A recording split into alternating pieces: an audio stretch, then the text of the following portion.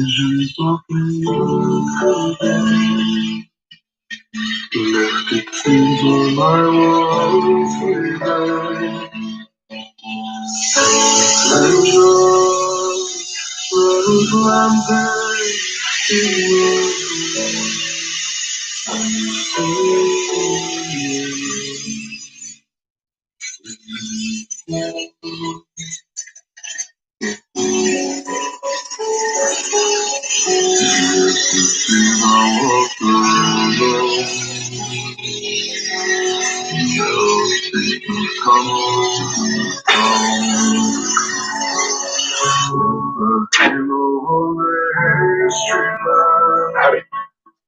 I turn my color to cold.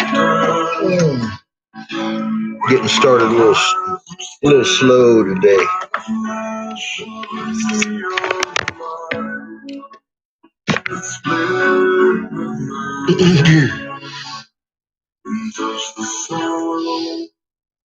I don't hate me.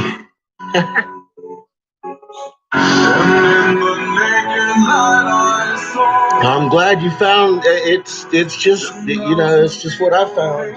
I felt like it was something people might want to know. So I figured I'd share it.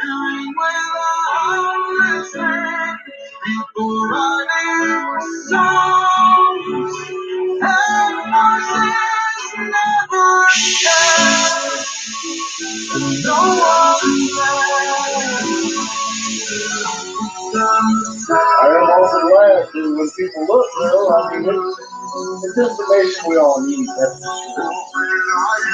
sure. Silence like the cancer. Hear my words and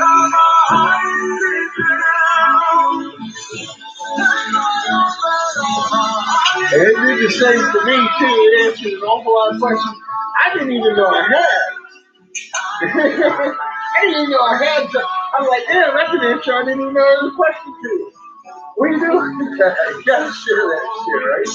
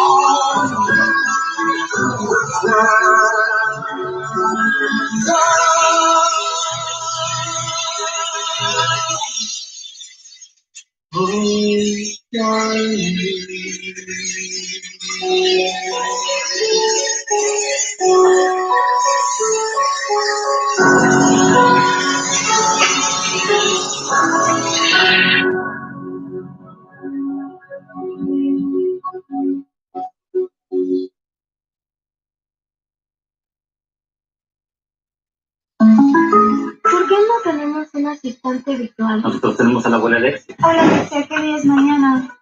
Martes, ni te cases ni te embarques. Abuela Alexia, ¿qué hacemos ahora?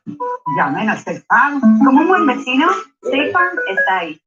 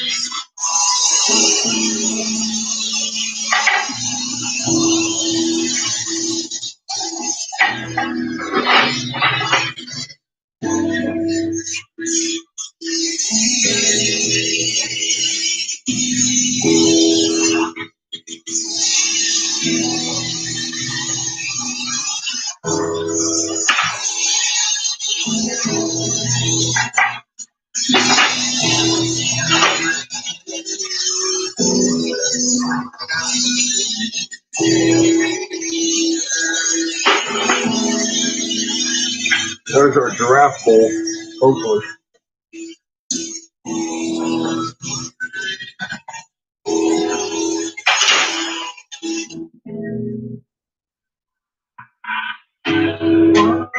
We blew the last one up. Or I did. That's what that looks like. That's a potential marble stand too. Fancy 3-hole marble stand.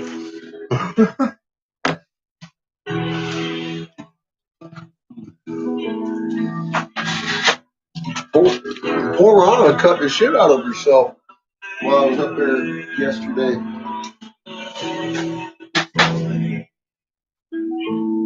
She showed me one of her pieces. And it broke. It cut her.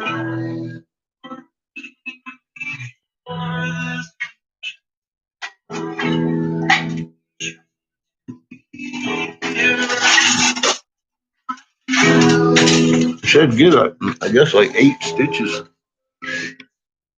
It cut her deep.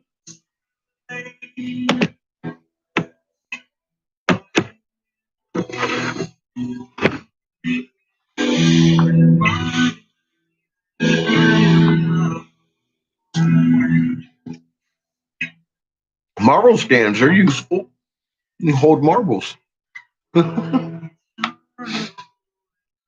told her my idea yesterday. Her eyes lit up. She's like, I like that.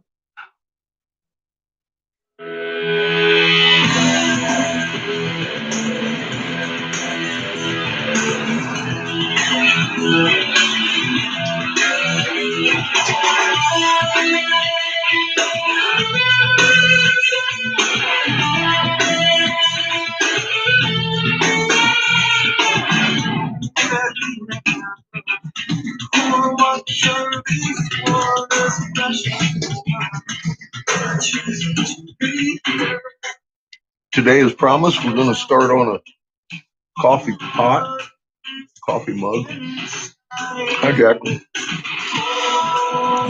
We're going to do some mushrooms.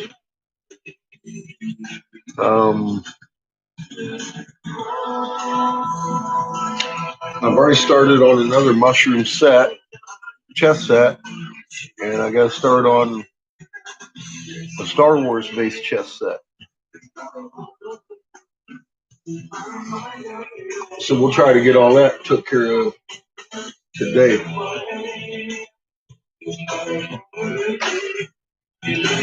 Now my old ass just crawled out of fucking I'm too sore to move mode. Probably not gonna eat up the rest of my oxygen before my oxygen guy closes today. I'm just gonna have to cross my fingers. I hope he's there tomorrow morning.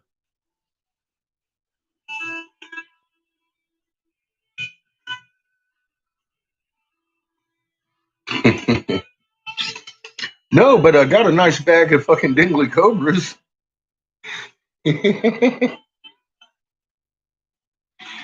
Well, I'm gonna make it right here.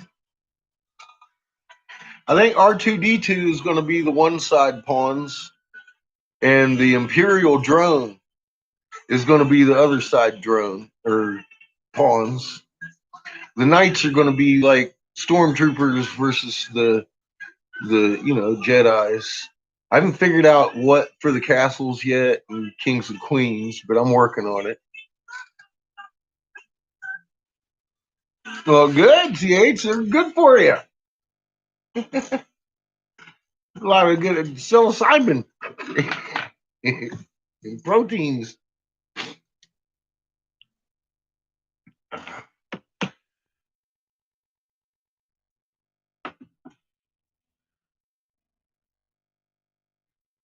Mushrooms are everywhere here in Colorado.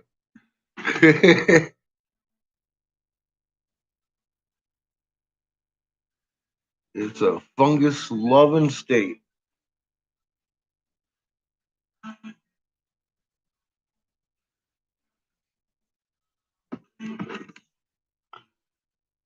I think it might be looking pretty good here in my head anyway, Doc. I'm excited. Either way, my nipples are hard. Marshall Masters is going to be on with Shepard today. So I'm just excited.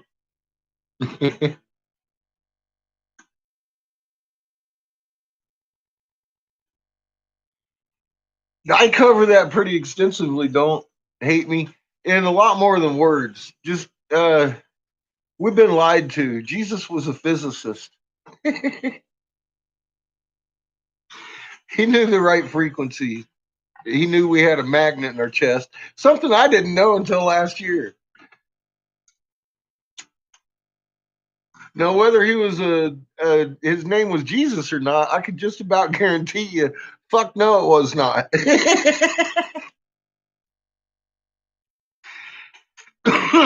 And his message was twisted over a long time by those people that have wrestled power over the planet.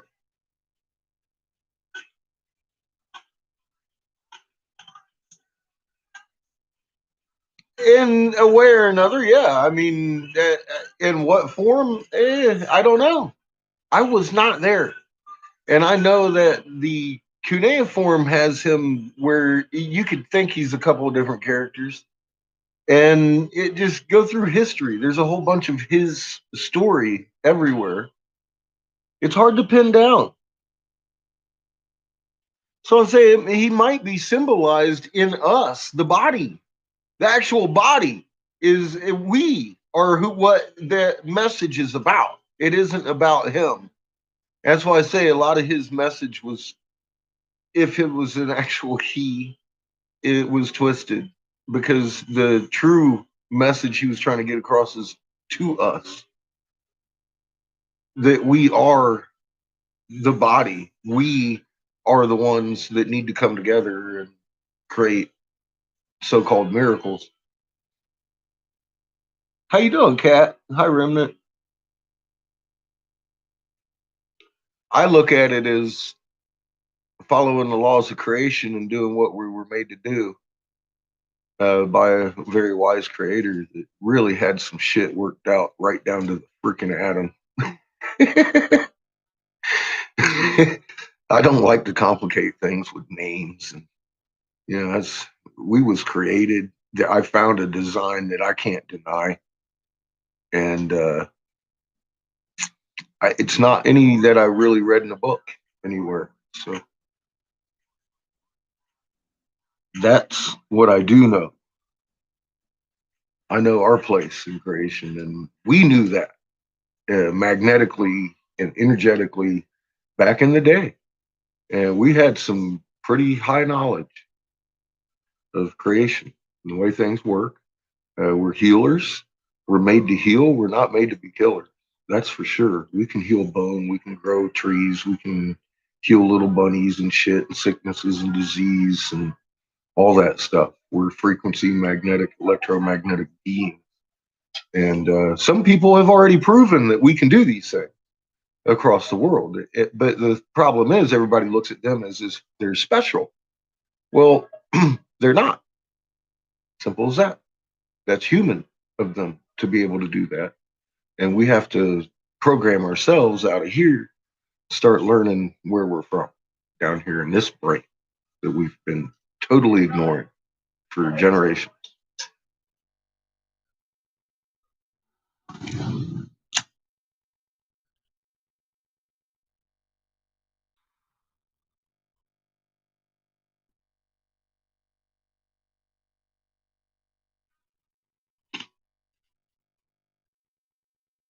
Yeah, I know Marshall's stuck on Planet X. It's all right. He's the second person I actually tried to get a hold of. And I tried to get a hold of George Norrie first. And we all know how that ended. It wasn't well. That's why I didn't want to go on Shepard's show, because I mean, I tried to give the moon very specifically to him on fucking Coast to Coast, and I got poo pooed by Linda Moulton Howe. She said she'd never seen anything like that. I was like, well, and then they hung up on me. Like, well, fuck. Oh well.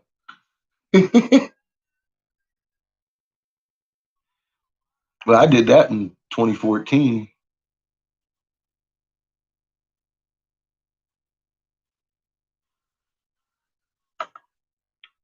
Right when I had quit working for Davis and got the verification and all that shit. I was like, I got a call in, and I did. And I actually got through. And it didn't go well. But I was glad to hear that Shepard was on George's show talking about it. That tickled me.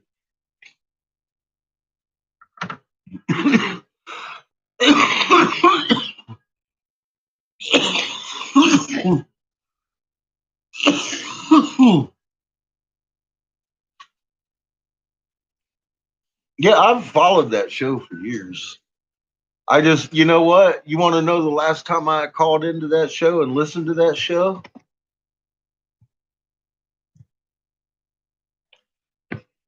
Dazza did a video on that show trying to debunk the moon flipping.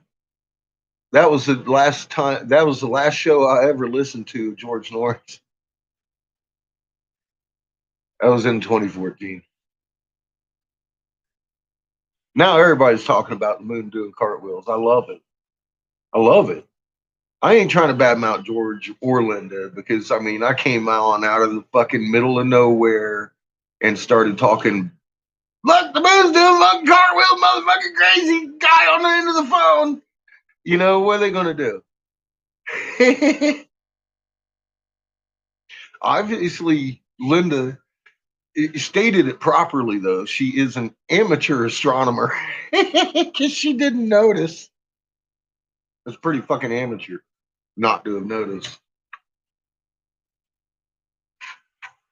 In George's defense, he asked her. He didn't know. He hadn't looked. Maybe he has now. I don't know. Maybe she has now. I don't know. I don't know. I haven't talked to either one of them since. I haven't called in. Haven't listened. Nothing. I'm like, fuck that shit.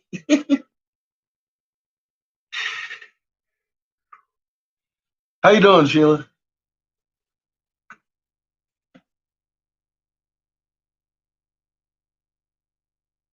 Anyway, I'm glad a lot of people are looking now and talking about it, because it's real.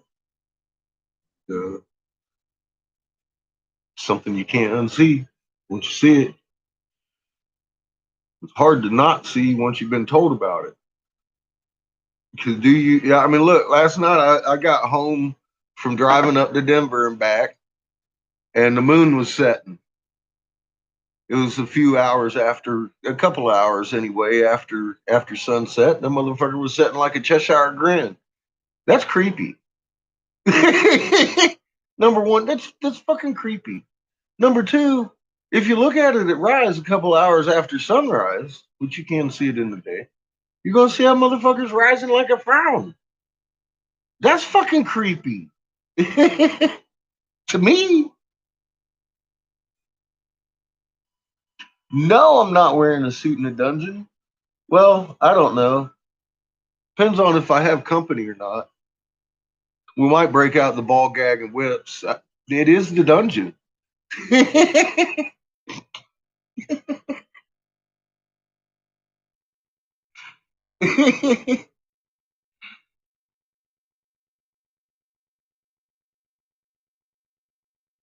Well, I don't try to shoot down or silence anybody. I have blocked plenty of people from here though because they come in here talking about how afraid they are and asking all kinds of stupid questions. And I've got one prerequisite. You watch all my videos on Angry Catfish before you come over here because this channel is for those folks that understand their magnet, the moon rolling, where we're at in time. Because we seem to get blocked everywhere we go when we're talking about those important subjects. So this is a place to go if you're having, that. This is where we sit and hang out and let everyone know that you're not alone.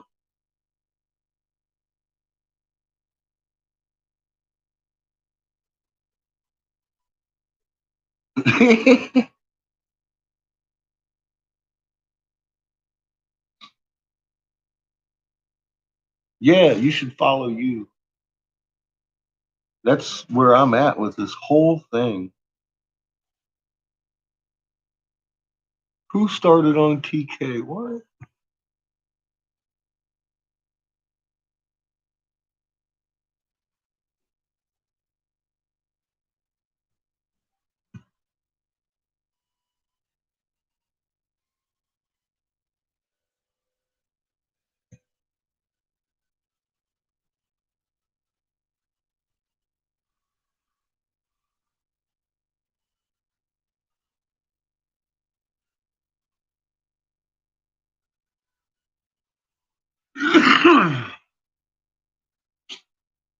Yeah, the dungeon is a special place.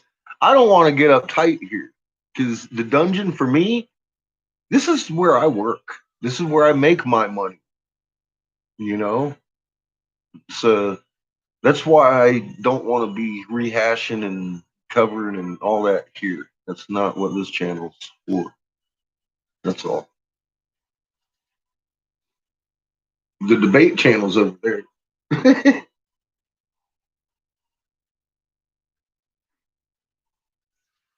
A lot of times, I mean, somebody wants to debate something, I pin them right up top, and they get quiet.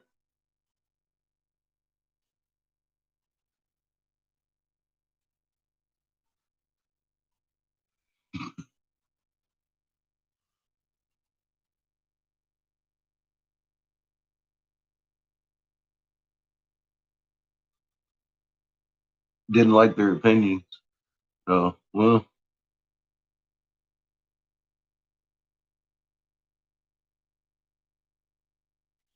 you know, sometimes facts are mistaken for opinions by people who have an opinion about the fact. That that's part of the problem. Sometimes I'm not sure. I wasn't there. I can't say either way. I'd have to have photo evidence.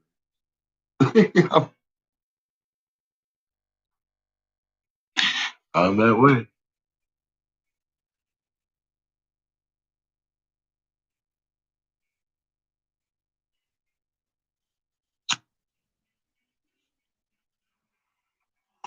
Some people actually come here to watch my glass blowing too. Most of them come after the live shows and pick through. I have friends that have asked me for years to do this. That I do it for. I get right up in there and show them how to do these corkscrews too, and do my mushrooms because I know friends of mine been blowing 20 years don't know how to make mushrooms. Now they do if they've been watching. Not to say that they can't do fucking immaculately amazing stuff. It's just kind of funny they don't know how to do a mushroom. Now they do because secrets are guarded in glass. That's why. That's why. And I'm doing some neck pop. In fucking Italy, they fry me. I'm teaching people things I've learned. Something a lot of people just simply won't fucking do. And number one, I mean, this isn't an easy job, anyways. I mean, now, especially with China in it and the corporate American money behind all these fucking clubs and shit, it's kind of hard to break into the fucking class and even make a living anymore. Because I'm competing with China all the fucking time. Period. Simple as that. And I've got ways around it. So I'm sharing it with my fellow glass blowers because I know it's rough.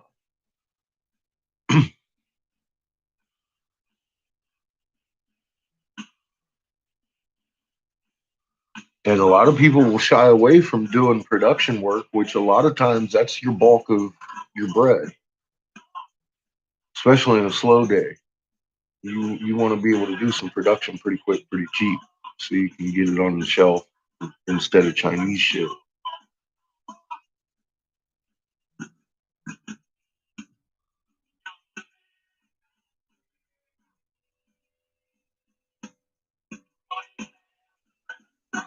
I got butt hurt yesterday. I was listening to Shep's show on the way to Denver. I was doing 80 mile an hour. I would have called. I've been like, what theory? What fucking theory are we talking about? Everybody keeps saying catfish is theories. What fucking theories have I thrown out there? I've shown a lot of facts, backed by science and proof and working models and Bible canon. I mean, from A to Z, I don't usually open my lips unless I've like nailed it. Can speak to a kindergartner and explain to them how it works.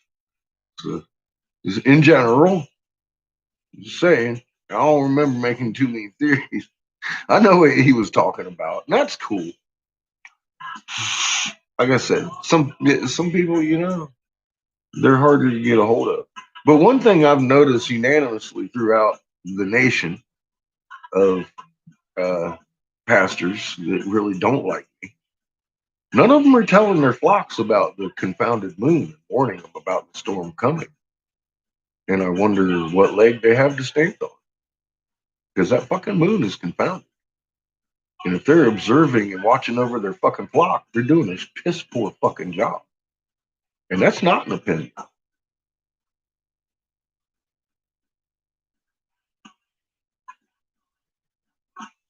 Because that fucking moon is rising, waxing, rolling 180 degrees, setting wane exactly what it should never be doing. It's confused. Am I wax or wane? Am I north or south hemisphere view? And for some, they can't see it every night because it's up around the poles. Mostly in South Australia, as we've had verified by Marie coming up here for a fucking week asking me, where's my moon? I'm like, I'm looking at it. Where's my moon? I'm looking at it. Bitch, I'm looking at your moon. And she's like, I'm like, well, where are you? Because as everybody's like, oh, look how north up, way north and far north the fucking moon is in my sky. I'm all like, yeah, it's a southern field object. It should never be in the north, but I've explained that before. But it never clicked to me that Marie lived in southern Australia. Well, of fucking course she couldn't see the moon at night. You know, but it took me a few minutes or a few days of listening to her talk like that to even like acknowledge her here because I didn't want to touch anything. I'm like, man, come on. What do you mean moon? Where's my fucking moon? It's in your fucking sky. Look for it. I didn't want to say that. I'm glad I didn't. Because I usually would. I just kind of ignored her for a few days and figured it'd go away. And then I asked her, I was like, where the fuck do you live? Duh. No wonder she couldn't see her moon. This all makes sense if you model it right. This isn't, this is not, this isn't, this is uncomfortable, but it's not theory.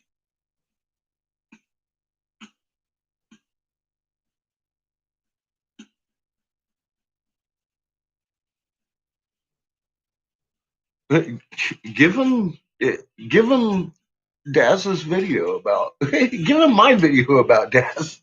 There on top of my either one of my pages.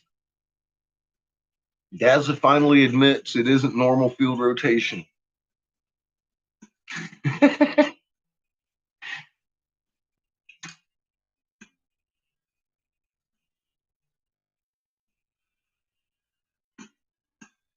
I was just talking to Homebrewed about that. I said, my doppelganger, his channel actually got quiet.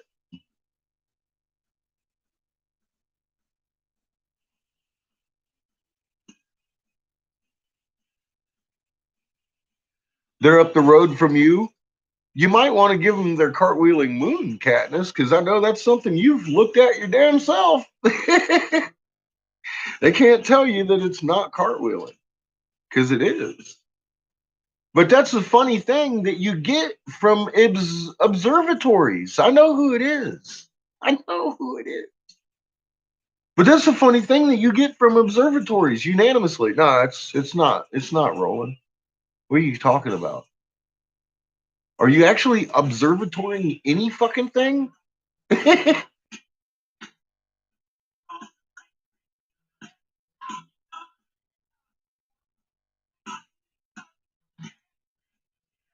I don't think any of these observatories are actually looking at anything. Therefore, how can they call themselves observer fucking anything? They just tell a story.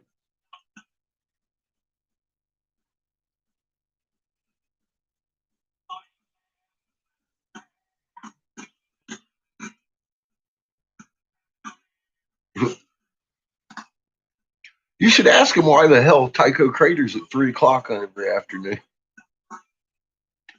Why the hell the moon's rising like a fucking frown and setting like a little Cheshire grin? It's 180-degree roll from wax to wane, north to south.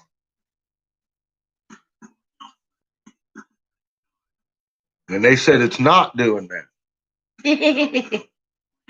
You should send them some fucking video proof. No, I totally believe you, Paul. I've had these conversations with. I've been there. It's your perspective, they want to tell you.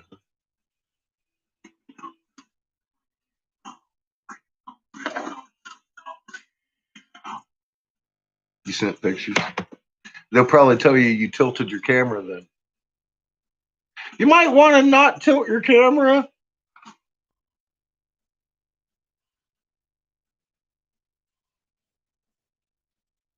They'll give you the Dazzle responses.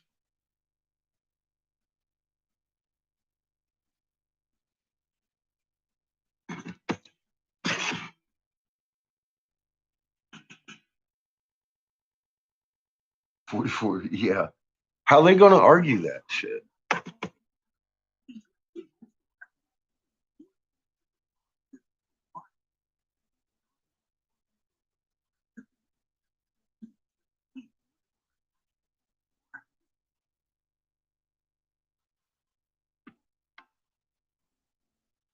It's your perspective. I love that answer. You don't know what you're looking at. It's only your perspective. You should bend your neck.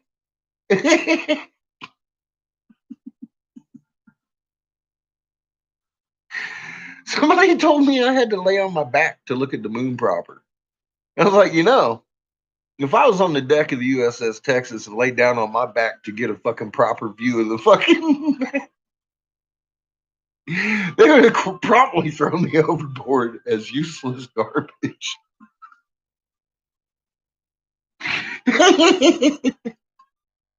That's some fucked up shit.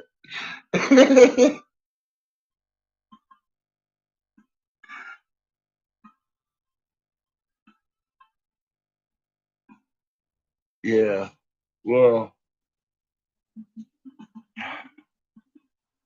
I've told you there's a Department of Homeland Security agent posing as the astronomy professor out here at the only observatory left open in the West Coast, Midwest, right here in fucking La Junta, Colorado.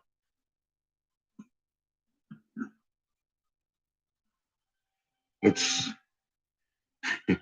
and it's kind of a secret, but not. I know the dean is very fully aware of it. The dean of the fucking junior college of Otero County out here is very fully aware that your fucking astronomy professor is a DHS agent instead of an astronomy professor.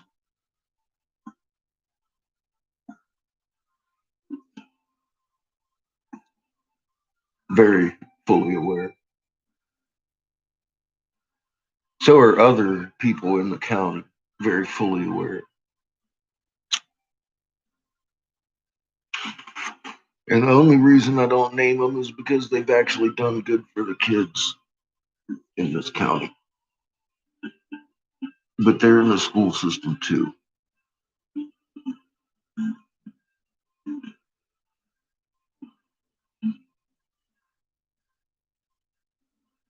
Just well said.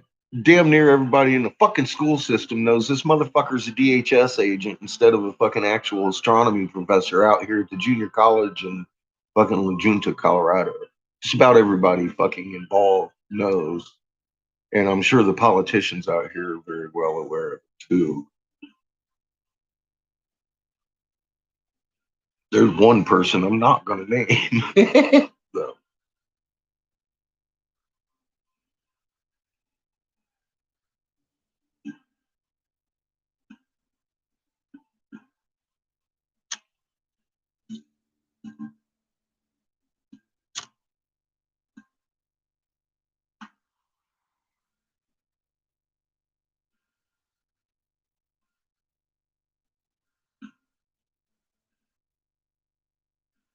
Stay away from liquids. Now I don't even know where I am in that conversation.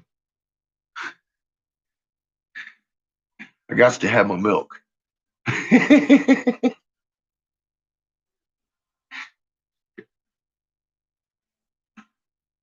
Milk does body good, and it's a liquid, technically, unless you let it curdle. Then I wouldn't want it. See.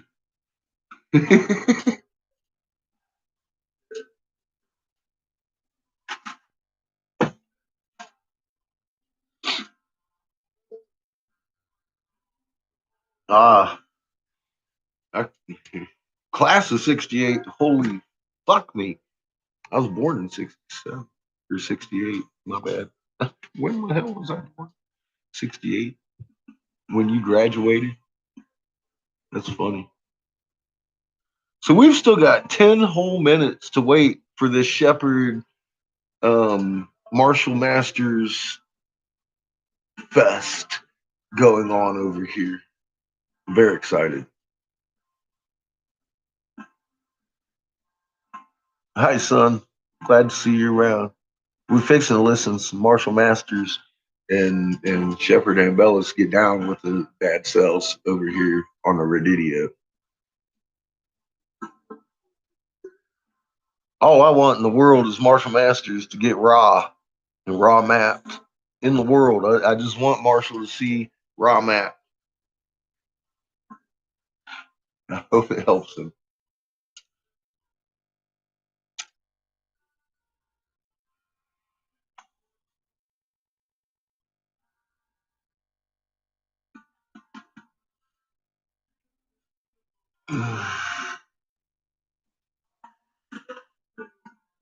Well, it might help him realize it's bigger than a Planet X thing and it's more than one sun and all that stuff he's wrong about. He's a Nebaru Xer, dude. And I try to help those guys out as much as I can. And I really, he seems like a nice guy. He's pretty smart. But I've tried to give him the moon a lot and he's never talked about it. I'm real interested to, give him Rob because, I mean, just like everybody else I talk about, it would help them out. I ain't gonna be calling in and talking about no Roz. I just hopefully he gets it. I gave it to Debs. He said if he get it to him, he'd get it to him.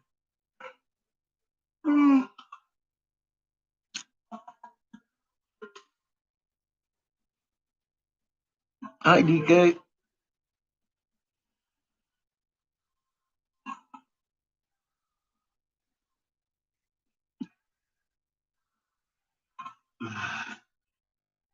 I know. Right now, at this very moment, just because this hasn't happened yet, I gotta agree with you, Paul. That is still the best video online, in my opinion. When Homebrew called in the chefs. What's up, Pollyanna? How you doing, huh?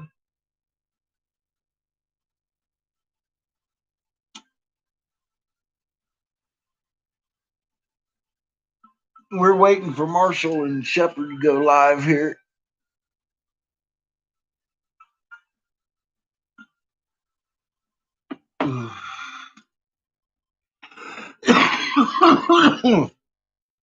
And today I'm beginning a coffee mug. It's going to have 1748 hertz and some convergences and open halos on it.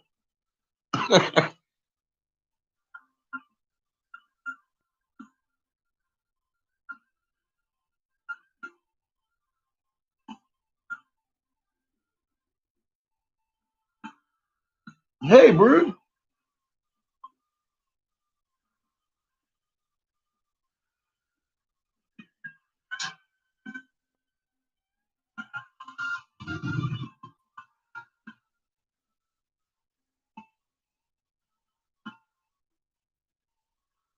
Yeah, I saw that. There's been a few quakes today, Pollyanna.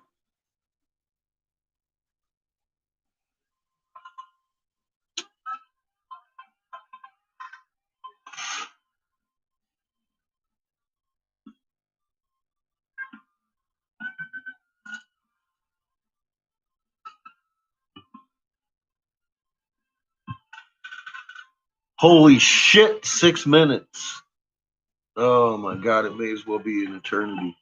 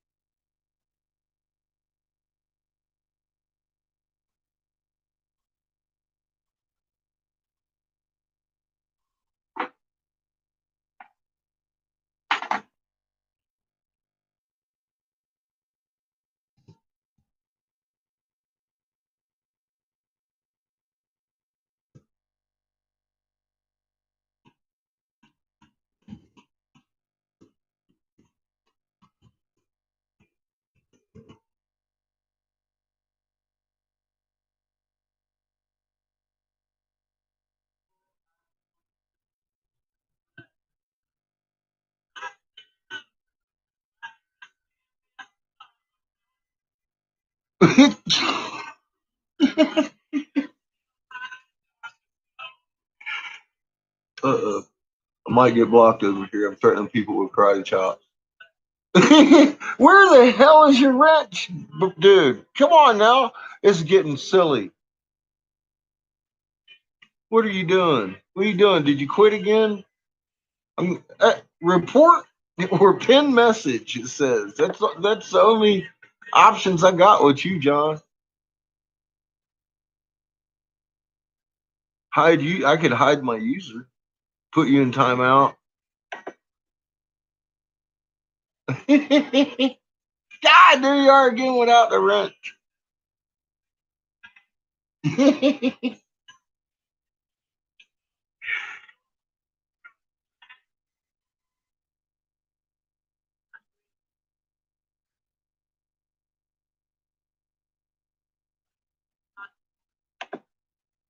Well, don't worry. I'm not. I'll pass my karate chops out over here.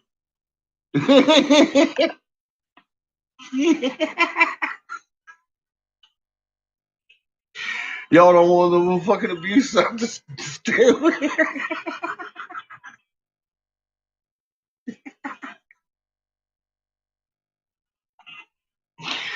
Oh fuck! I'm on the edge of my seat.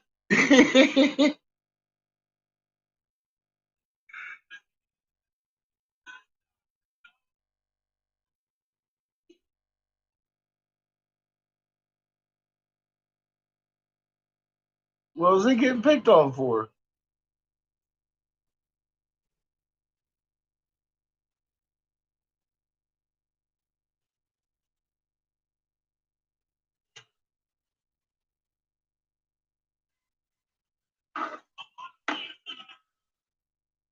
Welcome back, Figures.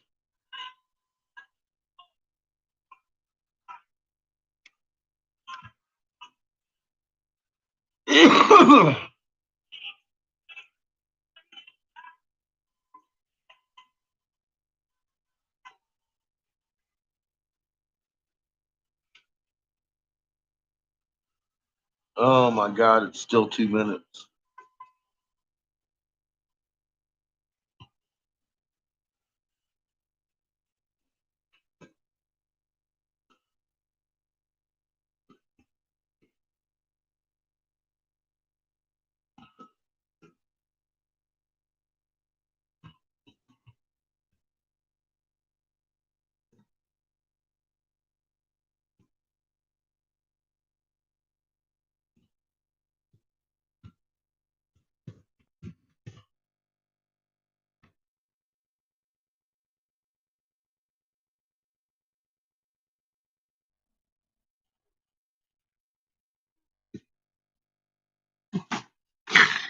Oh my god, they got a smart ass in their chat today. The fuck you gonna do? Oh shit.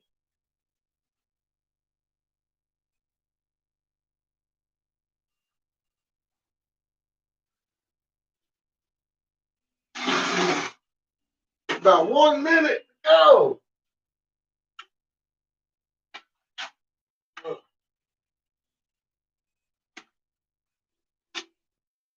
My kiln's almost hot. About 1,000. Uh-oh. We got sound.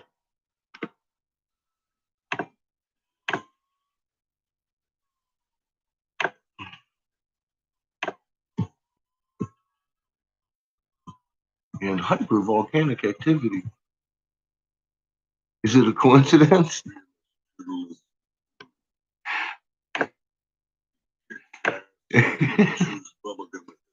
What the fuck with your shit, homebrew? I'm getting tired of you just throwing your wrench at me, man.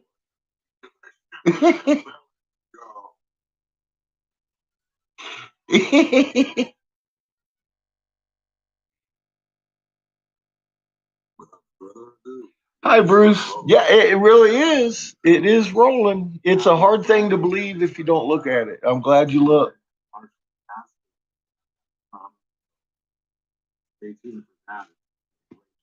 Uh-oh. Here in about 15 minutes. We got Bethany Adani with us for the duration of the broadcast.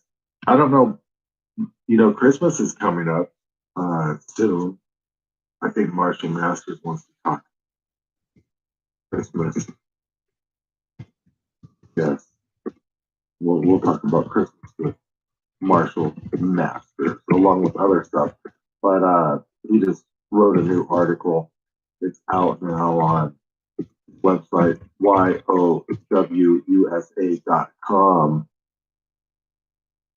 And it's called Will We See a Shock and Awe Christmas?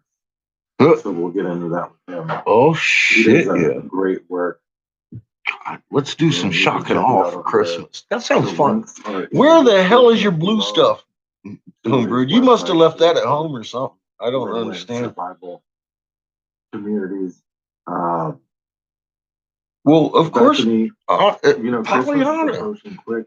What did you guys have? Some blizzard or something? You get a bunch of snow? How did that come? Oh yeah, but everything's back. All the roads are paved. I covered that in a previous video. I'd hope you'd heard about it. I mean, there's snowbanks everywhere. Of course, it's gonna take a while to melt. So yeah, Maryland, not the state I would want to be in, Bruce. Personally, yeah, it's a lot of ocean there. I got my start in self-employment there in Ocean City. Love Maryland. Love fucking Ocean City, Maryland. Fucking had a good time there for years. Fucking used to work there on the boardwalk and up in Rehoboth Beach and all them areas up in there.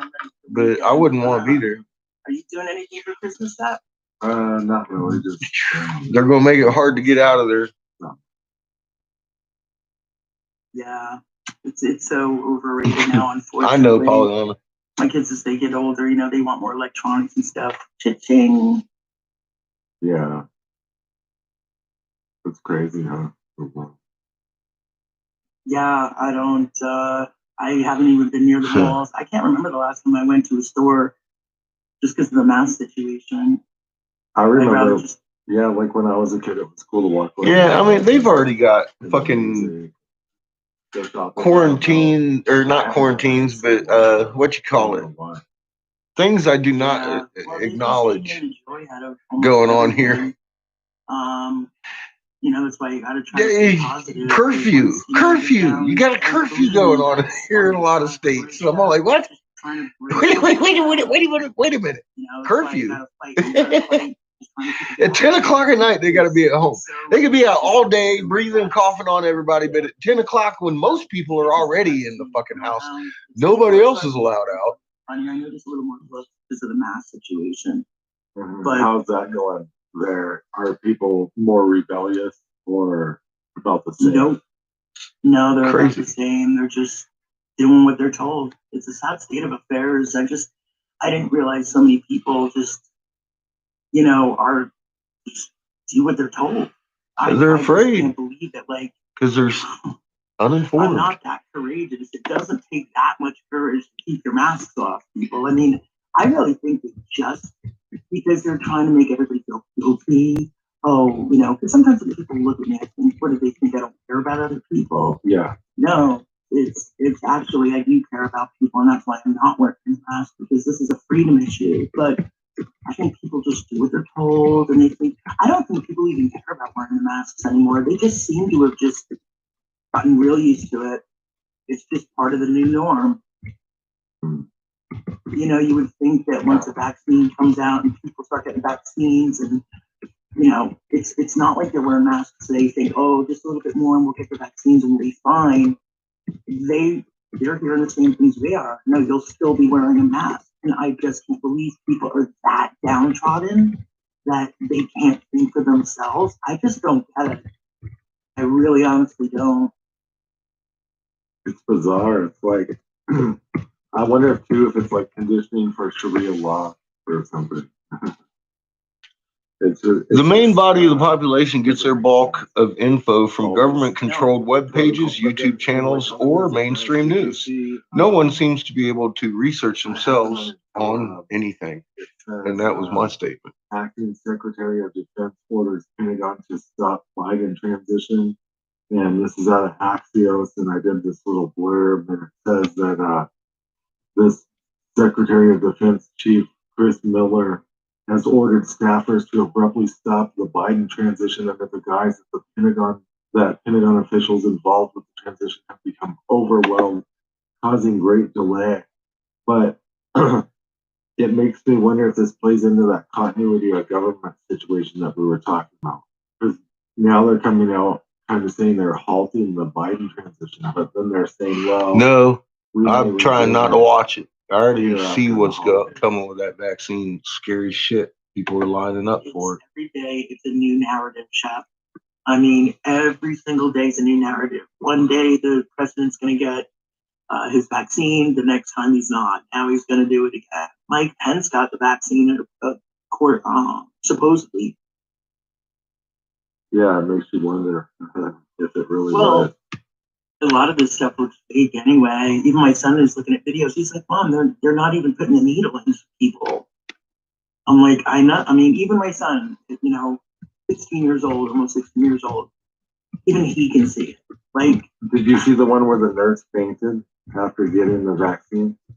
yeah, That's Yeah. scary too. it is. Well, but what my concern has always been in general, even just with other vaccines, like the flu vaccine, the pneumonia vaccine, they're just allowing people that don't even have like a medical background to give them. Yeah. To me, I mean, not to sound like, having a degree is everything, but, you got to know how to, I mean, I have to take pharmacology. I have to take anatomy and physiology. I have to take, pharmaceutical classes to, learn all this stuff. Mhm. And they're just, they're having like these people just drive up, free flu vaccines. Yeah. Now it's gonna, it really makes me wonder who's making all the money on this. Where's all this money? Who made all this stuff up? Well, Who's think getting too, money? like, what about the mask companies? The companies that make those stickers that say stand 6 feet apart. I mean, just like so much stuff, right? The plexiglass companies now that they have windows in all the stores, and Yeah. gloves and hand sanitizers. And there's a poison in hand sanitizer. Like, what's the deal with it? Well, Shep, I don't know if you've noticed this, but I've been meaning to share this on air. Is anybody noticing that, of course, the paper towels were low, the toilet paper, the cleaners, a lot of the cleaning, disinfectant things. I've noticed at my local grocery store. Now, I haven't noticed it at any place else because I go to the grocery store right on the street practically daily, and they're all rebranding. There's all these new different brands that I've never seen before. It seems like they're rebranding everything. And I don't know if it's just because they're using different companies now, because there was a, back order on certain things. I don't know, but you're seeing these kind of fringe, kind of different brands. Mhm. Like all the cleaners seem to be rebranded, the paper products. It's really strange. Did you notice that at all? A little bit, but that's interesting you say that. I'm going to keep my eye out because, it could be like what you said. Maybe they ran low on had to order another brand, but also maybe a lot of companies are out of business. Yeah, it could be, but it seems like almost like the bigger, like for example, I have the Clorox like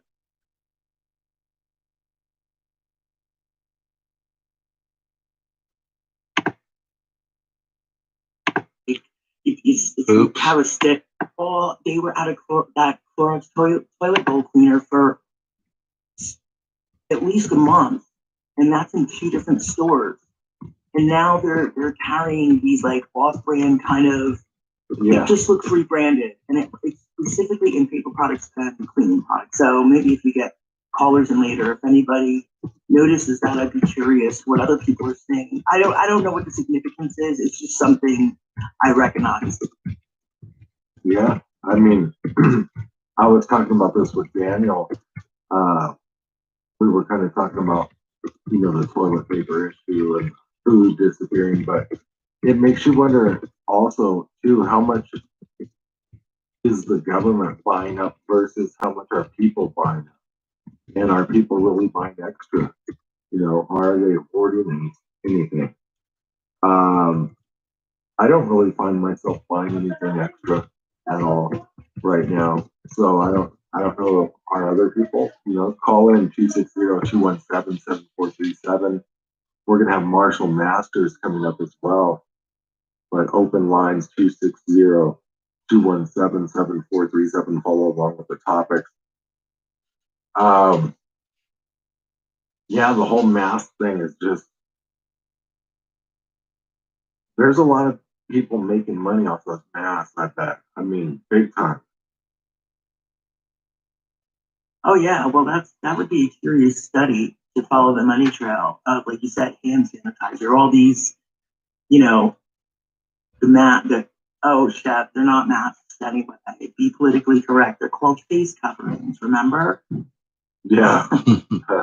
Like face coverings. We're gonna go to how Denise. Denise, you're on the air with Shepard and Bethany. What do you want to talk about? Hey, Shepard, how are you today? Good, good. How are you? I'm good, thank you. So I wanted, Bethany was talking about the map, and Hi, Denise. hi, Bethany, how are you? Good. Okay, so I was actually trying to explain this. So there are so many different scenarios that are happening. We're all familiar. And then I was laughing about that the event. I don't even know what event we're talking about anymore. That's how many things are going on. But as far as the masks are concerned, they have, these planets that are in our atmosphere here. And the pictures that Samuel Hopkins shows, and he talks about asteroids, and I'm traveling around the country constantly, and I'm looking at the sky all day long, and I see them. I see them making trails in our sky, and the asteroids have the viruses and all the crap on them, and we have this flying around our skies all day long. And to be very honest, it almost seems like it would be better if we wore masks because we're inhaling all the crap flying around us. And I'm opposed to wearing masks. Yeah. You know what I'm saying? I'm not a mask. No, so you're worried about the aspect of these meteors entering the atmosphere, chunks of comets, and this isn't really a conspiracy. Like, if people are laughing, like there's probably people laughing, like this lady's talking about viruses from space. No, it's real. There really is. It's known. It's known that meteors, asteroids, comets bring sickness, bring viruses, foreign viruses. And it might be another reason why they wanted masks on every street corner. Is that what you're starting to think, Denise? Well, I'm just curious. Yeah. I'm wondering. Everything just seems like a cover for everything. You know what I'm saying? Yeah. But I find it hard. To believe that actually wants to be good for us. But in my own mind, I have to wonder if right now we actually shouldn't be wearing a mask outside, because, like I said, we're driving the country, we're on the road all day long, Steph, and we see these things. Yeah. No, good point. Good point. You can tell this. Good point. We got to go to a break, Denise. We'll be back. When we get back on the other side, we'll still have open lines, but Marshall Masters will be joining us. Stay tuned.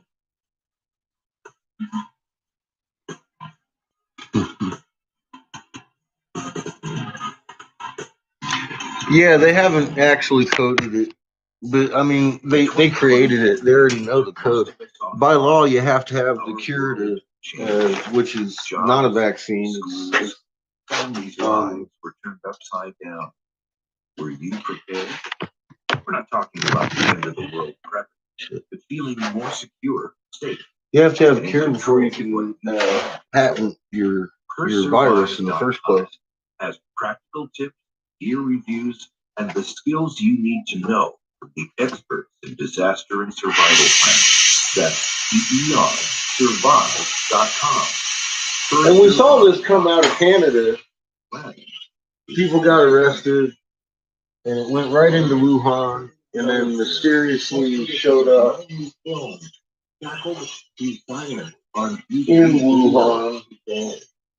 The government knew it was going on for months. I had been pointing it out pretty proficiently, I think, for months before other people even really picked it up. What do you make of all this? Do you think this is going to last longer, or because it's something I was looking for? I quit being a senator's investigator because of this shit. I knew what was coming.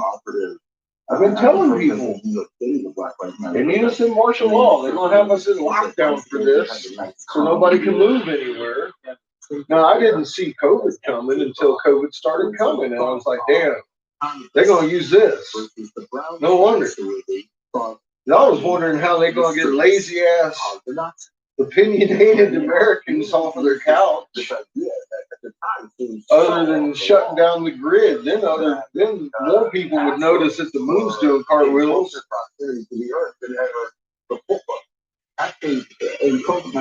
That wouldn't work. And they used the medical. So, in some sense, I have to say, I'm like, oh, I get it now. Duh. I mean, I saw this coming. Everybody is told to put on your mask, go home, and we hope you. I found, I ran the numbers on the food. I gave the exact day they had to have us in lockdown. By the last day, they have to have us in by the second week of April. By May, we're going to have empty shelves. And the first empty shelf is going to come up as a big question if they don't have something to blame it on. And we had a lot of shelves all of a sudden just pop, empty. Everybody looks at me and says, no, it's just because they had the COVID. Inhalation injury? Why are you not even pushing that? For flu with the what? One of the least. What do you do? You tell somebody something 6 months before it fucking happens, and then they look at you and exactly, and they'll turn around and be like, no, it's just, I'm believing what the government said. Don't get You fucking what? Your mask on and shut up and don't ask why? Because they know something we don't know. Theory, they say. You might not have the same definition of theory as I do. Or simply click on the link in the description. Thank you. We hope you enjoy it.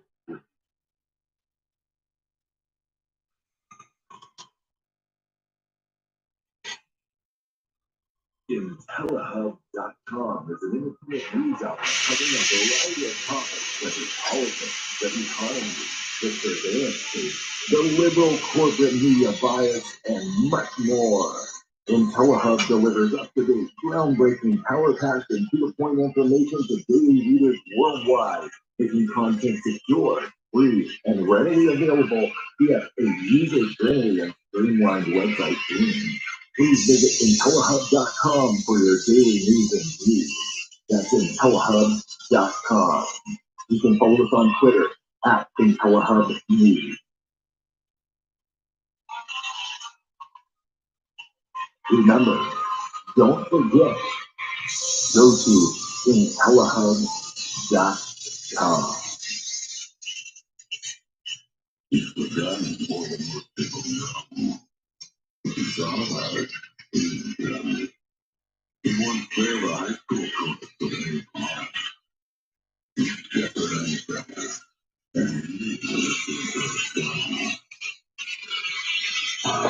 This is my last stick of glow in the dark. It is blue glow in the dark, and I intend to make 1,700 48 hertz out of this motherfucker on a coffee pot. We got open call lines 260-217-7437 for the duration of the broadcast. And we got a very special guest, our good friend Marshall Masters is joining us now. He's an author and researcher. You can get his book, Win-Win Survival Community. The links are in the description. Also check out his website. Marshall, how have you been, my man?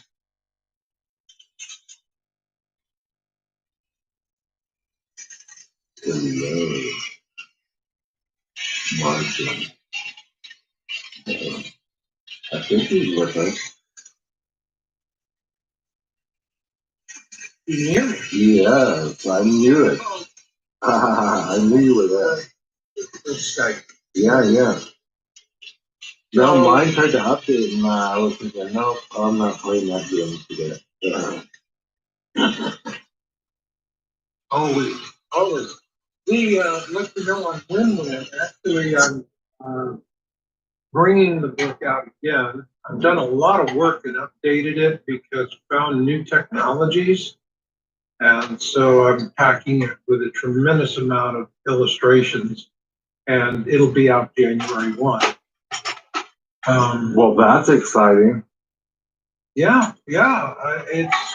I invented a thing called an impact basket to help double the strength of the overcover in terms of going from a 100-pound impactor to a 200-pound impactor.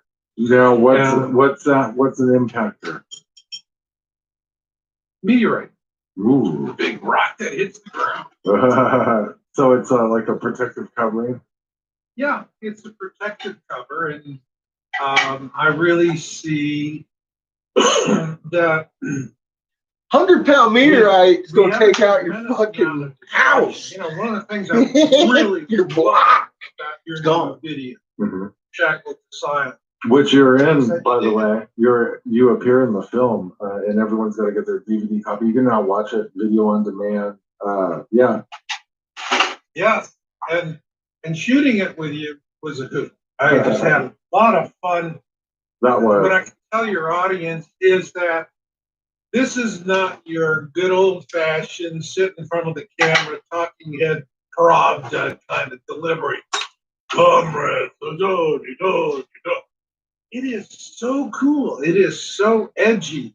It's just fun to watch. Thanks, man. You know, so yeah, everybody out there, you got to get this. This is just, Shep.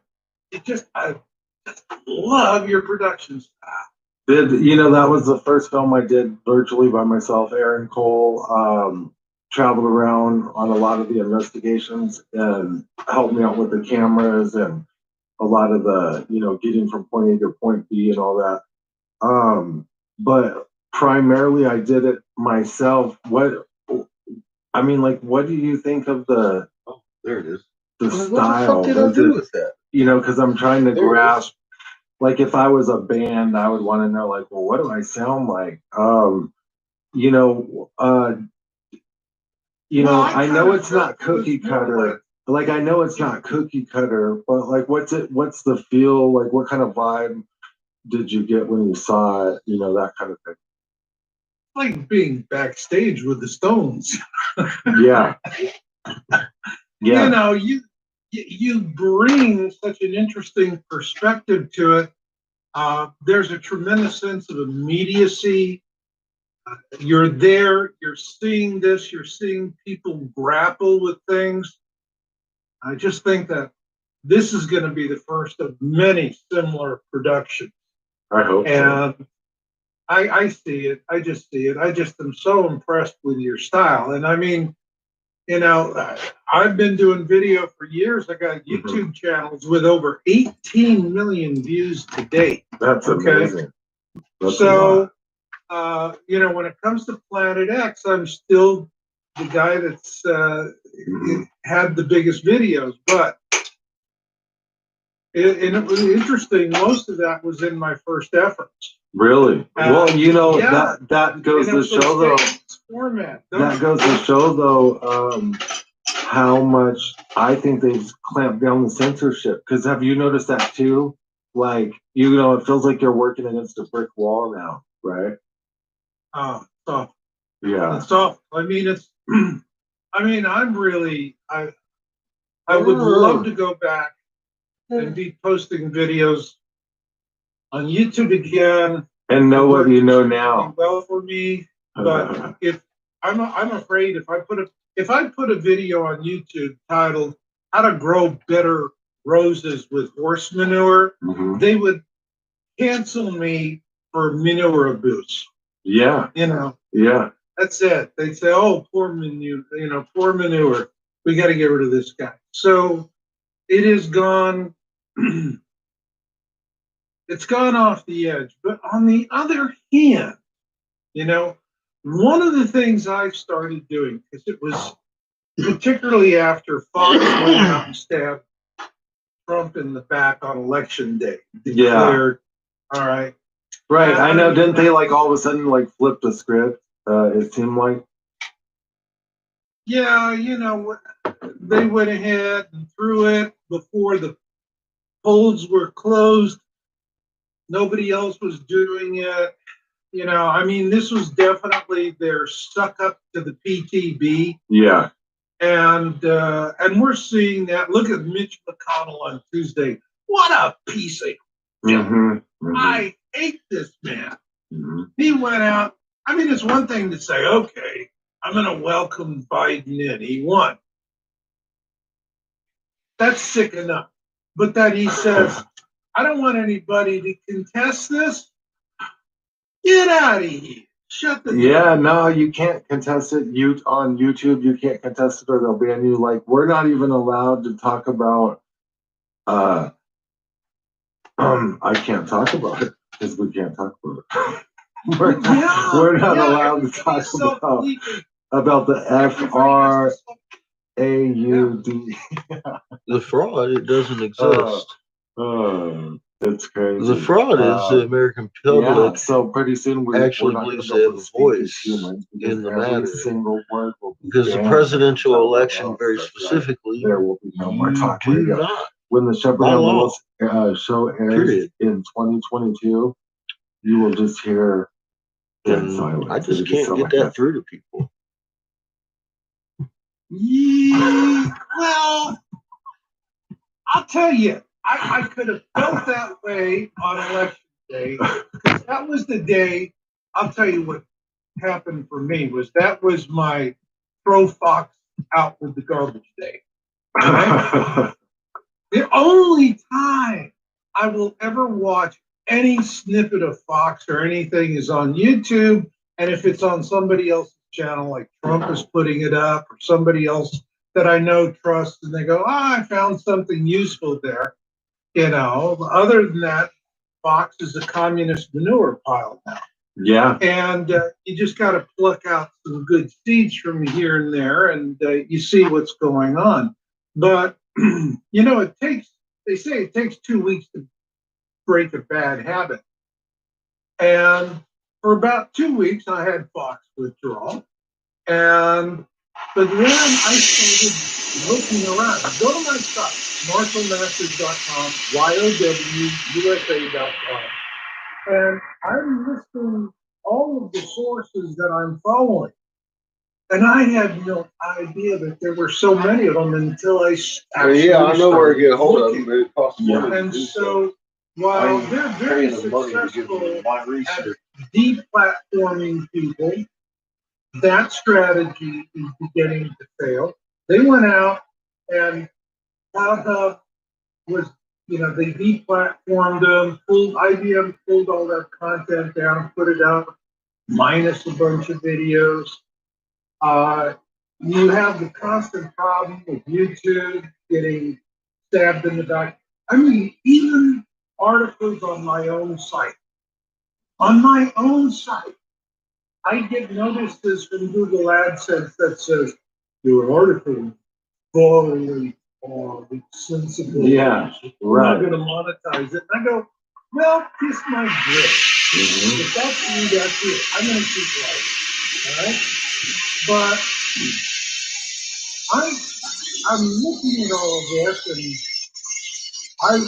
what I really want to do is, rather than commiserating about globalist, grief, right? You have to think about the right word, self-grief.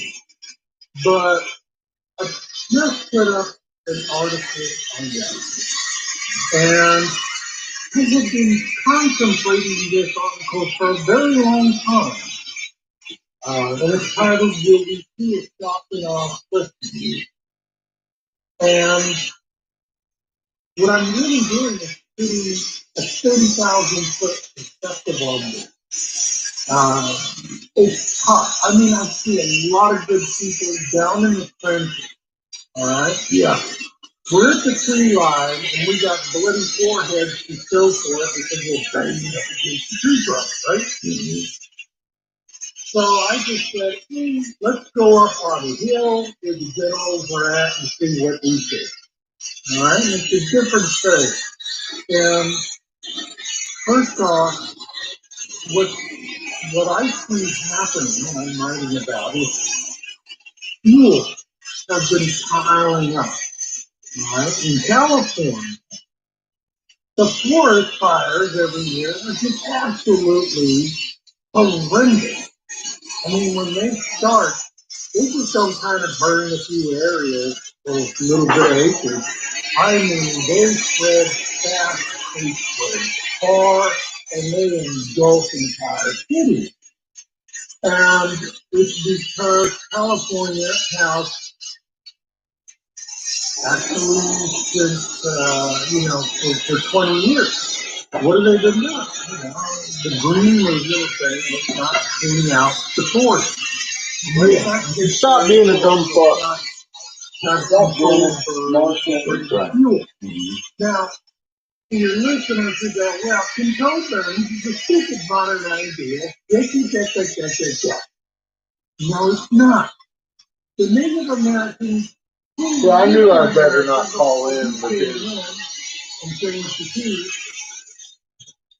a little something I've noticed about Marshall Masters in the last 10 years. Every misinformation channel on the planet repeats his fucking words. Because then it would create open spaces in the forest for new plants and new creatures. And so it was a very wise holistic system. Nothing modern about it. All right. But now they let the fuel build up. And then induction heating is why California's on fire. It could be a power line, it could be lightning, plasmatic activity. Space, and I'm not making a joke. All right. People in California see trees that burn in the middle.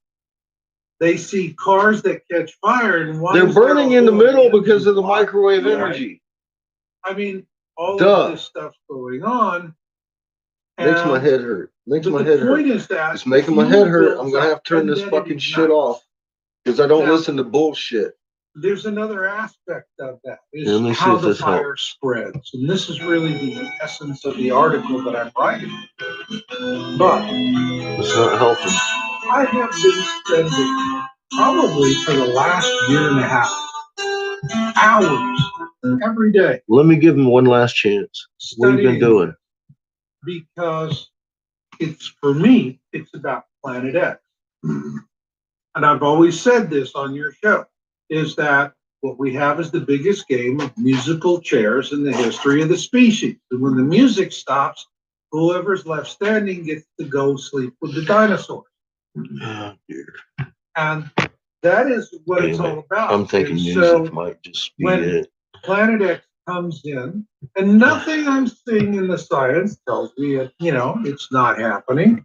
It's happening, and we're seeing even more alarming signs. But it's all about power and control. Who is going to control?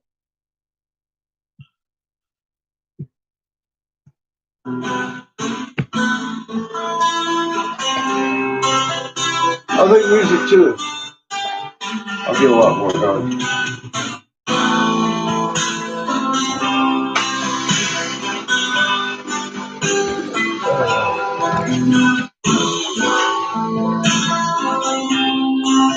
But yeah, that's typical shit.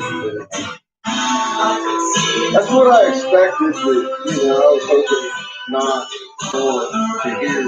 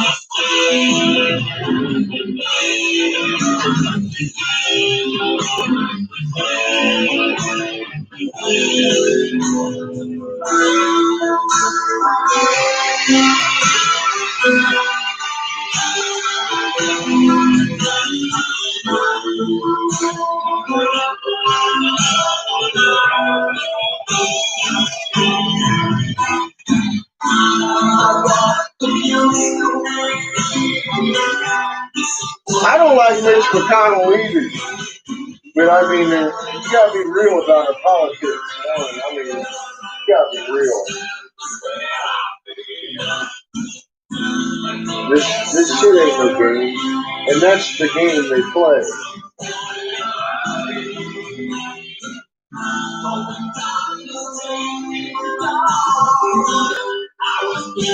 Yeah, I can't take much more after that.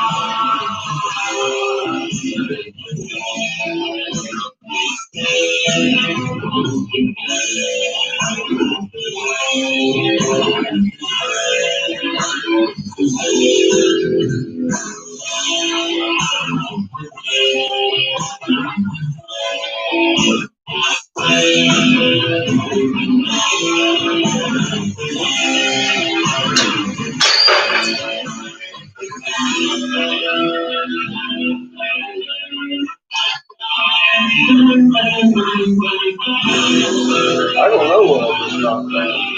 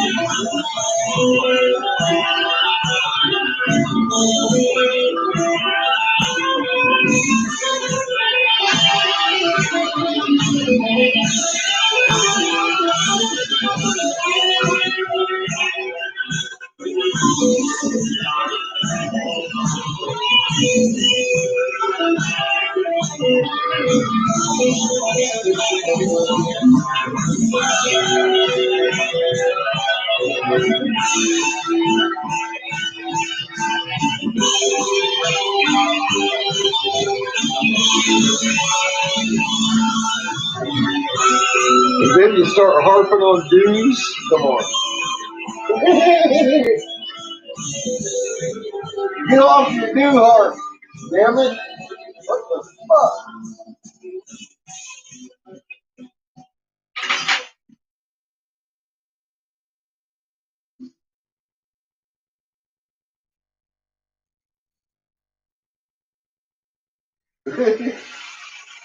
Kills you. Kills you. That's the fucking thing.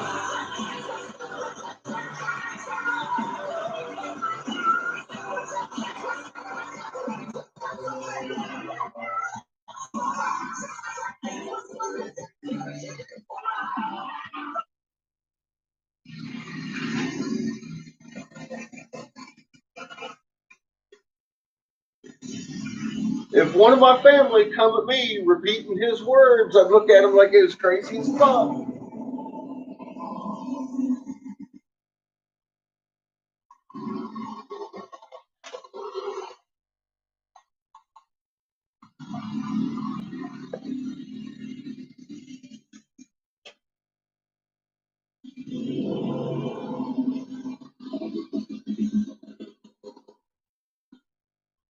I'd be happy to tell him, you crazy as fuck.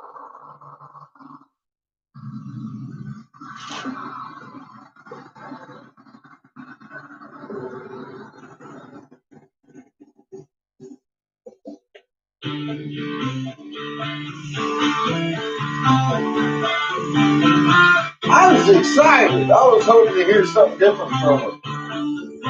I don't know why I expected anything different.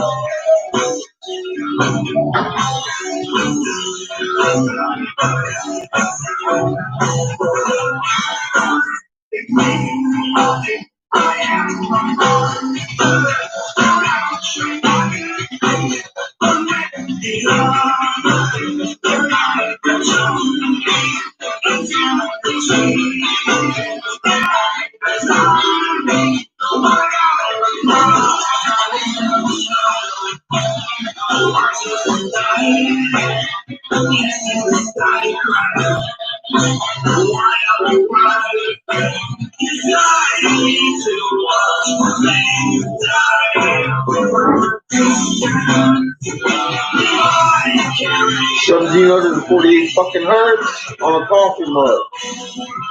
Now, motherfucker be color changing when the coffee gets dark, and you could be sucking on this thing, watching your movie screen, talking about, look, I got the same pattern on my coffee mug.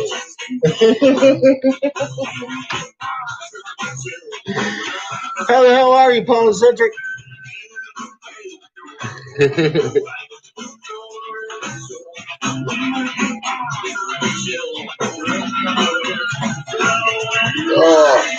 I had to take a break from the madness. I'm gonna make some R2D2 shits today. I'm gonna get started on that too. R2D2 and the battle, what is it? The Imperial Probe. That's gonna be my pawns for my Star Wars chess set. And I got some pendants to make too. I'm gonna start with these two that are already begun. Ow!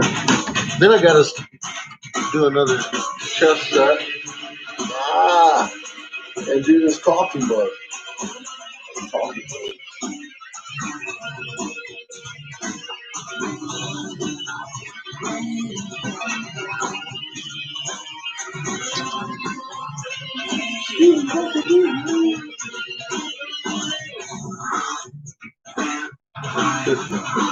That's only dude I want to hear about.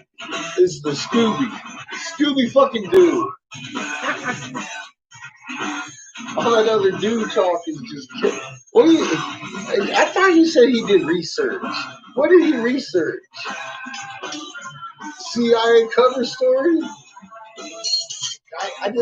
I mean, why the hell else is the tree hollow?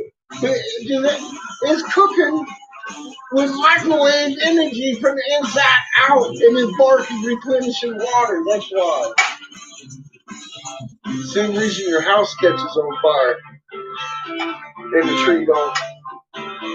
That's why. I've covered this in previous videos. And that's.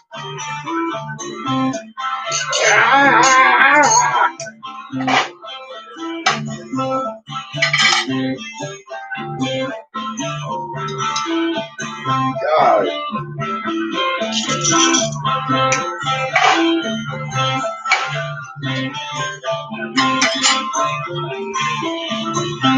It's such classics like you drink too much Mountain Dew and fuck Dutch boy or some shit like that.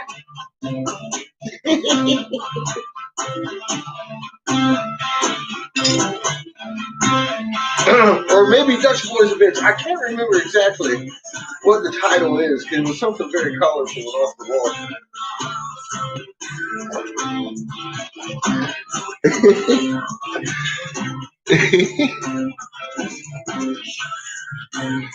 Oh shit.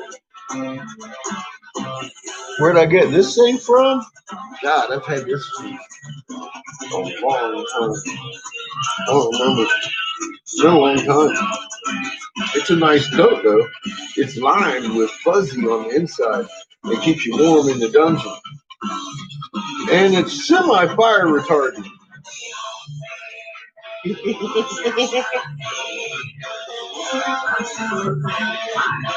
love it. And my Sanders suit, I guess. Alright. I'm putting up the hood. The fucking hoodie sand. Yeah, it's starting to warm up in the basement now to turn that shit out. Oh, what the fuck is that?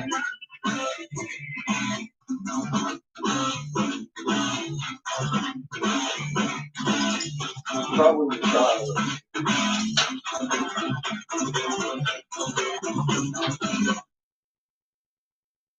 This patch has jumped. That's what jumped. What the fuck is going on with her?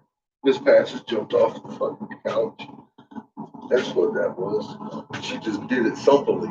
She's been eating a lot of soup and stuff lately. She's getting round. Thump. Fuck shit, dog. Oh.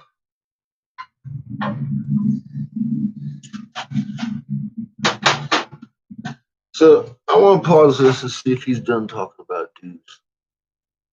I don't fucking care about stupid shit that's fucking been repeated too damn much. And they had they had the radios in the taxis. Those radios work just fine all the way around town, and they're on 25 watts. Yeah. Police 50 watts. Mm-hmm.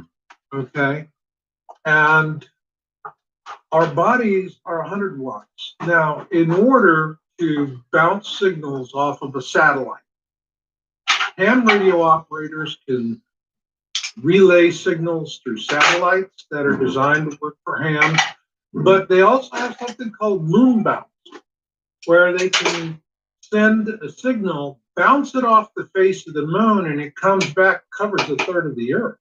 Wow. All right. And they do this all the time. And as a matter of fact, there are ham enthusiasts. You know, the big thing is to do it with as few watts as possible. They get down to 5 watts on a moon bounce. It's like, yeah. All right.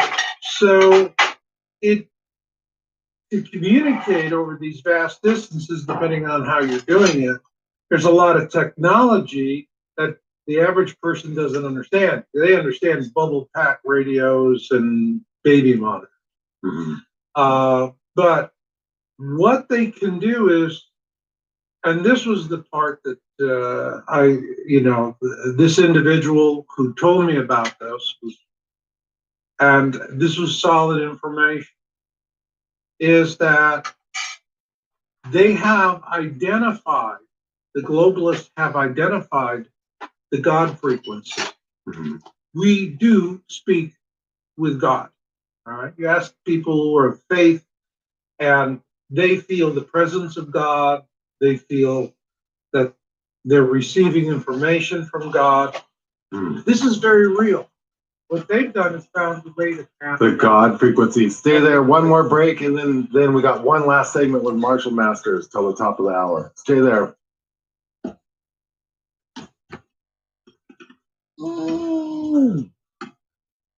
Oh no, I think we're out of here. We're out of time. Oh, Yeah, that's how it works now. So I'm not gonna do hour 2 today, people. I gotta get out of here. Marshall, come back on the show anytime. That was absolutely fascinating, as usual. MarshallMasters.com. The links are in the description. Get his book. Win-win. Get it now. Well, I gave you thumbs up. Anywho, just got a love show.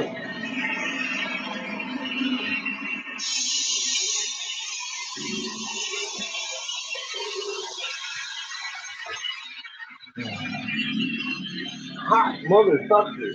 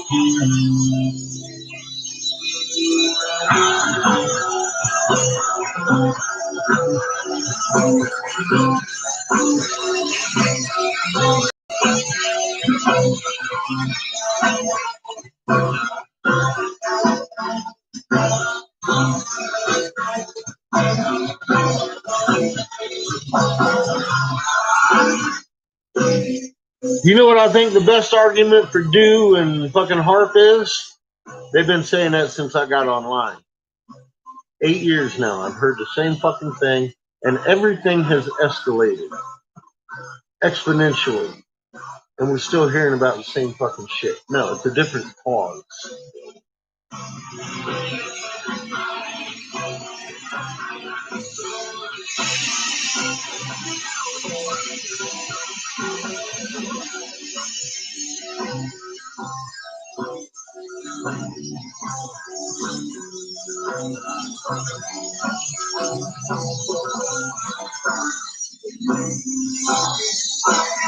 Anybody with 3 brain cells rubbed together can tell you that much.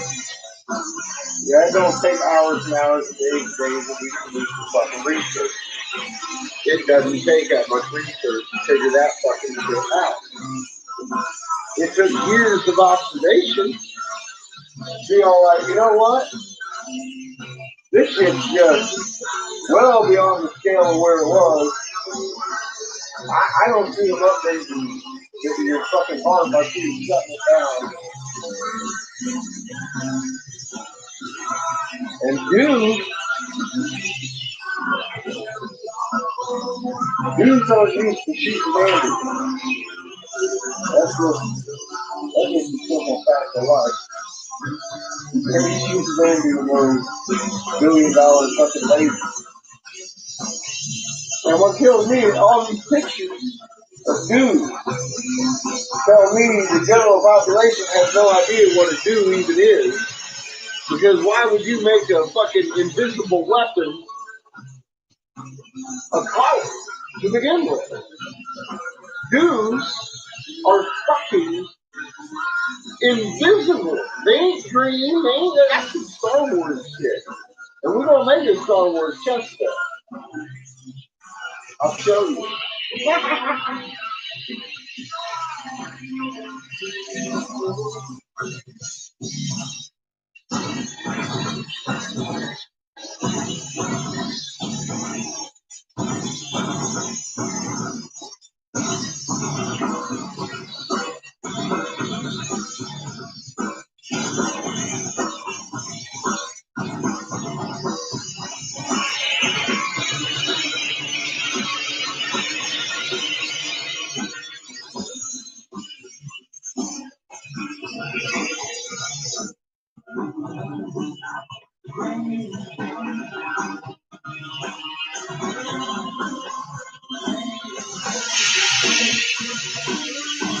How can you even try to be a Planet X person or an incoming space body person and then blame everything you see on mankind? No, it's government. Government making it do that.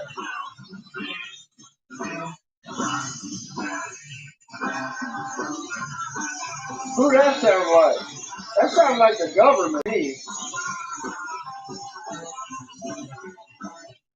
I don't know.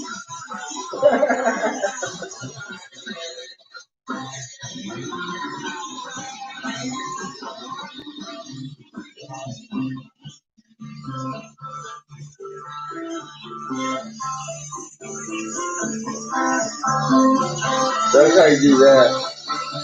What up, Cat? I had to cut out. I couldn't tell you. I want to sit there and do this now.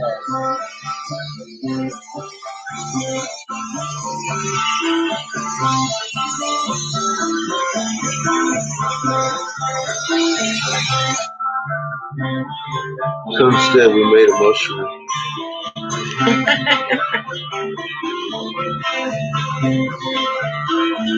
And a coffee mug.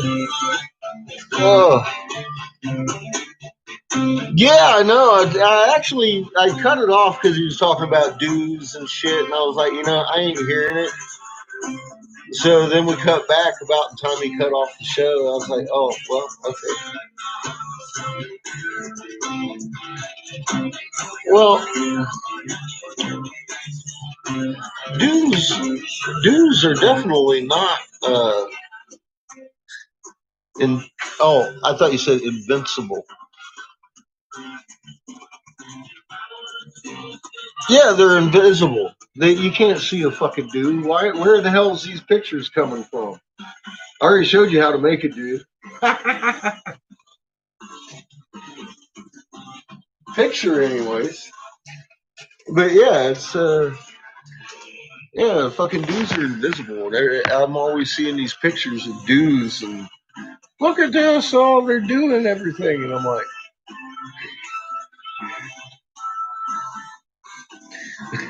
Star Wars.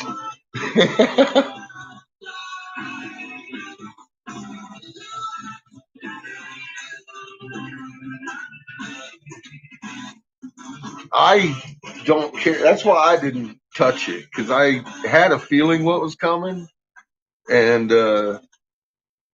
that's why I tuned it off, because I was hoping, honest to God, I was hoping for something different.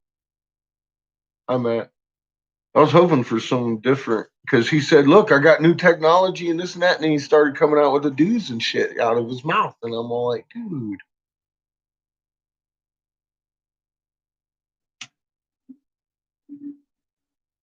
I couldn't take any more after the politics. I was like, dude, double dude, what the fuck?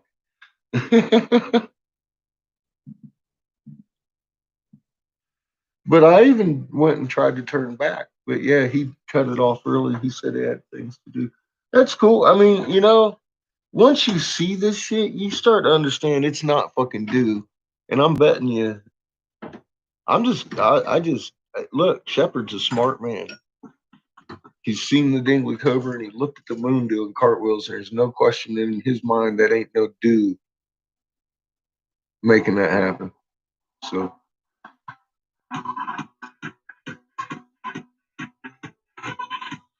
See, that's why I tuned out. The first time I turned it back here. I was like, all right, I'm not hanging out in chat talking about these fucking politics again today. Thank you. We have no voice in fucking presidential election. What the hell don't people understand?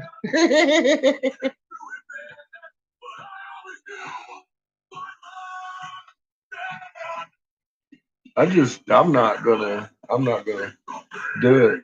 And then he did. He started talking about dues. I was like, let's get back to the music, please. I'm such a dick.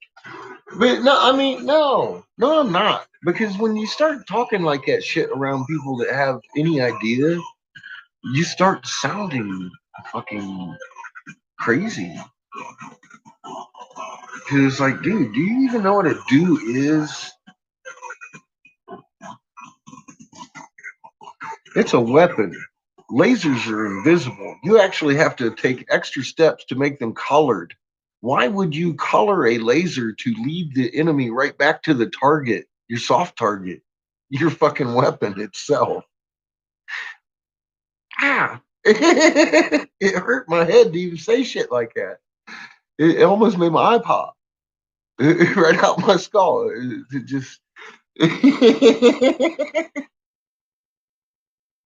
don't stick up for me, stick up for facts, man. That's just that. Thank you, but yeah, it's not about me. It's about facts. It's not about Marshall. I love Marshall. I think he's a great guy. I really do. But fucking, are you kidding me? What kind of research is he doing?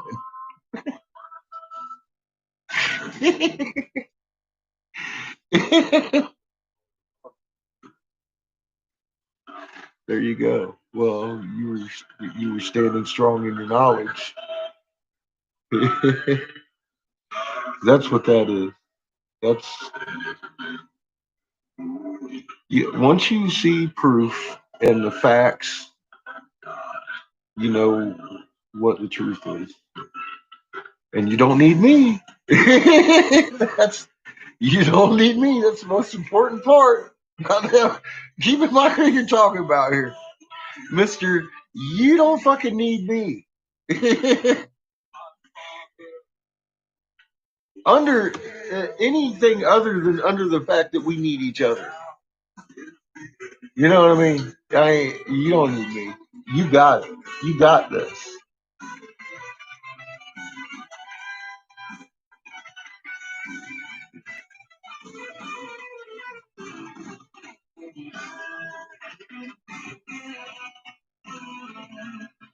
It's like just stick to the facts, Dano. You can beat around the bush all you want, but I brought my flamethrower for that fucking bush. Let's get her out and out of the way.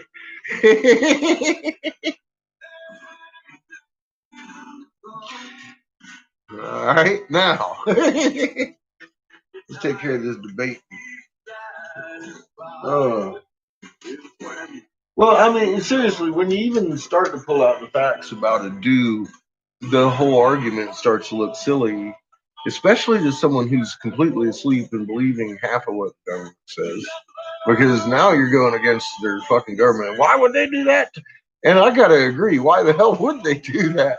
Because they got a natural phenomenon doing that shit for them. And I've been warning people about this very specific trees going hollow on my Facebook since 2014. No, I was not doing videos, but I was stating it before it happened, well before it happened. Exactly to the trees are going to get hollow and they're going to burn. Your houses are going to burn. 1/3 of the trees, all the homes. That is the exact words I've been saying since 2014 on my Facebook page.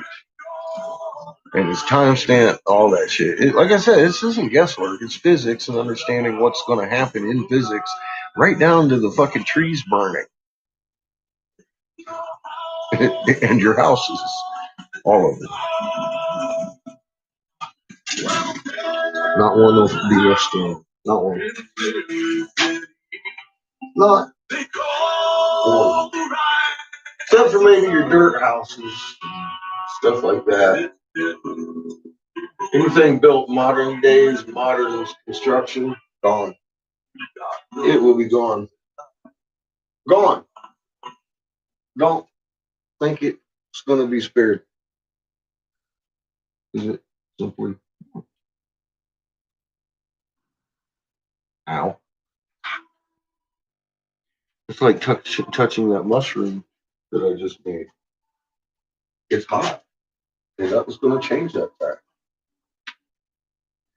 I'm just a dumbass for touching it. Because I knew it was hot. I just wanted to see how hot it was. And I knew it was hot. I didn't know it was that hot.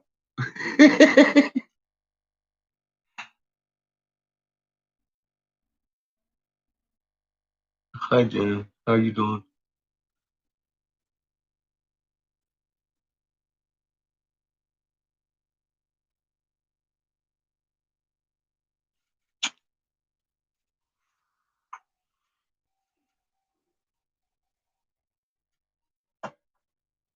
Well, yeah, look, fuck, man, we got the unified field. It's gonna be easy to spot a fucking lie when you see it. I try not to hold a grudge on people or blame them for it because it's something they were told. It's just pretty aggravating. Watching this entire scenario pull out and watching the government literally come up for a fucking crazy excuse for everything I've laid out up to 5 or 6 years before it ever happened. John's gone back on my fucking page. He can tell you. How you doing, John? He's found some shit on my page I forgot about.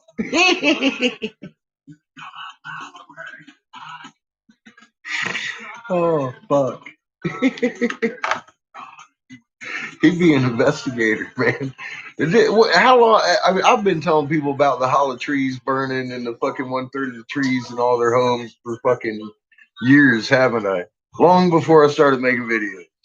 I've been telling people exactly that scenario playing out and why, well before any of it even began. And I've even made videos since, but I mean, it began since I started making videos. But I was telling people on Facebook about the hollow trees and smoke and smelling like smoke, and they're cooking from the inside and all this shit. I went down in detail in my Facebook on it, on the subject, and for years. And I'm just saying, from my standpoint, it's absolutely fucking aggravating having laid all this shit out so fucking clearly. Watching it come true and then having people turn around and talk about, no, it's just dues. It's like, you just, are you fucking kidding me?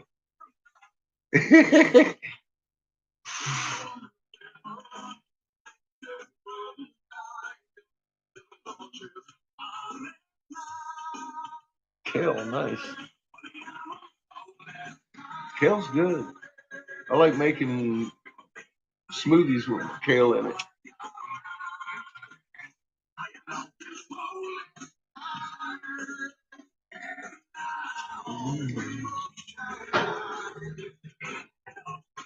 If half the effort went into fucking actual people researching that claim to research, a lot more people know the truth right now. Because the truth isn't hard to see. And especially from these people who are looking up at the sky for so long. You can't notice the fucking moon's doing cartwheels all this time you've been looking for fucking Planet X? Well, that tells me the only research they're doing is something that's online.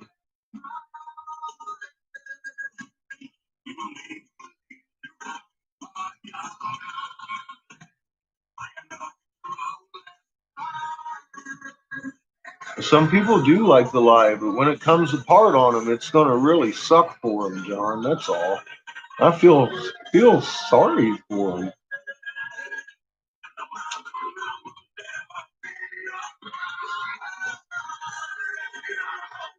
But it is self-inflicted, for God's sake, man. They got the tool to decipher stuff right here. I mean, I know I keep throwing stellar core at you, but I mean, take your raunchiest fucking web browser and fucking grab yourself some Google and type the fucking stellar core in. You're going to get the same answer. It's a standard answer. They're not going to change that just because it's Google. I'm just saying. I mean, simple, fucking simple, fucking shit could tell you somebody's blowing smoke in your ass, and it's not coming from a stellar core.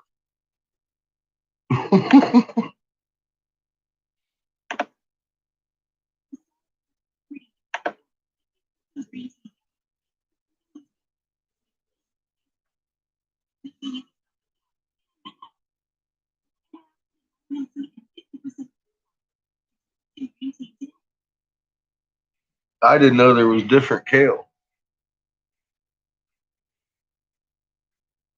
Of course there is.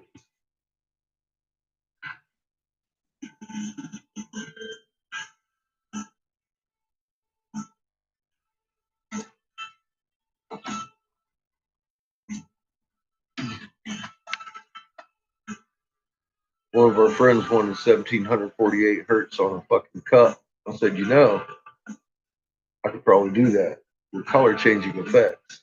It's going to turn blues and purple.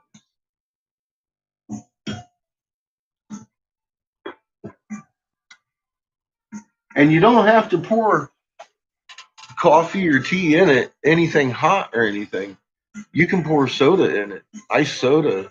It's just the dark. Anything dark inside the fumed silver is going to go blue and deep purples.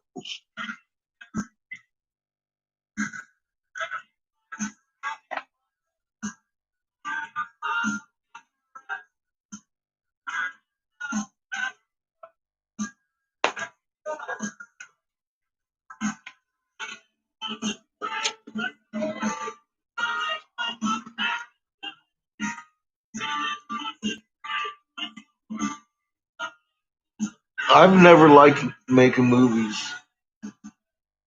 I've been looking for John all like 8 years, and then I find him and he's too busy to make them.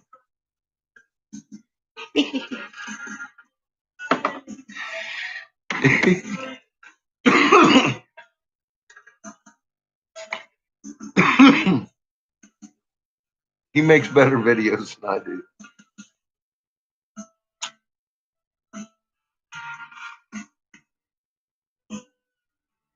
I know, it's like the man like latched onto him and said, "Oh no, make this motherfucker busy."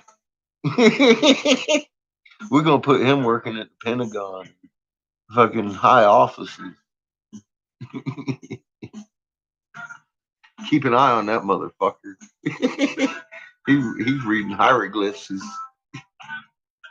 Yeah.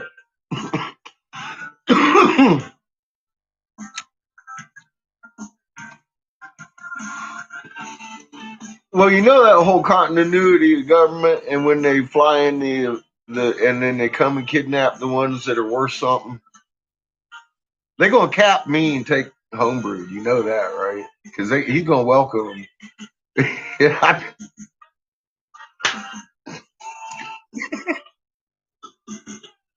He's got a lot more patience than I do.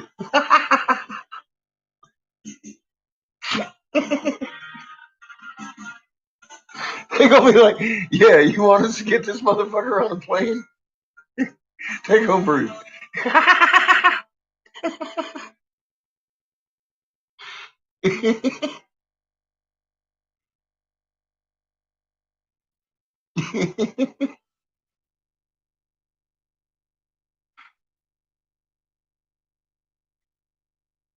They don't want me on the plane. Number one, I would be sitting there gripping the seat in front of me, screaming, "We're all gonna die." Half the fucking flight. The other half, I'd be threatening to kill everybody on the fucking planes. They wouldn't want me on there.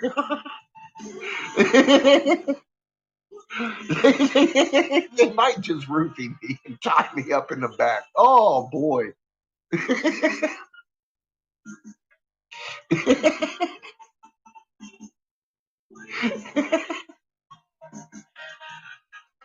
Oh shit.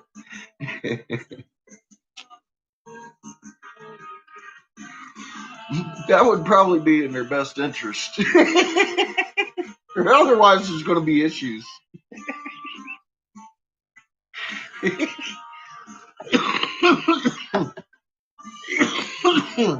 I don't do airplanes very well.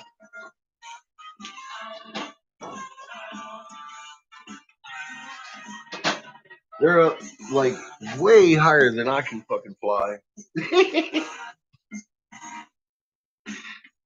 Fuck that shit.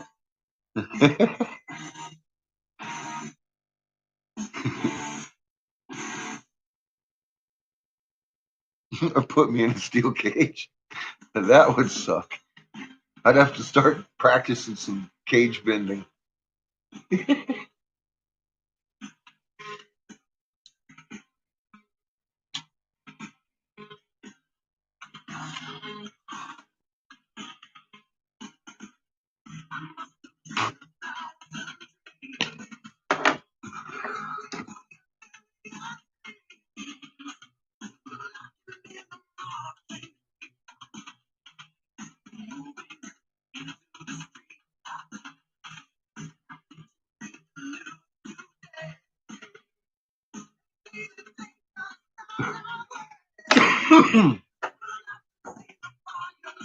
Well, I was thinking they better bring the ball gag too, because this motherfucker's screaming.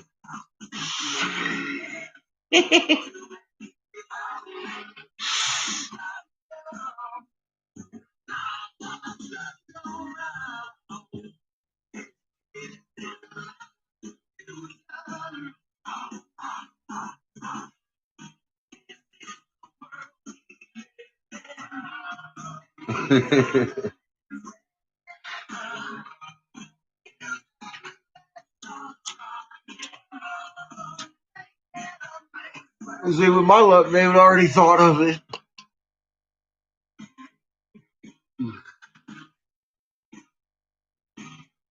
Well, with my track record,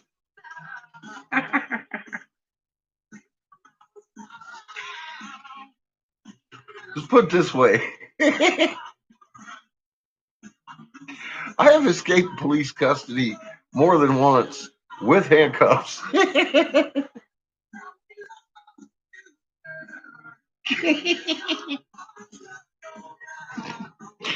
I told you I'm a bad fish.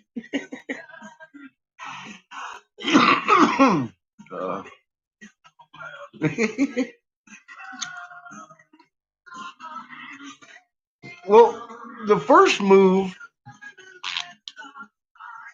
bringing your arms back up, around, and up, around, you got yourself in full motion again. You're not slow on your feet.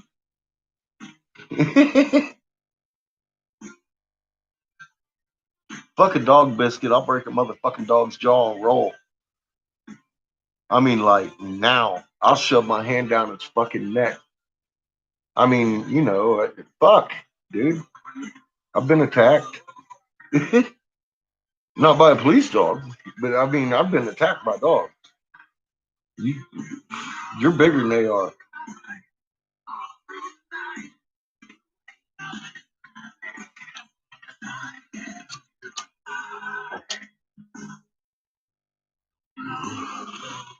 And I've raised all kinds of different dogs. I've from Rottweilers to Patches. it 9 out of 10 times you can handle a dog without it biting you or you having to bite it. But that one that come at you, man, you better be ready for it, because them motherfuckers got teeth.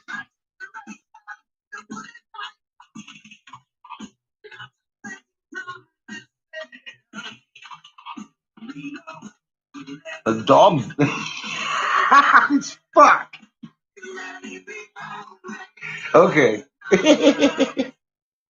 I see.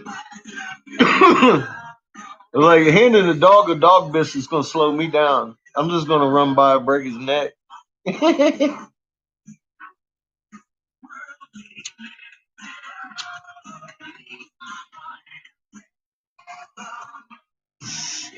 Like my old wolf dog.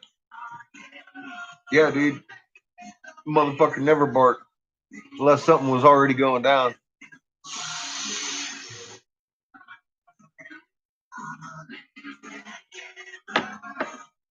He was a black brindle too. That little motherfucker could lay under a tree and disappear. I mean, like right in front of your face, he could lay down in front of a tree and disappear. He was black and gray brindle with a little bit of white on his body, but like tufts of it. He looked like a fucking shadow.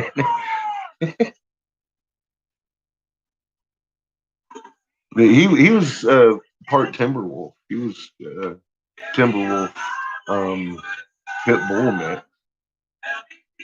The timber wolf had got a pit bull mama fucking pregnant up in up north of Cass State, or not north, but east of. I say north because it was higher. It was at the top of the grapevine. I had him for 14 years, and it was the best dog I've ever had in my life. He was fucking real special. I found he was a puffball about that big when I found him, and his mama was starving and shit up on the top of a mountain. I didn't realize he was a timber wolf. I just, it took him down the mountain after he started getting bigger. People look at him and be like, "Oh no, man, you ain't allowed to have that kind of fucking animal." I kept him 14 years. No one ever hit me with it. I've had pit bulls. I love pits. Pits are beautiful dogs. People are afraid of them, and honestly, I've seen more small dogs injure people than pit bulls. Now, granted, when a pit bull gets going on a child, it's never pretty. I think that's a combination of a few things. We don't need to get into that. But I will say that number one, being a parent around that child and the dog should not have been doing what they were doing, whatever it was.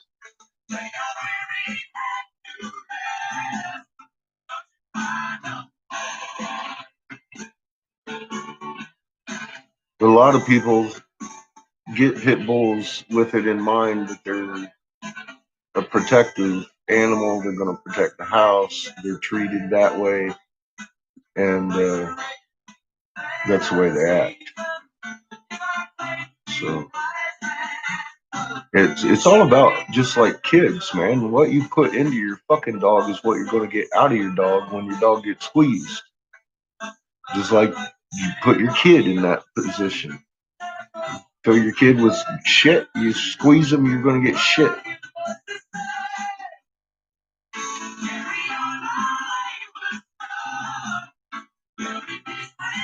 I've had quite a few of them, and I've always had the dangerous fucking dogs, and Patches is one of the most dangerous, worst pet animals available to mankind as far as the dog breeds go. She is not supposed to be classified as a house pet. she's bred specifically to be bear hunter. I've had a literal vet tell me I broke the dog. She's broken. That's a professional opinion there. she's fucking broken, and that's just the way it is because I loved her too much.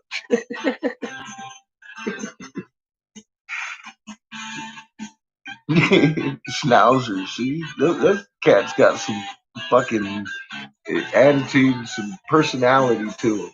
That's why I like the little dogs. Little dogs are great.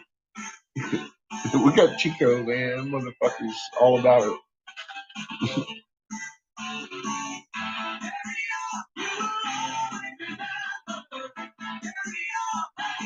Although if Chico's bark was as loud as Patch's, he'd be worse than she is. That little motherfucker barks all the time. But it's like a pipsqueak bark. It's like bit, bit, bit, bit.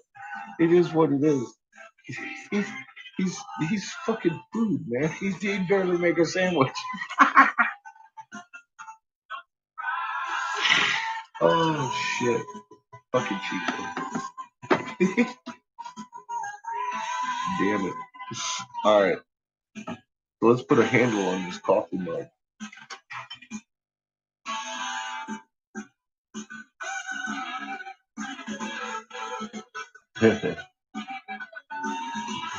Nice. He still talks like a baby. Yeah.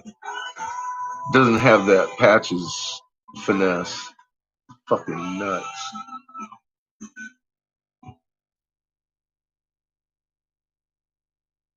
Human trait. You know why. We got all those answers now, but all right, a little bit of Metallica. Oh.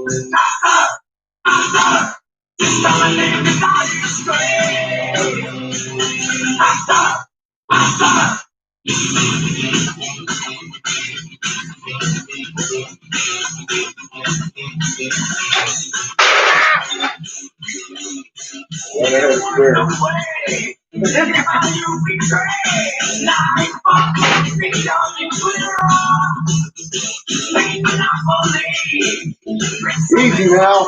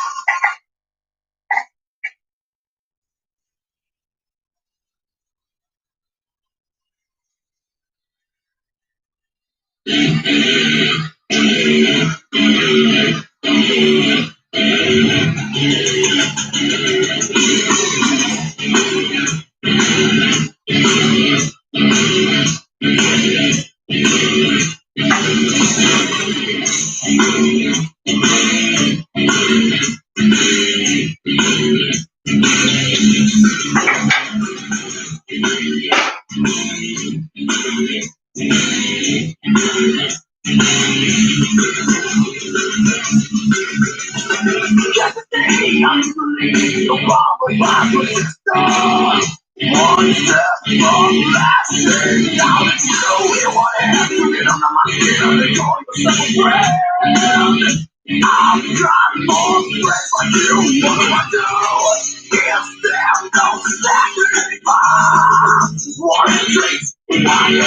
flat that.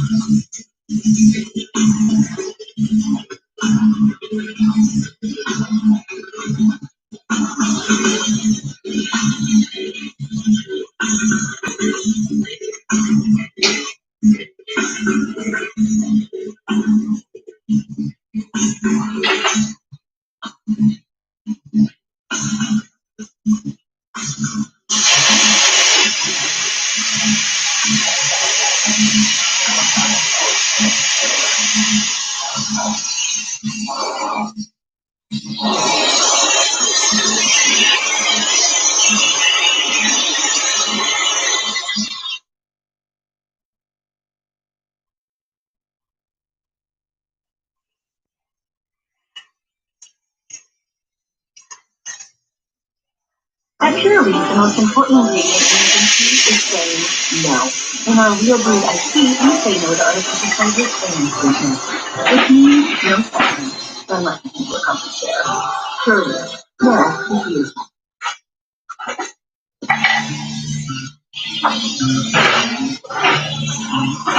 You're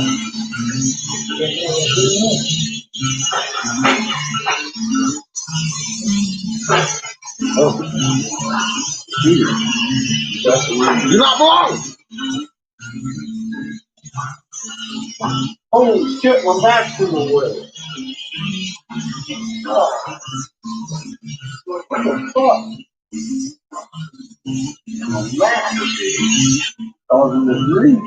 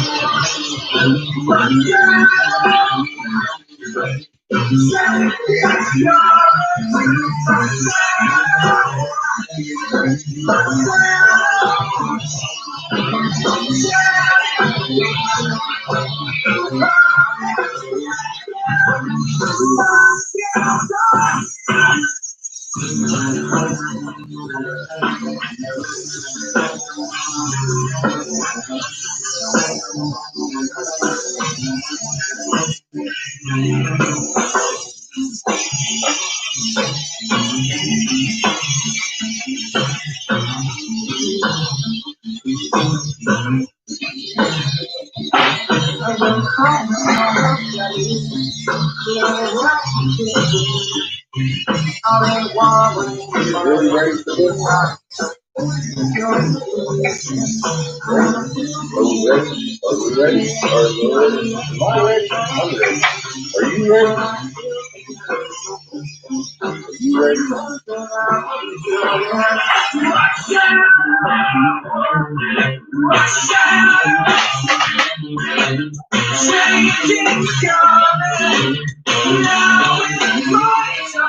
Hi, Polly. I'm going to seat the coffee mug. Are you ready for this?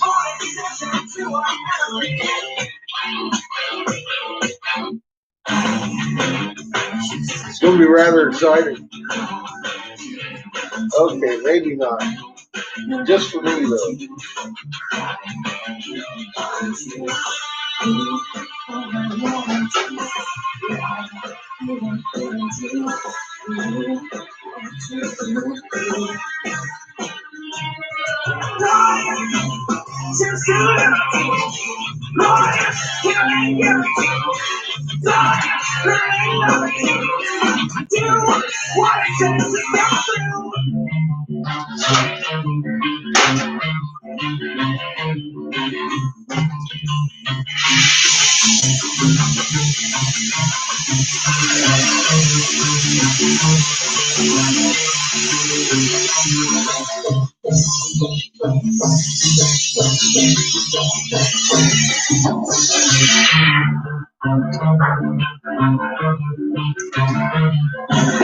Oh, wait!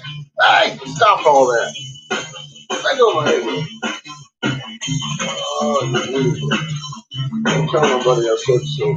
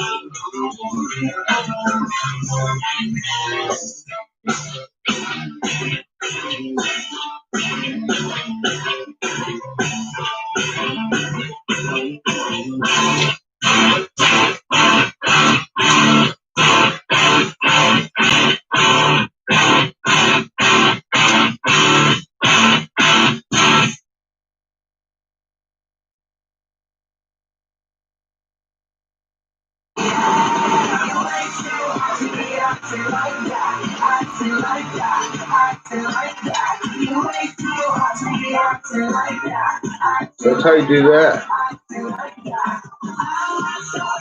1748 hertz coffee mug.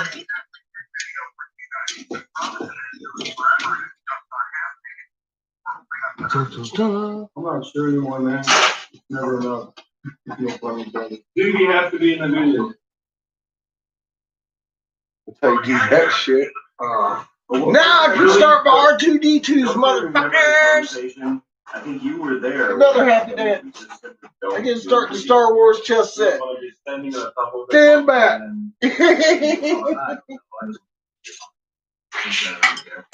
We're waiting on this all day. Woo, baby.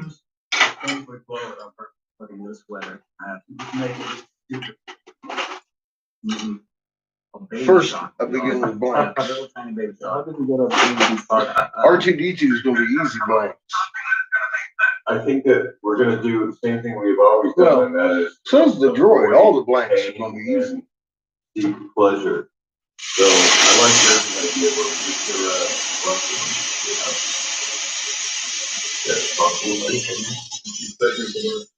But the blank is a blank. The blank is a blank.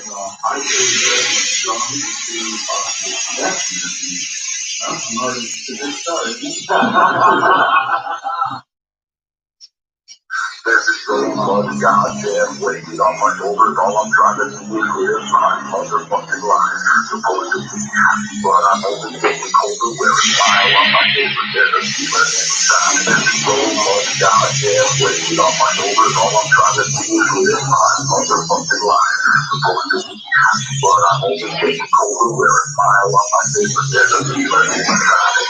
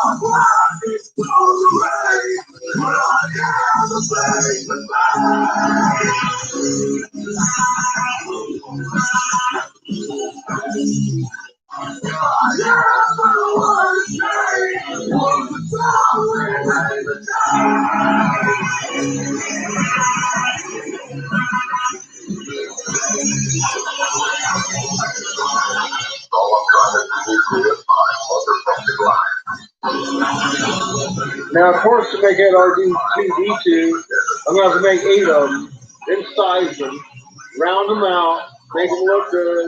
They need to start putting a little bit of decoration on them. Blues, red, stuff like that. But right now, it doesn't look much like RTV. It will.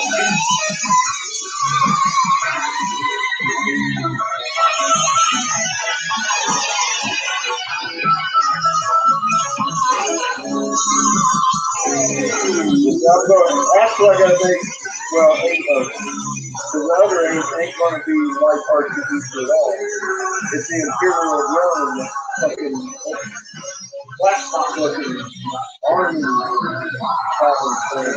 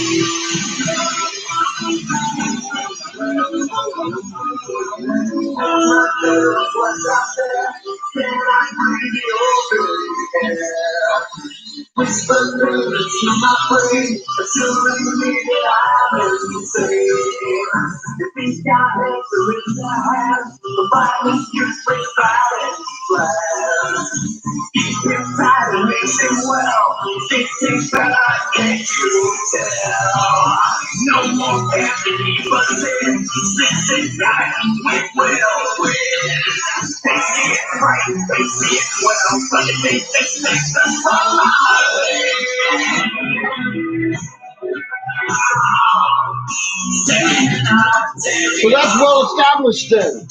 That's how we're going to do that. So let's talk for a second.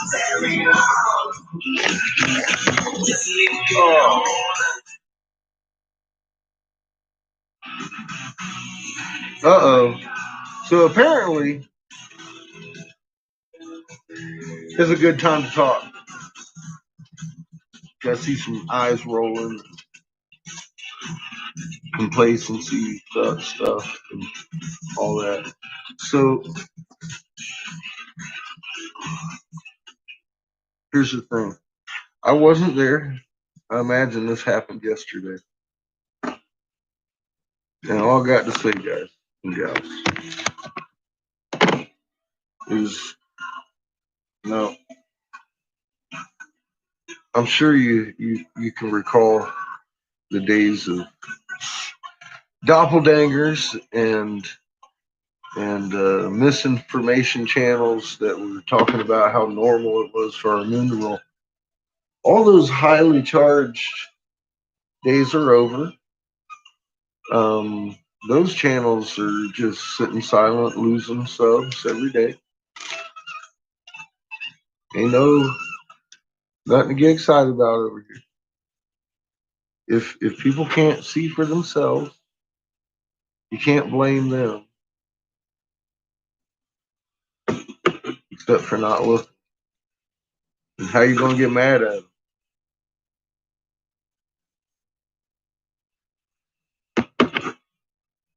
Fuck them.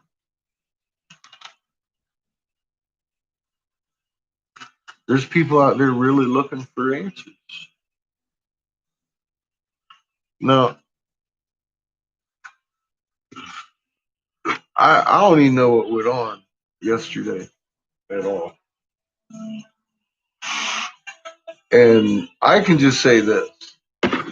Today I wanted to just cut loose in typical me fashion. But I was like, it doesn't matter. I'm not going to get myself upset about it.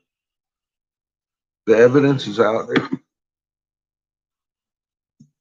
Let's not fight about it. Stupid shit. See, that's what they want us to do.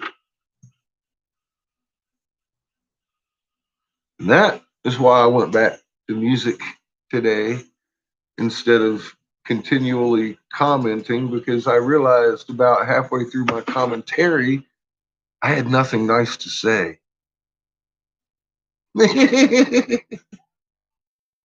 All right. So I just decided just to do that. I'm enjoying the quiet too, homebrew. It's been easier to show folks and get people to look at the moon.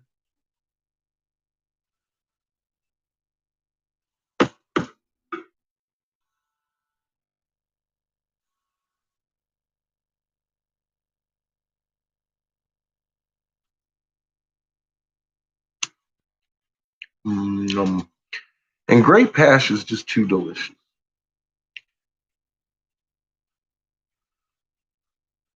I don't have too much left.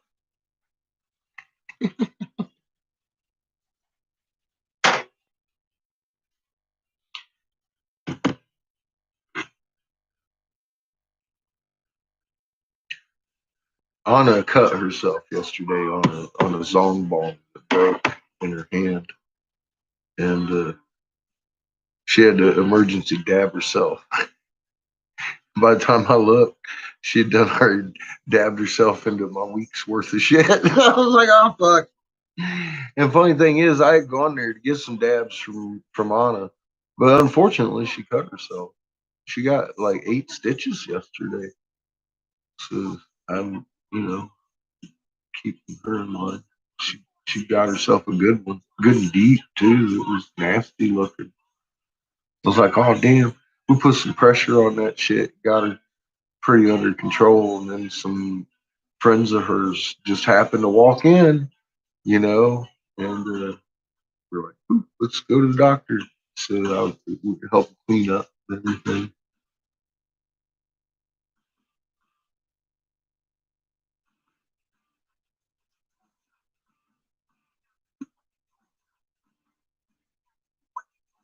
Yeah, good weed is fantastic. It's 501. 501. 501. Hold on, my temperature of my kiln is working. Temperature. Oh, wait.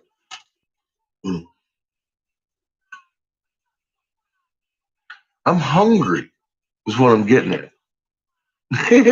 I'm fucking hungry.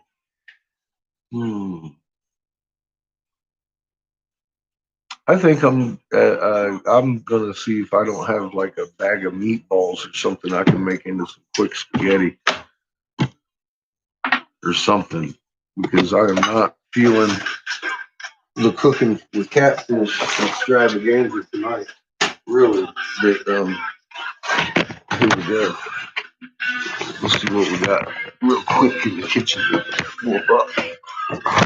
I wasn't even here yesterday at all until evening. What are you doing in here? In the dark and oh,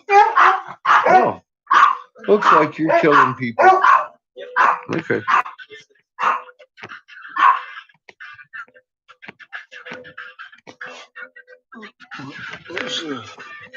There's Colorado sunset for you today. Got a whole bunch of colors.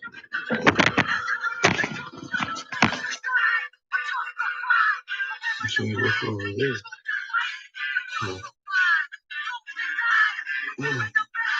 All right, let's see what we got here.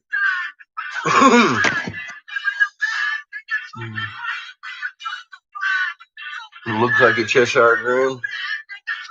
Well, back east it will, because it's about the set, isn't it?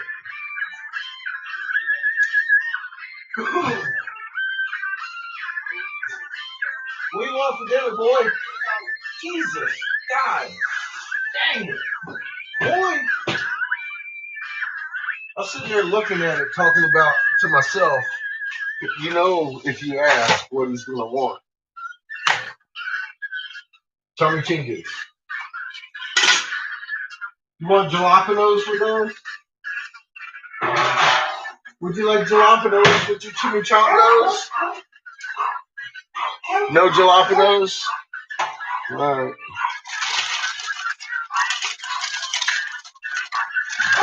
No fruit in the burning butthole for him?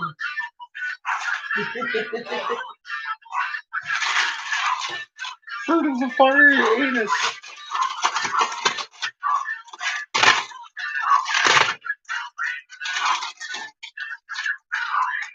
Boy says he don't like jalapenos.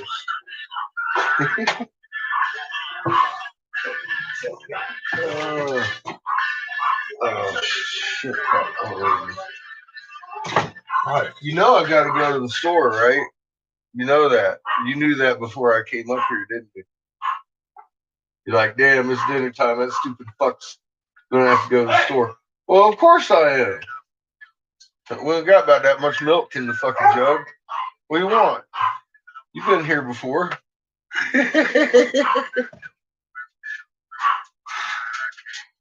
French toast, eggs, and bacon. That sounds pretty fucking good. Actually, I like French toast. Them French toast sticks ain't too bad. You put a little bit of that on them.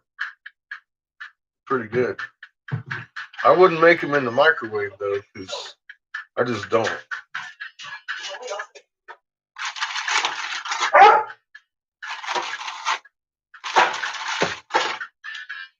Chimichangas in a bag for $4. You get 8 of them. They're like 50 cents a piece. They ain't bad, man. You throw some sour cream and onions on them, and you're doing all right. They got the beef and bean one. I put my own cheese on this shit. I'm popping in about 420. Notice I didn't put a whole bunch of, hey, because most people, like, they would deep fry a chimichanga because that's typically how you would want to do that. Personally, I just sprinkled a little bit of oil in the pan.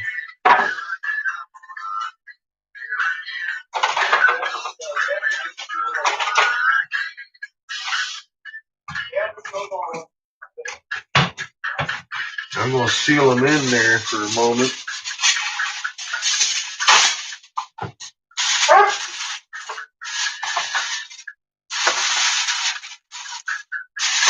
And for those of you that don't like aluminum, feel free to use titanium lids. I don't care. I'm just making a lid. It ain't even touching my food.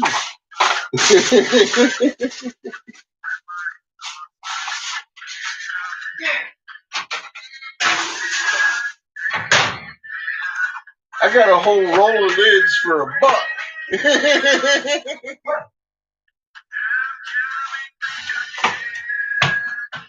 I'm good with it.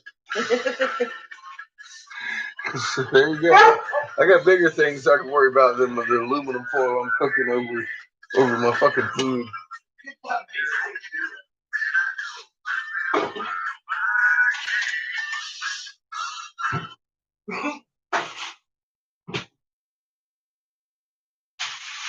Oh boy.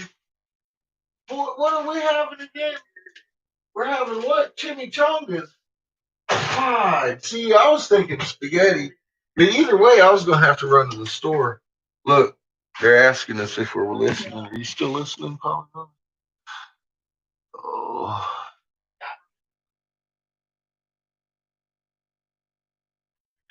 Cinnamon raisin bread, that sounds delicious.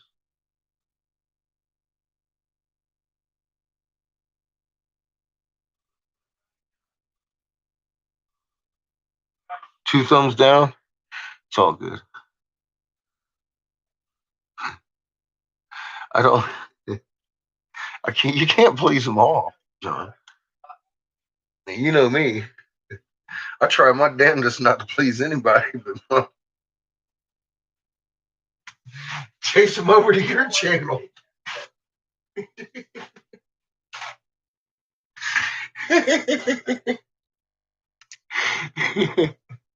Oh, you put fruit. I like pineapple on pizza. Mango's okay. Well, I don't necessarily chase the trolls over there. I just chase anybody randomly.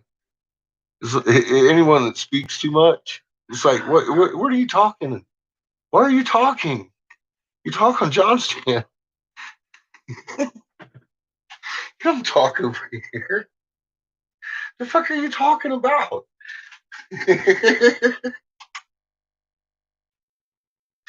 You know, typical me stuff. So I'm gonna brew coffee whilst I'm gone. Well, when like last few days, not just last few days, every fucking. I get people in there. Oh, what about Tiamat?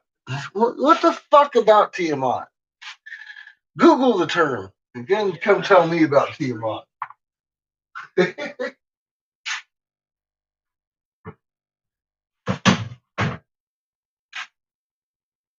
I just say I get hours of my day every day about stupid repeat questions like that. It gets old. It's like, for God's sake, I made a video. Nah, I can't see who thumbs downs me. I don't really care. You know? They get the point. I'm not here to be their friend, so they're not being my friend either.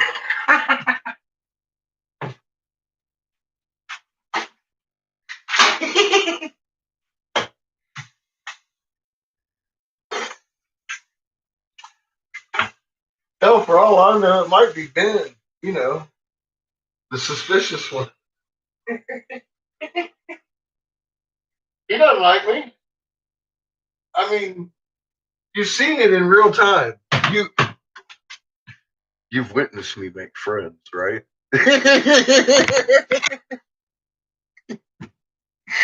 Oh God! If somebody stole John's roach, I've seen that. That's fucked up.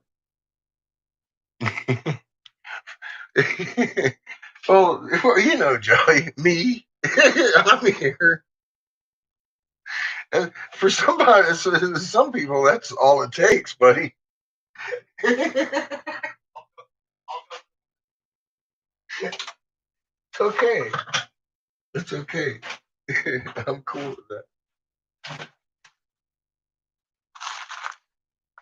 I do this because people used to walk around.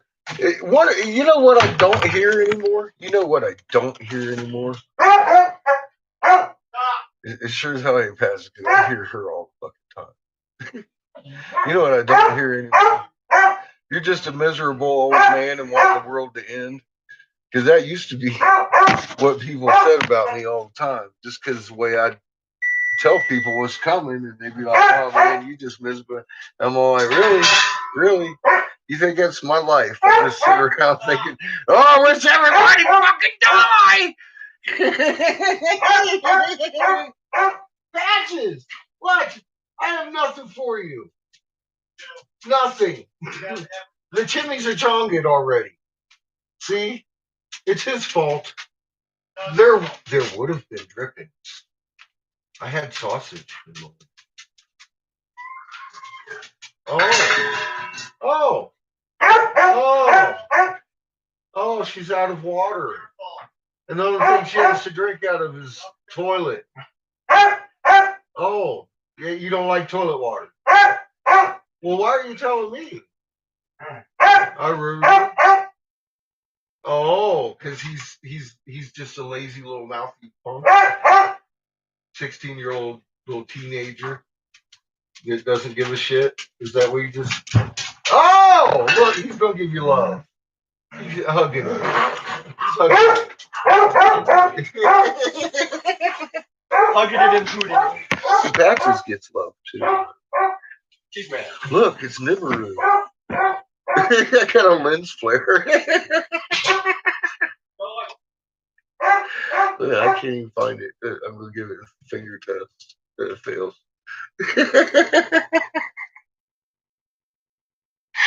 Oh shit. Oh, was Glenn here? Did I miss Glenn? Hey Glenn, how you doing? I was looking at my damn lens flare and my dew coming down over my shoulder.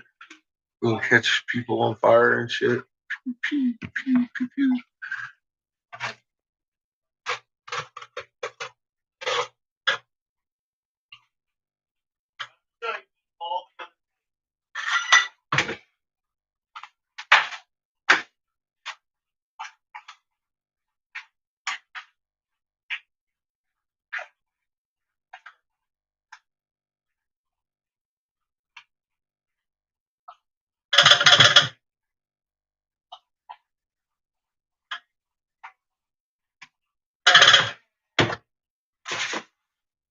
Think about it. The moon's been doing cartwheels. I've been online for about 8 years now.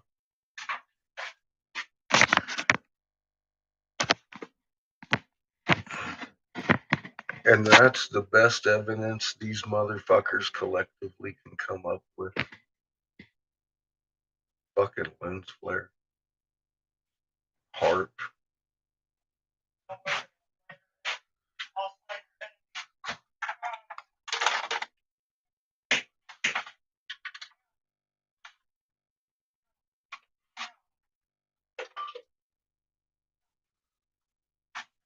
I think there's a bigger effort in hiding the truth than exposing the truth and calling it trying to expose the truth.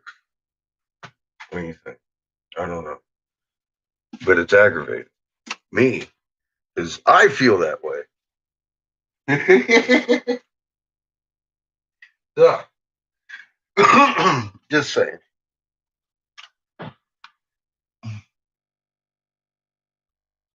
She did like toilet. Is she? What do you think? Pollyanna. She did because she does. Fucking dog. Something's wrong with her. She likes the toilet water. I gotta shut the bathroom door and put the toilet seat down because she is fucking all about it. I think it's because the bowl keeps it, or maybe it's, I mean, it is my toilet, and my farts do smell like roses. I didn't make the rules.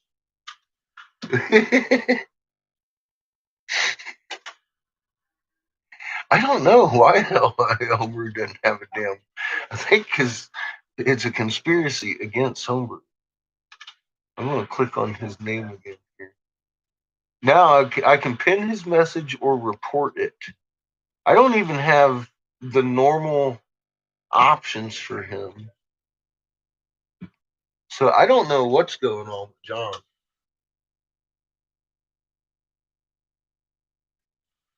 What are you doing over there, John? You are still the supreme administrator over here, ain't you? Under in charge of technical duties and abilities and stuff. I mean, you can get into my back program, right?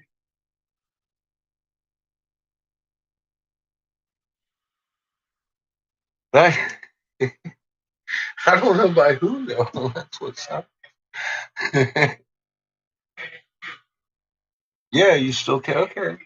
Okay, so you should definitely have your run. It's just so fucking weird, dude. They don't like you, John. They are definitely punishing you for something. Probably for putting out better videos than I do.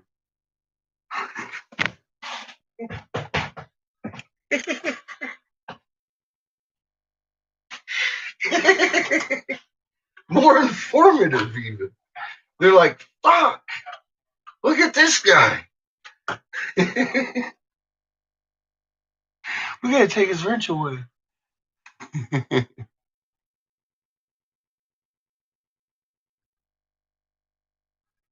Nice, Pollyanna. It sounds like fun. I am gonna run and get some milk.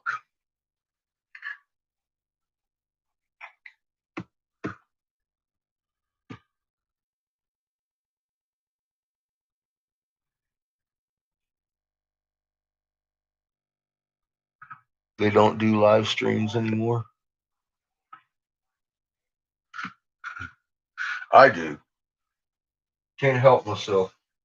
Like I said, I wouldn't want anybody thinking I'm a miserable fuck wanting everybody to die, because that's just not the way.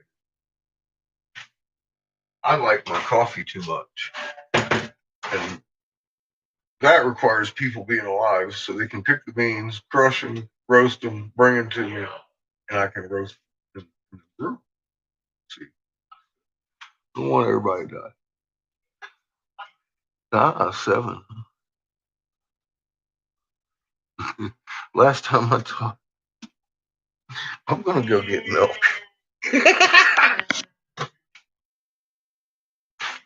I'll be back.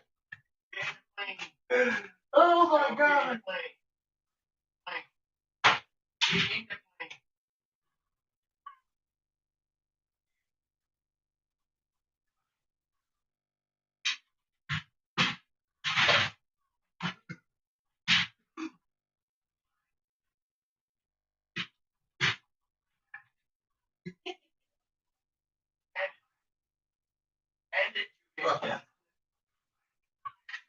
Oh shit, that's some funny stuff right there. Shit fire.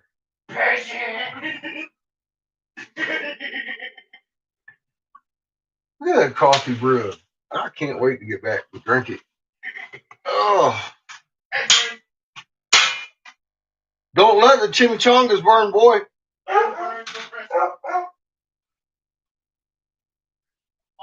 They should be fine.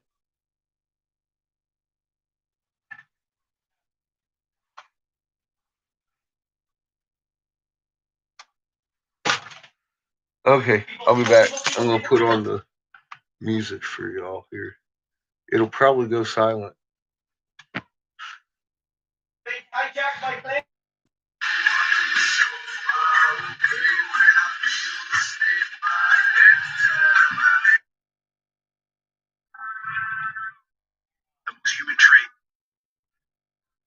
Uh-oh.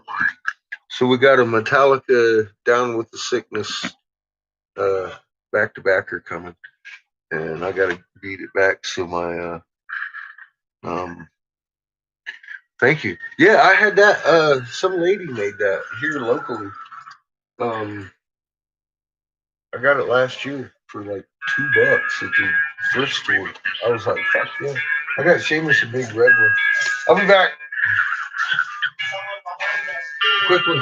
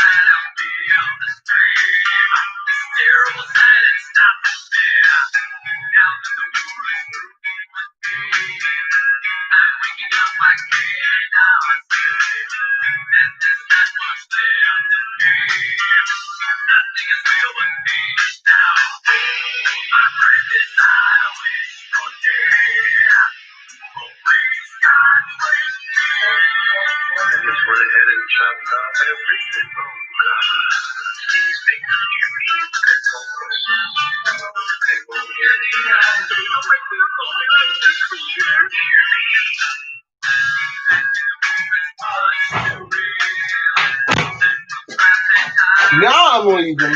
I had to turn off my propane.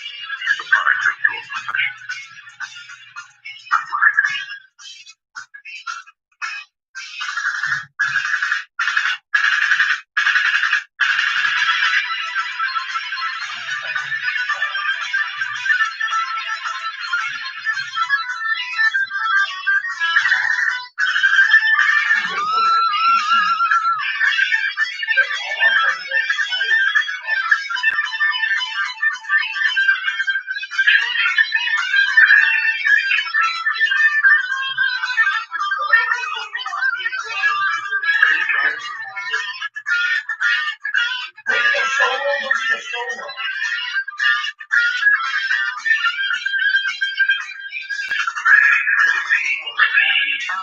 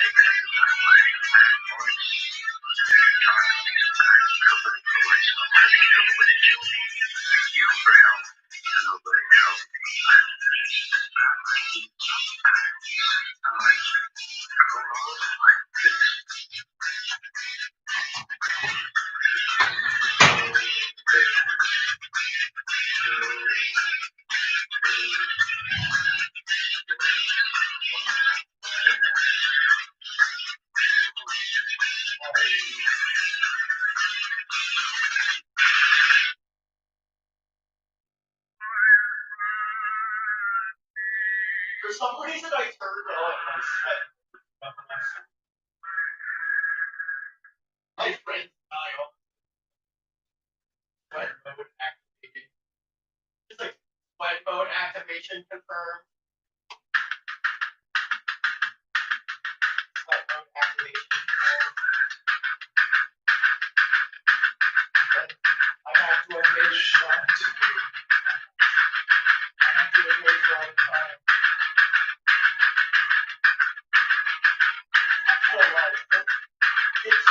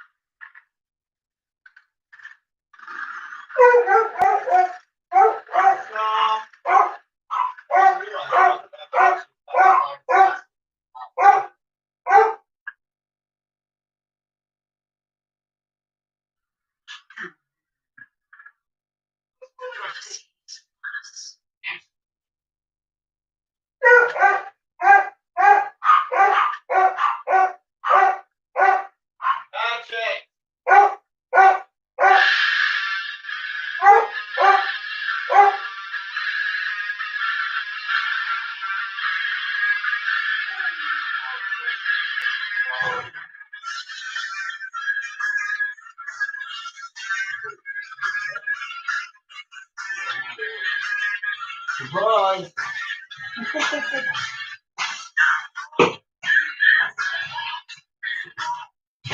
That's right, that fucking asshole's back.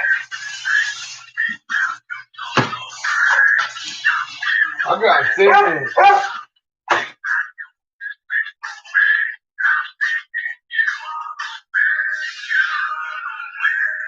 What do you want? What do you want? What do you want? What do you want?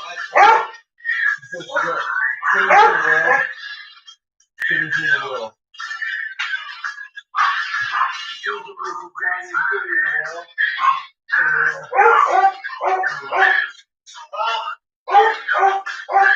I'm not sure where this well is located. She seems convinced. There's some cat named Timmy in it.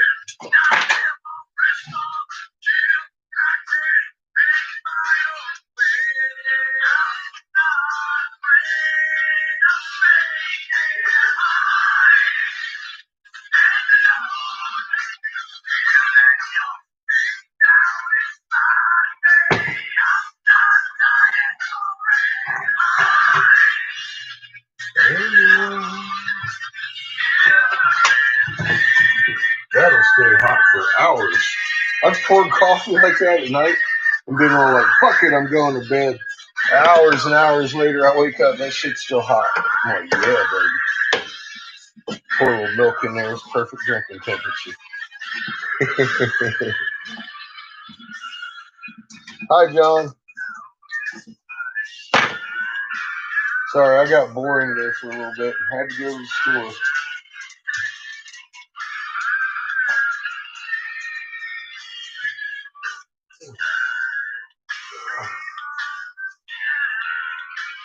Maybe I ain't got my hot water fixed. Fucking Coke style.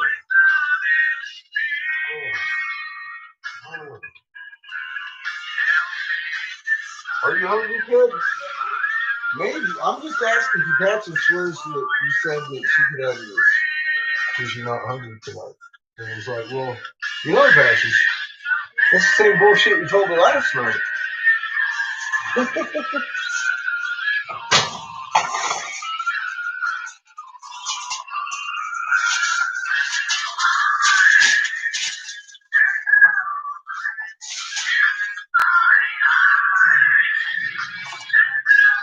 What's that, Patsy? The baby should be forced to walk you before he eats dinner? Okay, I agree. You hear that, kid? Patches and I conferred you need to walk him before you eat your dinner. That's what she said. She said you better if she's going to rub her butt on your pillow. I'm not sure how. I didn't get into the mechanics of it.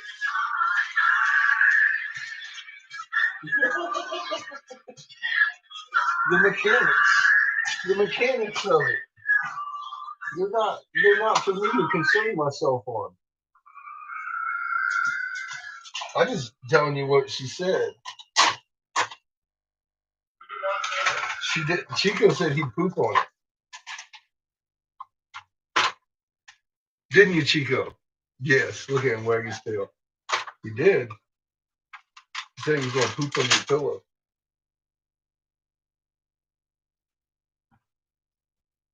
I'm going to make myself the best cup of coffee that ever been made.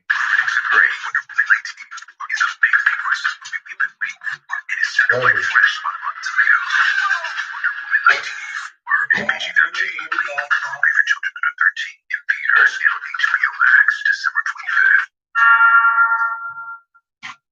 Don't worry, I'll use my same coffee mug for this morning. Oh, man.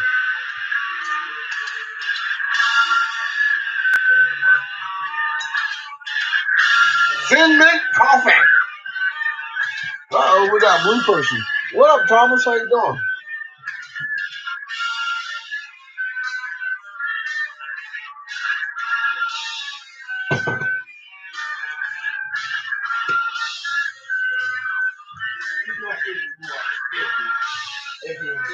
You heard it, Patrick. You said never. Never again.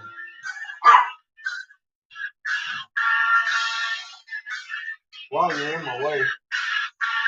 What did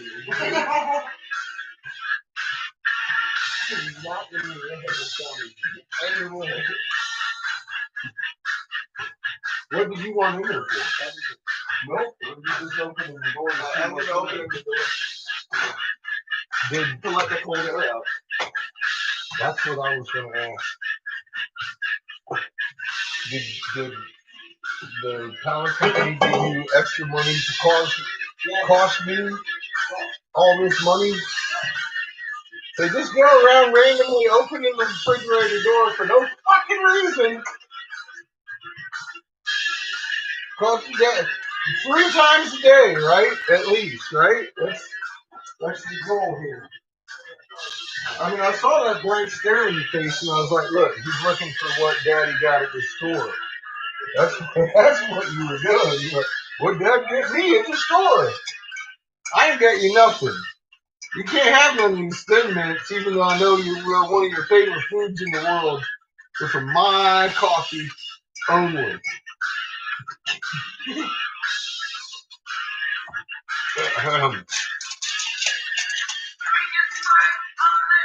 Ever. They're too delicious for children.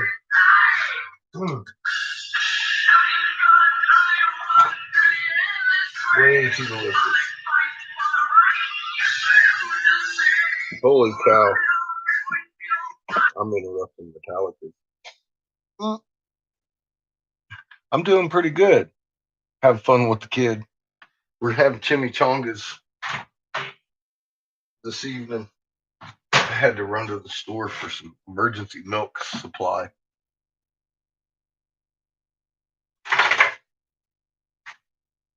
It's like he has a milk party every day with his friends or something. I don't know. I come upstairs and all the milk's gone. And I'm like, damn it, I should have known that. Well, kids. That's what we have them for, so they can do that. And then they grow bigger. They get hair on their face, start having attitude.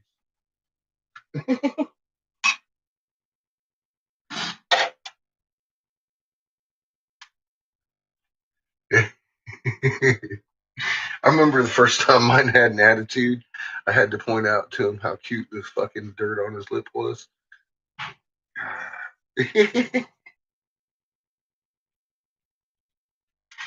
What are you doing? So have you decided if you're hungry or not? I'm very hungry. Are you? Really? Yeah. Pat just swears that you just gave permission to eat yours. Look, she's standing there acting like it's hers. Give her love. Give her love. No, she's gonna get you. She's so pissed. I would be too. Grabbing her hands like that. I'd bite yours. Oh, bite him. Bite him. Bite him. I'd eat him. I'd eat him. Eat him. Eat him. Eat him. Oh, God! I just ran away with the Thin Mints. Pilfering my Thin Mints, boy. Get him back. You better watch yourself, mister. I'll stick my guard dog on you. My dog. I have nothing this way. Look out. Look out. Everybody out of my way. No. Important business thing. No, it's not. It's very unimportant. Fork, you white! I got a fork.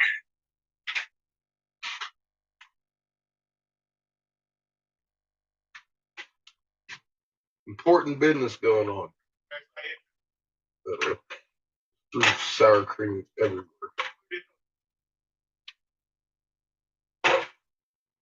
So you gotta gum it up real good with goo. And it came out of a box. As is. I just can't sit with just as is. You gotta add some calories to that shit. Some flavors to it. and some chunky potential heart failure stuff. Pure fucking real sour creams, and just pile it the fuck on. Watch. I'm gonna empty that, and I'm gonna take and scrape my fucking finger in there. Bah!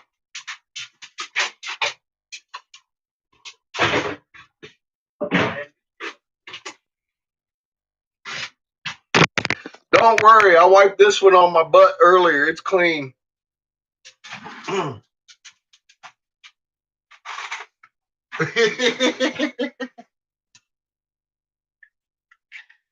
Oh, I had to go with canned tomatoes because I don't have any fresh tomatoes. But at least I got some tomatoes. Oh, Patrick.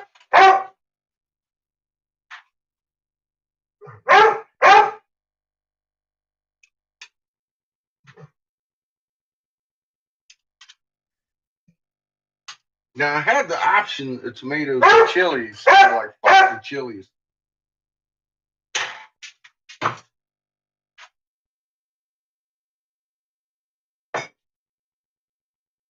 Because for 75 cents for the one with chilies, you get half the can.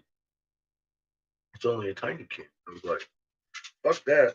I'm going to just get the diced tomatoes. That way I got enough for all the chimichangas. Oh, God, no, I did not want to do a barrel roll.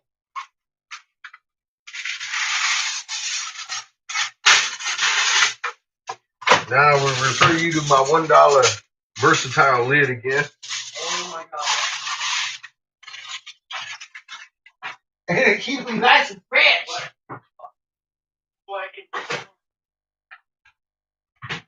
For a couple of days, anyways.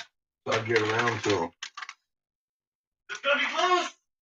And then ain't no chimichanga. A chimichanga without cheese. They had cheese on the chimichanga. You get it. Especially on the kids, is, you know, they're growing. They need that fat content. Save some for their lunch. What are you doing, Chico? Chico made claim to your dinner. That was so He close. did. He said it's his. Forever and always. Look out. Look out. Get out of the way. Get out of the way. Look out. There, Chico. That's all you get. I almost hugged the patch. Hmm? I almost hugged her. Did you? Yeah. This thing is- What the fuck are you doing with my milk? It's my milk. I'm good. It's my milk. Oh, ass. It's my over there. milk. What are you doing with my milk? It's my milk. Don't make me whoop that ass. It's my milk. I don't remember you ever poured it. And you old enough to pour your own. I went in the store and bought it for you. But I ain't gonna pour you. My milk. The milk is mine. Who loves it?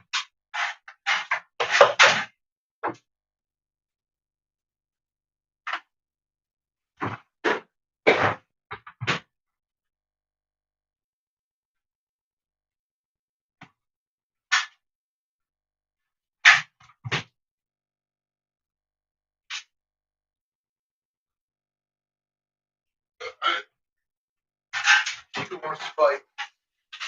See it in his eyes. He came at me. He came at me. Where's the rest of my? What? Where's the rest of my?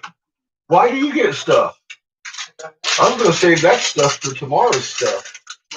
If we were gonna have meatballs and spaghetti, which I thought we were gonna have tonight. But There's still 4. look, I'm gonna give you 4. One at a time. Ready? All right.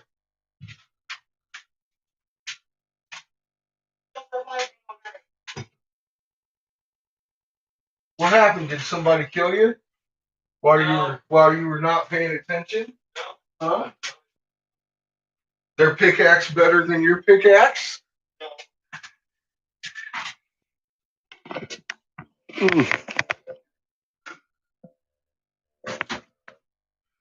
Tell me I don't know my Minecraft. Get out here. Can also give you 5 health. I'll pickaxe you to death with my pickaxe. And it's a diamond stuff dropped by pig lizards. Something of the sort. Damn it. I gotta brush up on my Minecraft.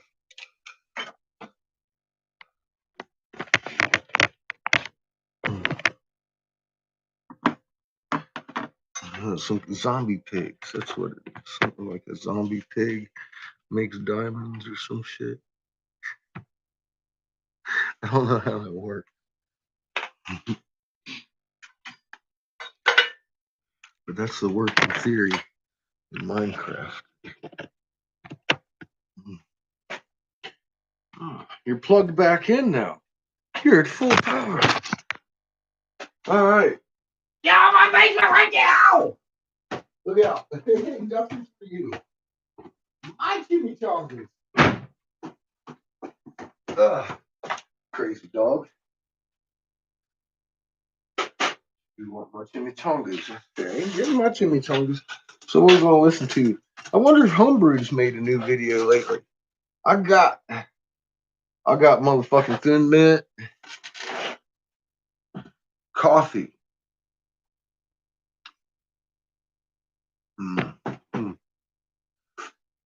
And it is just as fucking good as it sounds. How you doing, Nicholas? Uh-oh. We were listening to some Metallica's. I wanted to see if anything educational came out today while I was flapping my gums.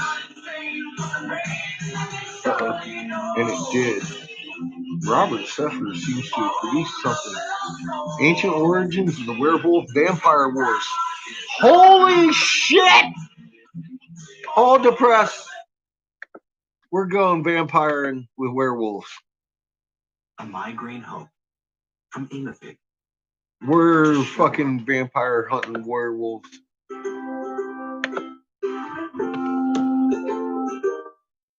I'm doing pretty good. I'm having chimichangas and werewolves.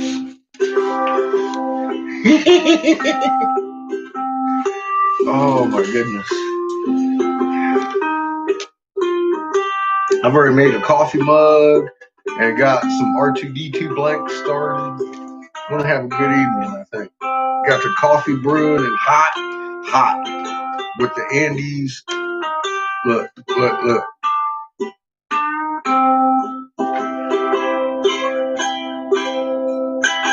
In my coffee. Good stuff.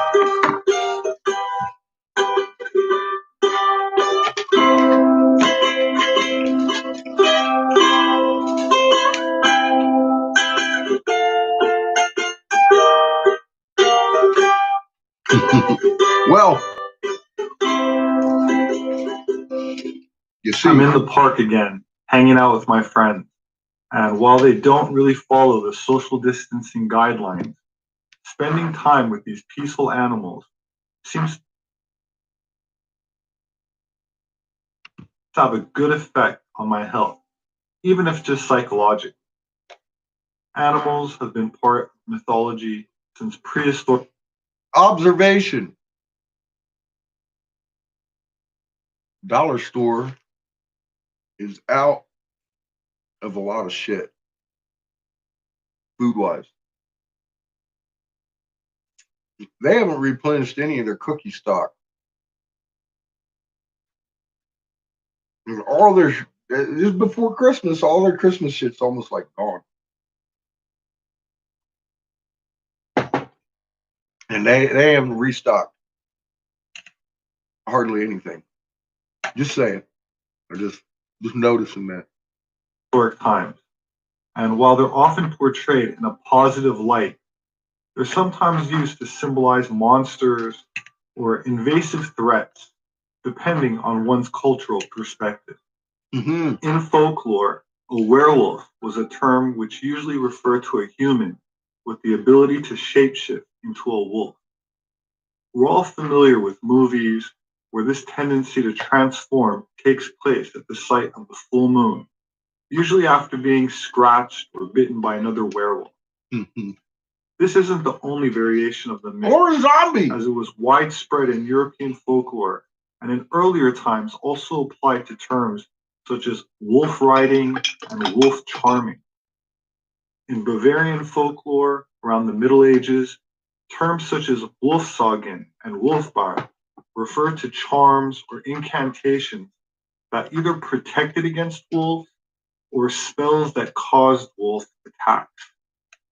In the folklore of German-speaking Europe, the people that were involved in this sort of magic were known as wolf charmers and were not humans that transformed into a wolf, but usually depicted as wise elderly men that had a power or influence over wolves and made a living selling charms or incantations. Around the time of the 16th century, they began to be persecuted as witches, and in the early 1600s, a number of wolfsagner or wolf charmers were tried and executed as werewolves. I want to stress that at that time, the werewolf was not a shapeshifter, but a magician. And a typical example is the trial of an 84-year-old man named Thomas Heiser, who underwent extreme torture, which I don't want to describe because it's very graphic and brutal. Good, I'm eating But he chimichangas. eventually confessed to knowing how to perform wolfsagen, which he said he had learned from a friend 50 years earlier and had made his living by performing it for the peasants. He claimed to be able to call the wolves to attack a specific head of cattle and to have done this a total number of 10 times over a period of 40 years. After being severely tortured, he confessed that he had to promise his soul to the devil in order to learn the charm. But that part of the confession was something that the church usually demanded to justify mutilating and then burning people alive. Another famous case was of a German farmer named Peter Stump, who was nicknamed the Werewolf of Bedburg, and in 1589 was accused of werewolfery and witchcraft after being stretched on a rack, and before further torture commenced, he confessed to having practiced black magic since he was 12 years old. He also confessed to many other sins during the torture, such as having intercourse with a succubus sent to him by the devil. But again, when someone's limbs are being torn off, they'll usually confess to anything. Peter Stump was then executed in one of the most brutal ways ever recorded. Quote, he was put to a wheel where his flesh was torn from his body in 10 places with red-hot pincers, followed by his arms and legs.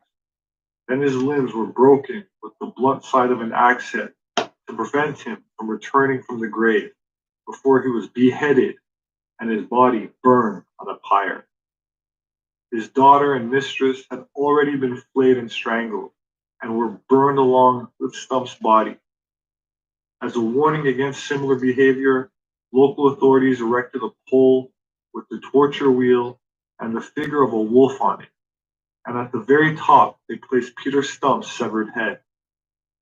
Persecution of wolf charmers were recorded in Bavaria and Austria until after 1650, with the final cases being placed in the early 18th century. After the end of the You know witch what's funny? trials, the werewolf When somebody folklore walks merged up to with me in gothic public horror genre and says, "Hi, my and name's modern so-and-so, I'm horror a Christian," fantasy literature.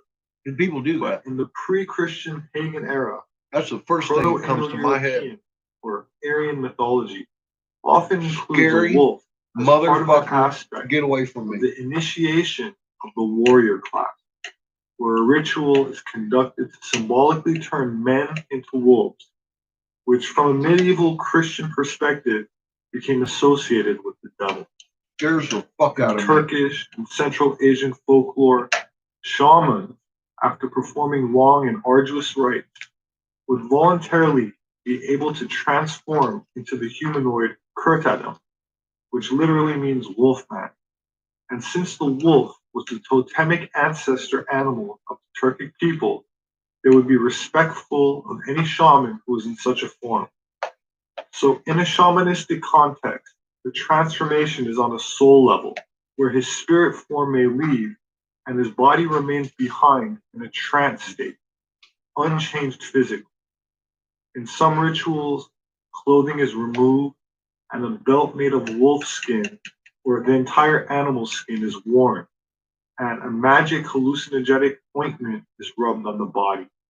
A few references to men changing into wolves were found in ancient Greek literature and mythology. Now we're talking. Herodotus history wrote that Nuri, an Aryan tribe he placed to the northeast of Scythia, were all transformed into wolves once every year for several days, and then changed Take some back powerful to their human shape. hallucinogenic.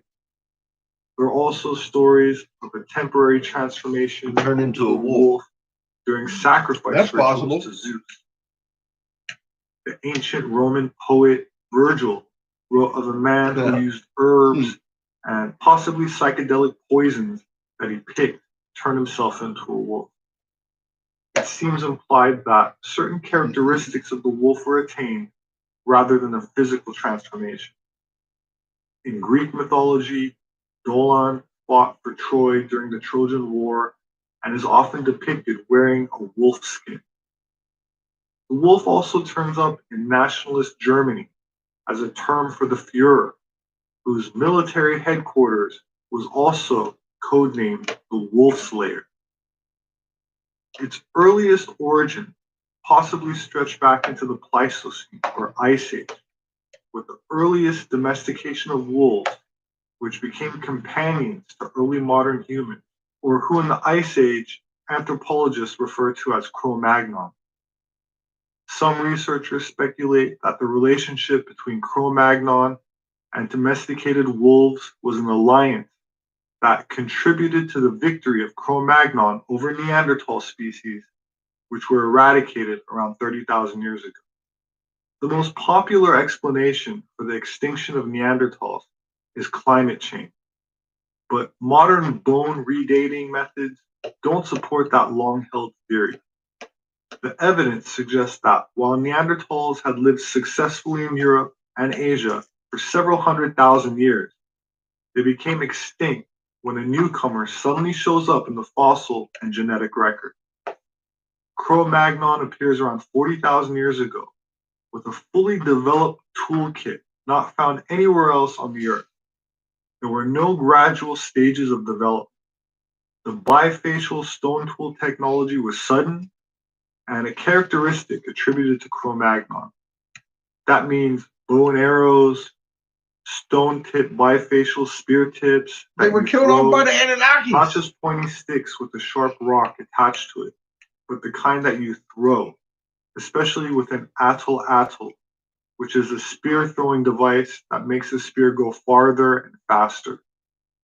Cro-Magnon had a larger cranial capacity 40,000 years ago than today's average, was seafaring, wore clothing, lived in wooden houses, and while the wood hasn't survived as evidence, the post that they made in the ground has. Cro-Magnon also domesticated animals like horses, which I covered several times, and dogs, which to a large degree comes from domesticated wolves. The myths and legends of ancient antediluvian wars, such as the one between the Greek gods and the Titans, I've already discussed in prior videos, where I identify the conflict in terms of haplogroups, such as R1a and R1b, which are terms describing the Y chromosome, which is attributed to men, passed down from father to son. And now I'd like to expand on this ancient war to merge with some anthropology in terms of the fossil record and genetics, which come down to us in mythology.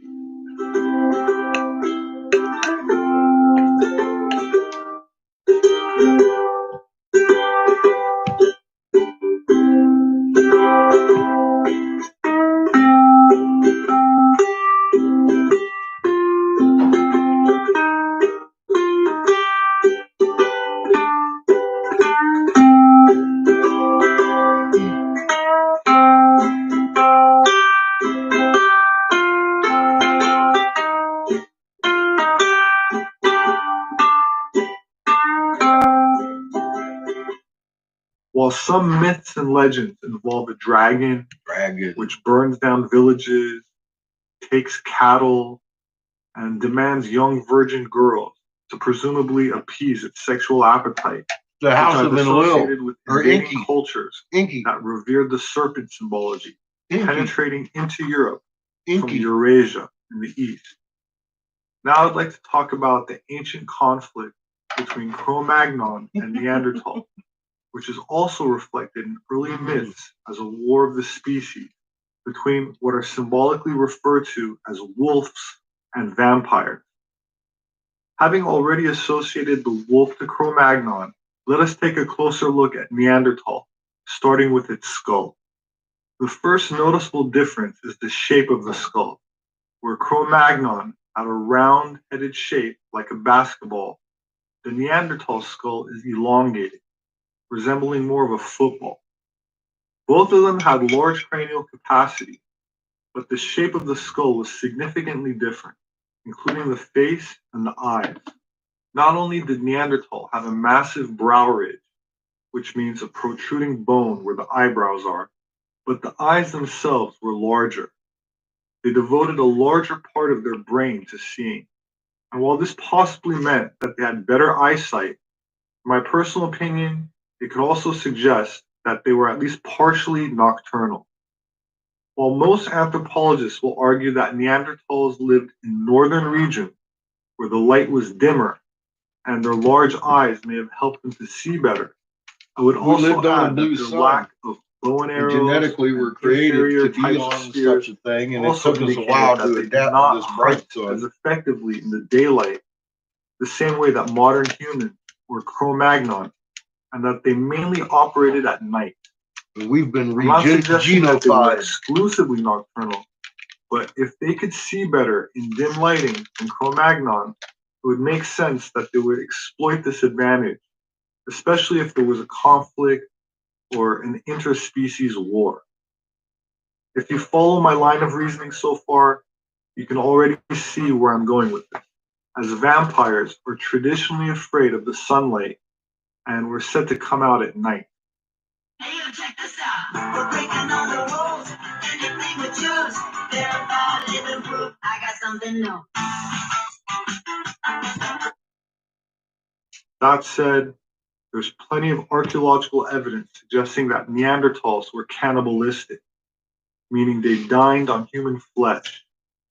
For example, in the caves of Belgium, bones from a newborn, a child, and 4 adults or teenagers who lived around 40,000 years ago show clear signs of cutting and of fractures to extract the marrow from within. Quote, "It is irrefutable cannibalism was practiced here," said Belgian archaeologist Christian Casse. While Neanderthals took care of bodies of their deceased and held burial rituals, they also ate their dead. The bones show traces of cutting to remove the flesh. They also broke the bones in the same way that they broke those of reindeer and horses found at the entrance of the cave to extract the marrow. While archaeologists aren't sure if this cannibalism was systematic or only done at certain particular moments, such as in a ritual, I would speculate that if a species is cannibalistic, they probably eat it all the time. Drinking the blood would not be a far leap to speculate, nor would the consumption of the bodies of captured Cro-Magnon. The archaeological record confirms Neanderthal lives were anything but peaceful. Neanderthal skulls frequently show the marks of a blow to the head, presumably from a club, another sign of warfare, or fractures, or a break to the lower arm caused by warding off blows. Neanderthals also show a lot of broken arms. At least one Neanderthal from Shanidar Cave in Iraq was impaled by a spear to the chest. They should have made fucking trauma was especially common in young Neanderthal males, as were deaths. Neanderthals occupied the Middle East for many millennia, and I would speculate that is one of the reasons there's still so much conflict there today. The Levant was not occupied by one species of hominid, and according to the ancient mythology and guarded teachings of some secret societies, it was a scene of an ancient, unresolved war which still carried on until the Holocene, or our modern age. While some anthropologists will claim this struggle has been going on for hundreds of thousands of years, as they incorrectly lump Homo erectus with Cro-Magnon, probably because of their commitment to the out of Africa hypothesis, which is politically motivated and at this point resembles a cult-like ideology rather than science. Recent genetic sequencing has disproved a smooth, linear, out of Africa progression of one African hominin or race, but rather supports a multi-regional model to explain the origin of modern racial populations. For example, present-day sub-Saharan Africans trace up to 19% of their genetic ancestry to an extinct archaic hominin species, such as Homo erectus, that is not found in the DNA of present-day Asian or present-day Caucasian or European. In any event, Cro-Magnon had very unique cranial characteristics. They're the only ones with the chin and forehead and no brow ridge. There are dental differences, meaning the teeth, the number of vertebrae, the number of ribs, differences in blood. And while there were complications with interbreeding, it did happen, but not hundreds of thousands of years ago. Cross-species interbreeding took place around 40,000 years ago and lasted for about 7,000 years, at which point Neanderthal disappears from the fossil record, but still remains in certain demographics in the genetic record of some modern population. Of course, certain groups which have infiltrated religious organizations and certain secret societies are also said to still participate in cannibalism, blood consumption, and seem to have a political agenda which some have described as being antagonistic towards ancestors of Cro-Magnon types, which according to genetic sequencing are closely related, if not identical, to modern-day Europeans.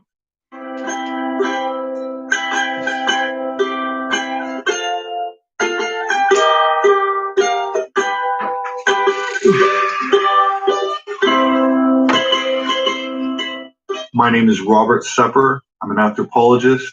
My published work is available on Amazon, as well as through various other major book outlets. They make a great gift. If you'd like to support my work, you can do that through patreon.com. There should be a link in the description section for those that are interested. I appreciate it. Thank you. Please have a wonderful weekend, and I hope to see you again soon. Pompeii, buried by... Oh.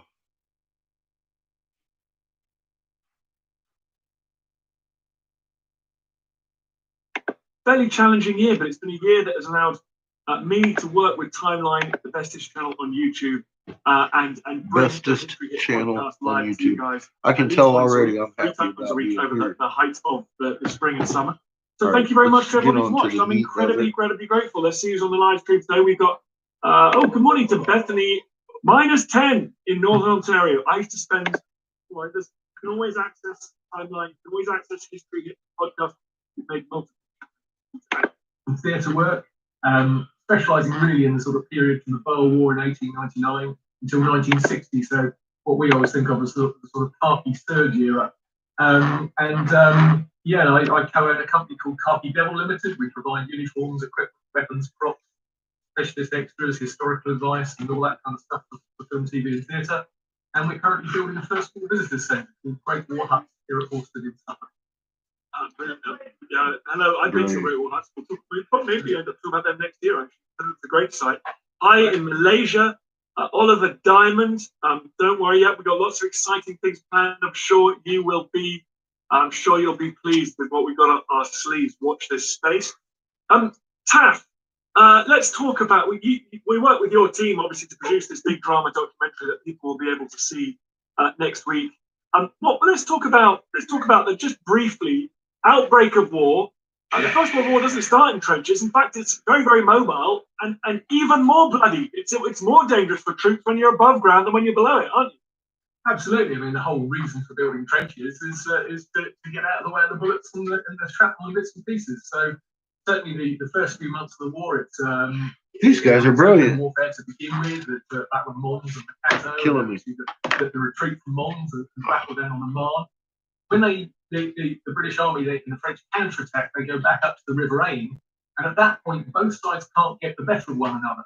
And at the point when you can't get the better of one another, you're stuck, and the only thing you can do is dig in and get below the ground where it's safer.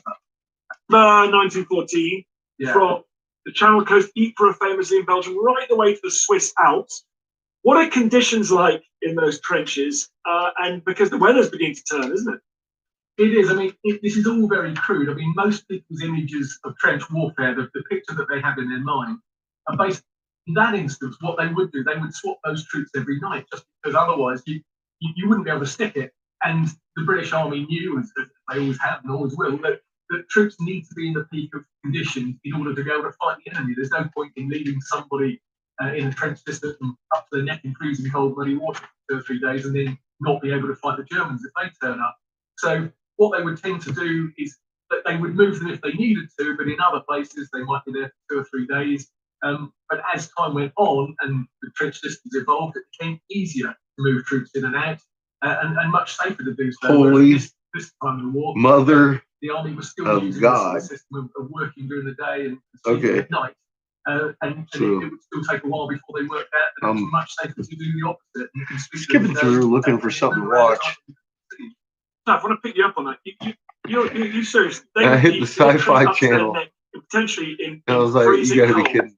Muddy, steampunk samurai biker chicks. Yes, I mean, Bruce That's a movie. Officer for First World War. I wasn't aware of Bullets and Billets that he wrote in 1916 describes a section of trench which was exactly like that. And it was abandoned soon afterwards because it was completely untenable. Hansel and Gretel horror story. This time in the war, the trenches that might be one exactly where both sides fall would come asleep together with. and get the better of one another, and they dug in. But after a couple of months, they realised that this isn't the best place. It would be much more look like sensible a whole lot to choose from. To straighten the line up. It would be sensible not to be stuck on a little sailing out in the middle of nowhere where we're being shot at from all sides. Killing me.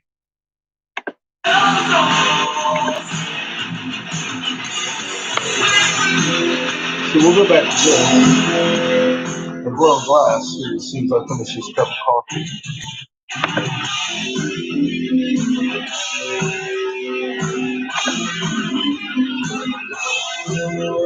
Make the rest of this R2.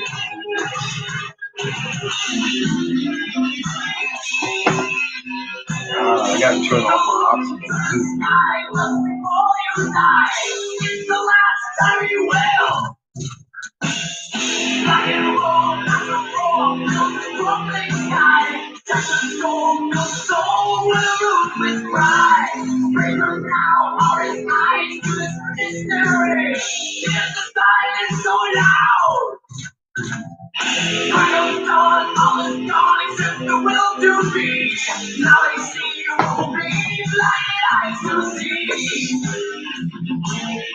Oh,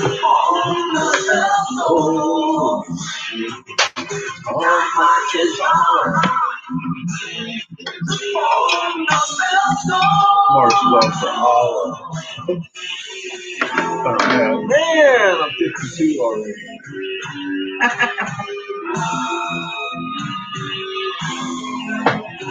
Yeah, that is good. That is some good stuff. I'm glad I got that for $1. I like Tinder. That's really good coffee.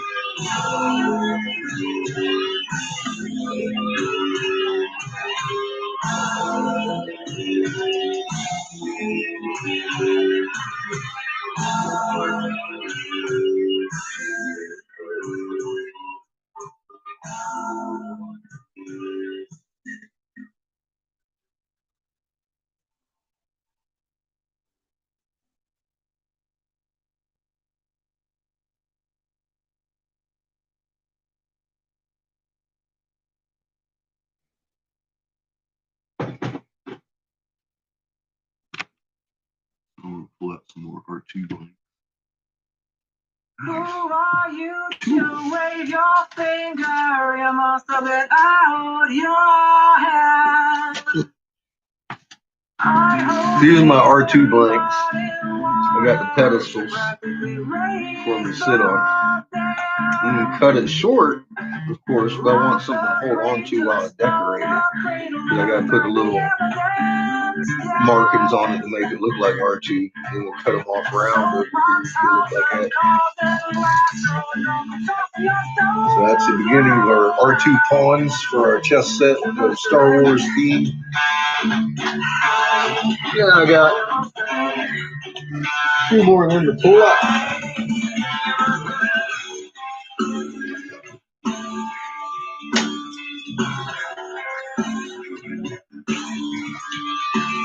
I got to turn on the off.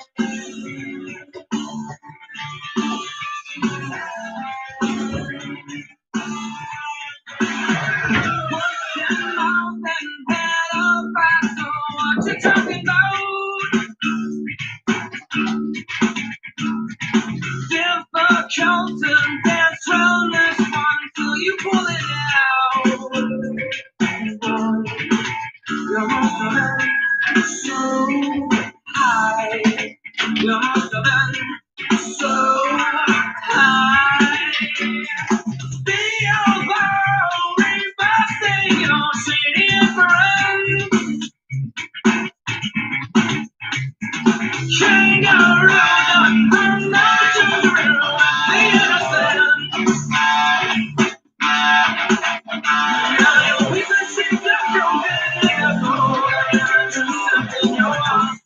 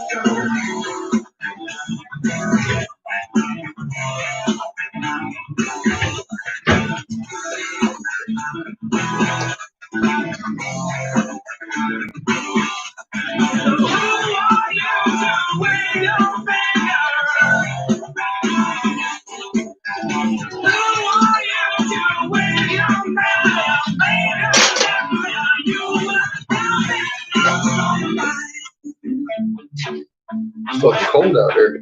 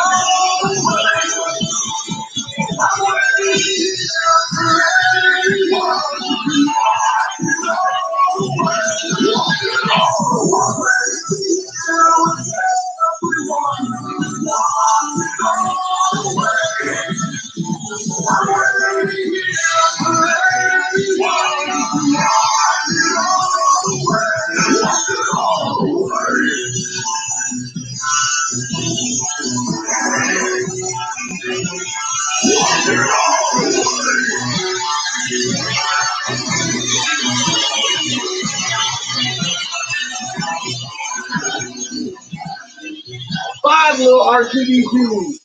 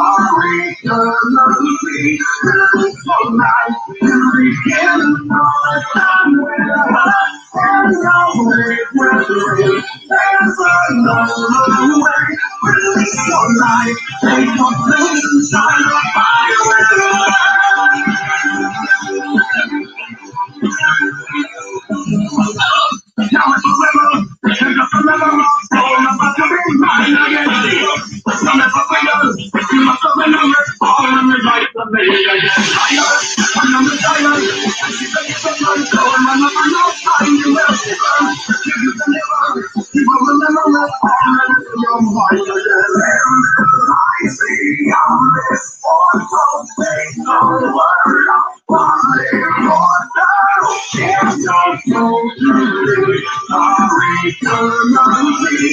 Really so life to begin another time with us. And we always will be. There's another way.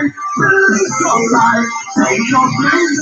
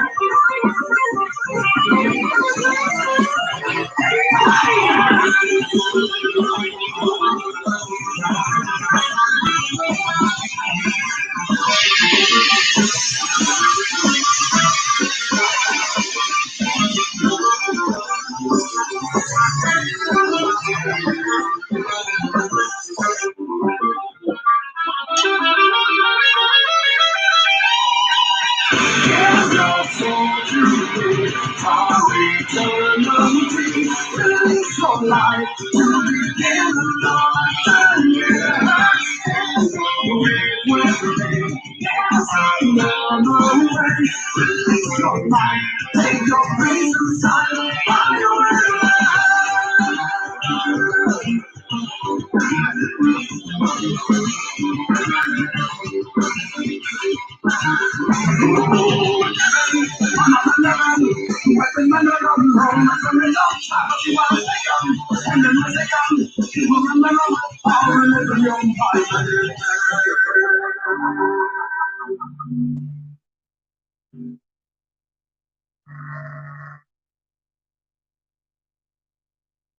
Rent or buy the latest hit movies on your go-to app for videos. Find it all on YouTube.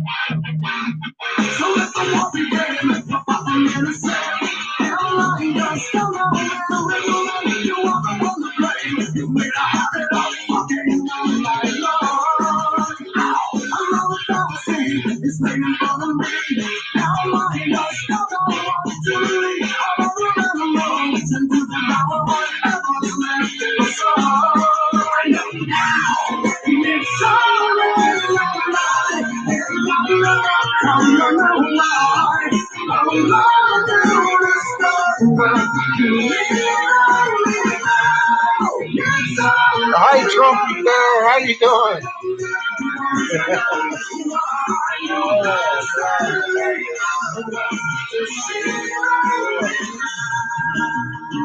It's my upper shoulder back this time. That's the one that takes my breath away. It's taking me. Got some pretty mushroom candy.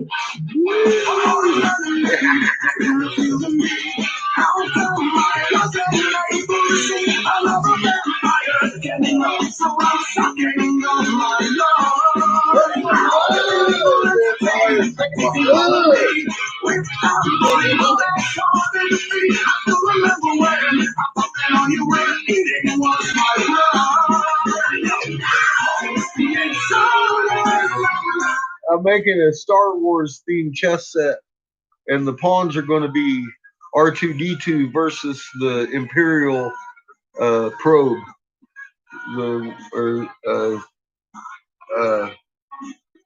You know, the one with the little that Han Solo shoots and shit. You know what I mean? Fucking one that is always out there giving people shit. That's going to be the pawns on the dark side. So I was just looking at it, making sure I could do the same blank with both sides because of course they look different. R2D2's easy, of course. He looks like one of these blanks, but shorter with a little bit of like maybe a magnifier on him or some shit. But the Imperial drone, the probe,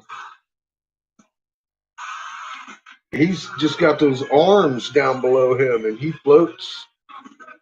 But I'm just going for this basic shape of him, and then I'll make sure, I mean, he's got that one long arm going down. He'll have something on it. So, yeah, I just want to make sure I could do the same thing for all of them. I'm bringing her down to fucking nubbies. I like that because I've got a bunch of these things laying around. I can make these things out of. They're just laying around waiting to be put together or something.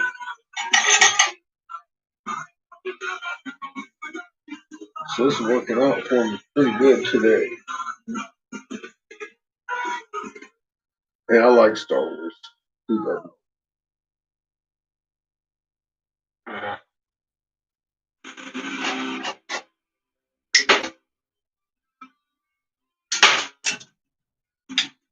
But this is for a friend's father-in-law. I guess, he wants to, he's some kind of doctor, and he has another doctor friend. They talk about liking some chess.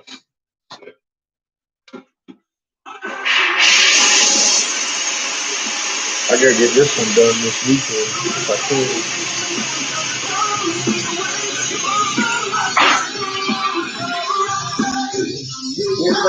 Get done.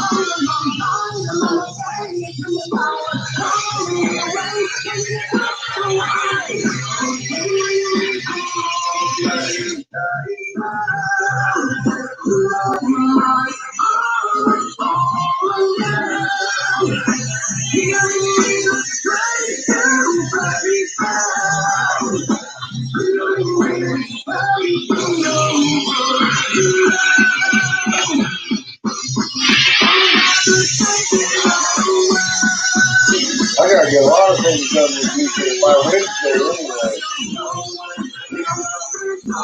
For Wednesday, I want to go out here.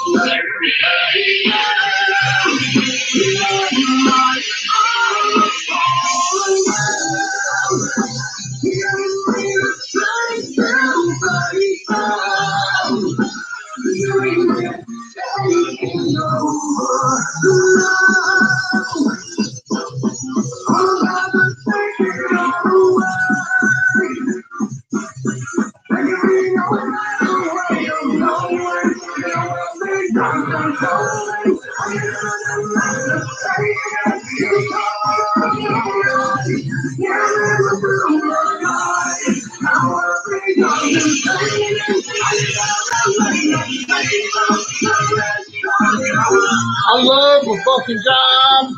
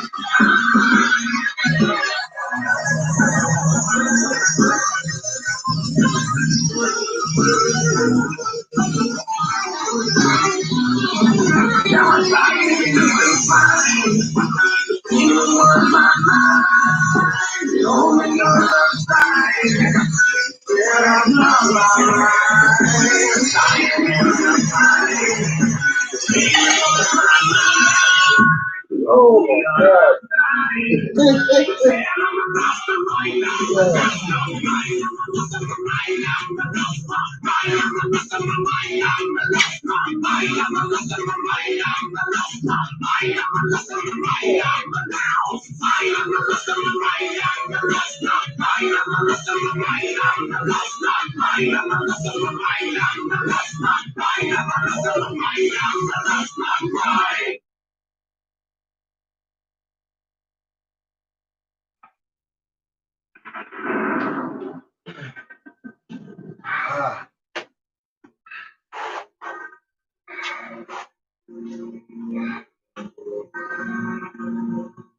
I don't generally work the day after a 12-hour drive.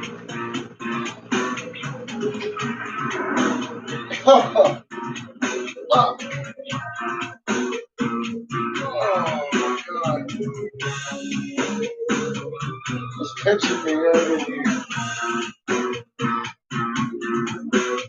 That stuff got a horribly fucked up disc right here. It's no, it's never come to me. Ow! It makes me want to fight.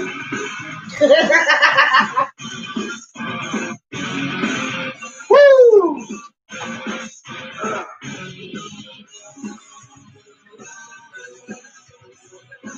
So,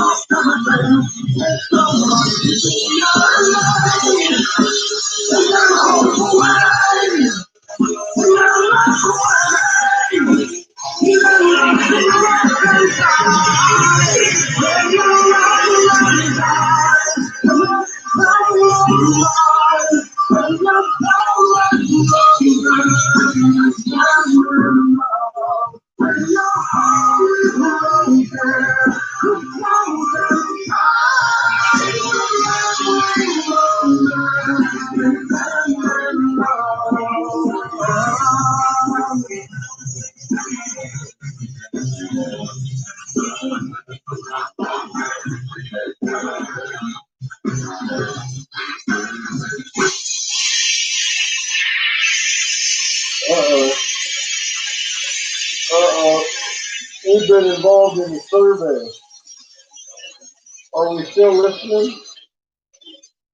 I think so. Still fucking over here crying about my back.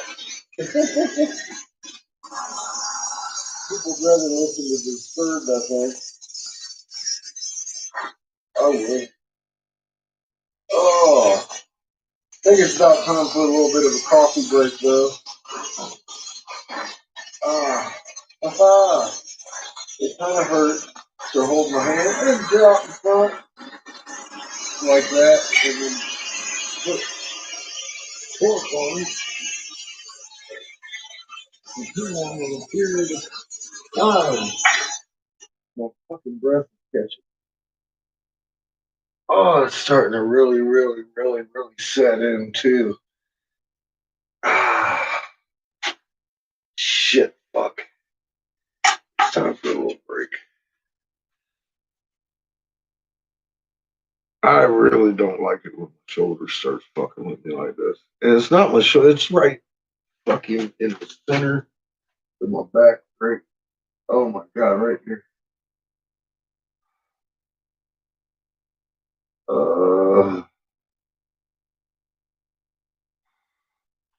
It hurts all the way up into here. Oh, fuck. Acutely.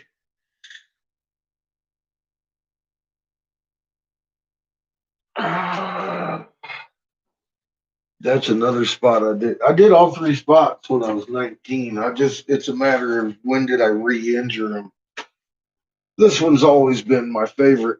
Because it hurts like pressure this way and pressure this. Either way fucking kills it, man. I just touched my head and it started.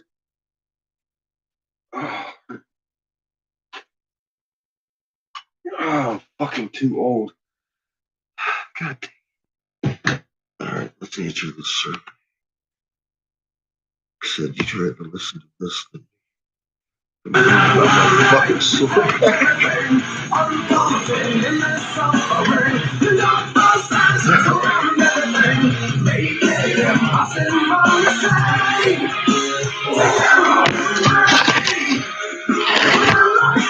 Especially in the light of fact that I got 10 minutes for my coffee bitches.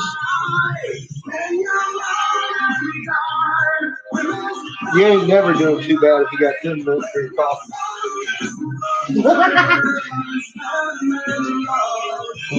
Shit.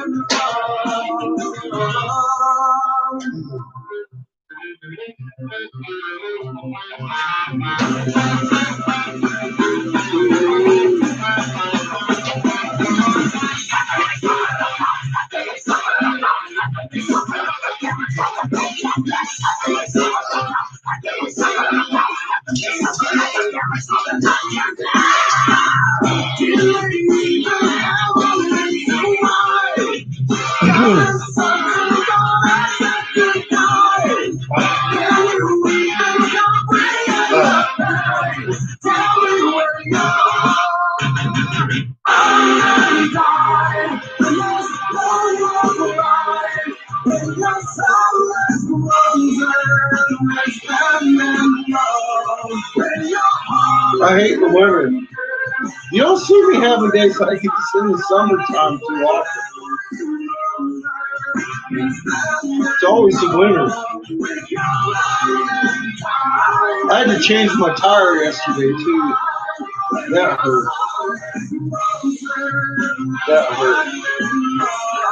That's why I'm hurt. No wonder. I didn't even think about that. I had to change my tire yesterday. Fucking getting so old I can't even change the tire without being wrecked the whole next day. Fuck, no wonder I forgot about that.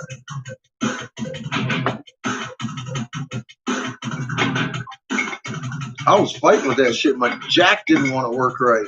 God, I hate it when that happens. It was too cold for the hydraulic fluid. I was like, God dang it. I had to find me a tube before. put in between the car and my jack. Fucking crank that shit up. You just get my tire done. It was fun. It was a fun day. 12 hours in the car.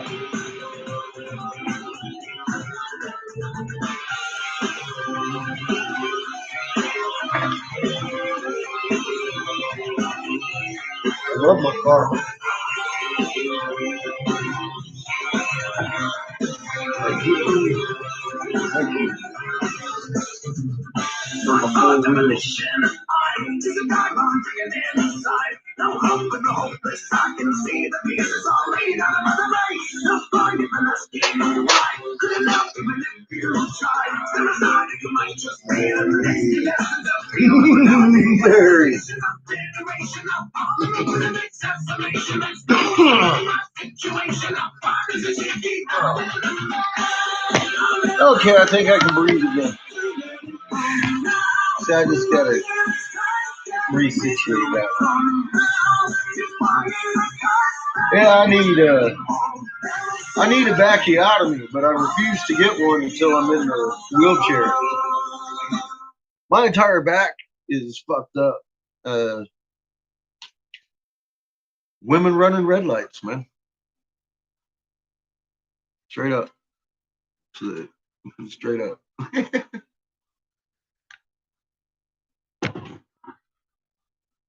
That's been, well, I got hit by one that didn't see the stop sign that I was stopped at, and she bumped into my back, sent me into traffic. Hey, Gino, how you doing? It's mostly, well, it's pretty much all been car accidents that caused my bad discs, nerve problems.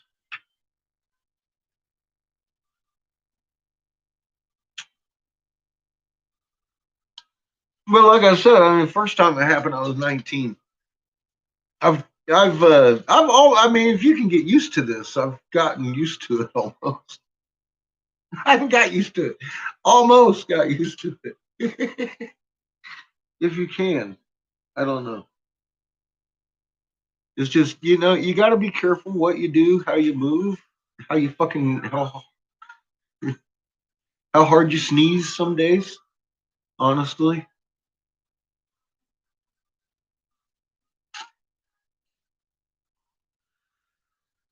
But this winter's been really rough. Every time it gets cold, I'm fucked. I've been fucked for the last couple weeks. Last week I was doing okay until I took this fucking car trip again yesterday, and it just completely ruined me. I'm ruined. I can't even straighten my head up. I'm sure you've noticed.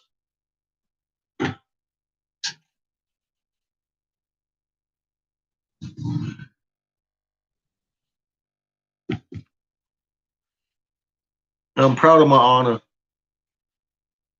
She cut the fuck out of her hand. And I thought she'd gone for the painkillers, and they didn't give her any. And then come find out, she's like, nah, man, I told her keep your painkillers. I was like, go, girl. She got her marijuana on.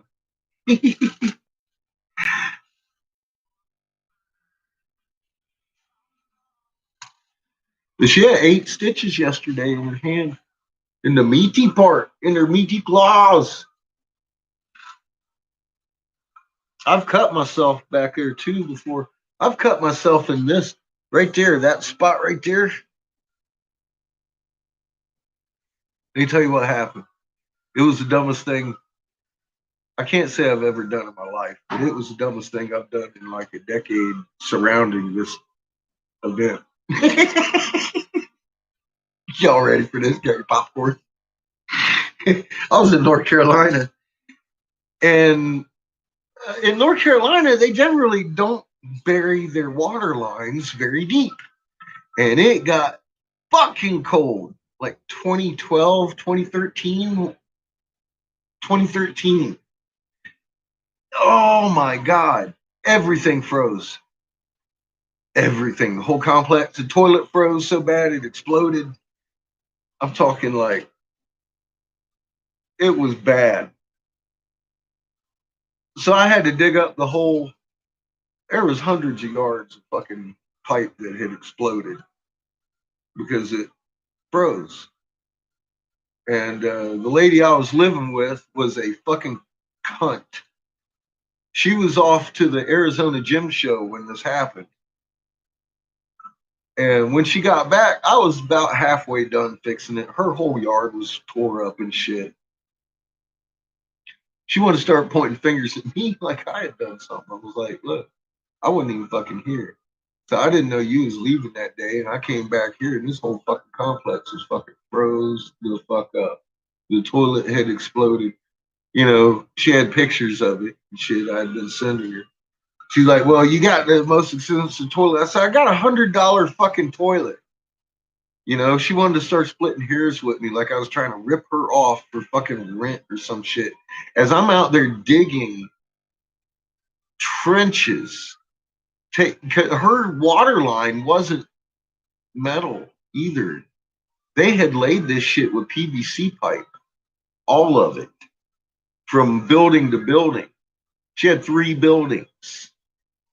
I had to dig up all 3 buildings right to the fucking root of each building to get any of the fucking water working right.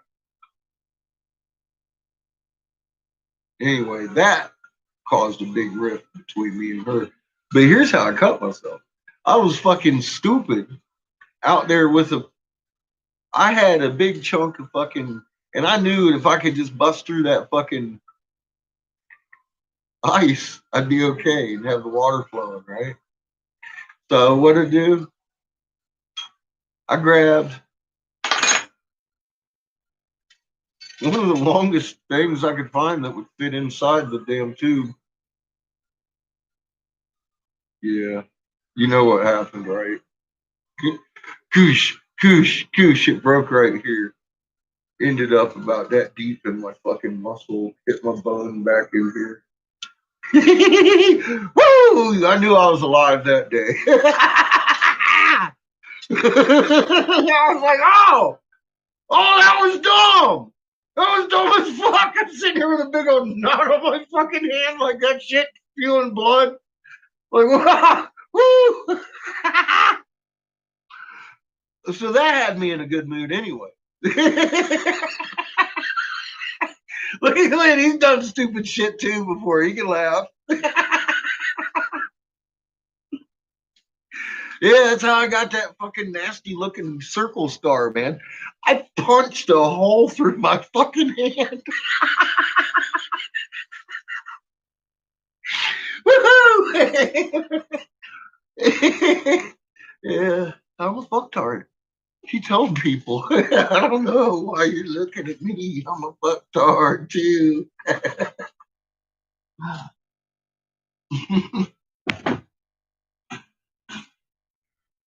That was a good day. Well, a good day. I'll never forget it.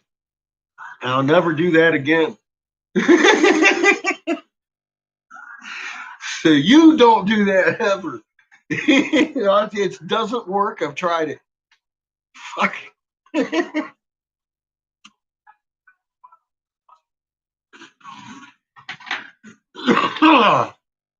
Oh shit. But yeah, I grabbed a big old fucking piece of 12 mil and just started jamming it like I knew what I was doing. And it ended up in a bad way that day. I didn't get no stitches. You can tell too, can't you? You can tell I totally didn't get one stitch in that. What'd I do? Jiffy napkin and duct tape, motherfucker. What do you think I did? Coffee is a good thing for winter. Especially when you got Thin Mints in it. I swear to God, that's some good coffee, man. I ain't never put Thin Mint in it before, but I had the idea. When I saw it sitting there on the shelf for $1, I was like, I bet you if I crumbled some of that up and stirred it in my coffee, that'd be good. And it is. It's really good. Super glue? Yeah, I was worried. Oh, no, not super glue. I just needed something I wasn't sitting still for super glue yet. I was still rather excited.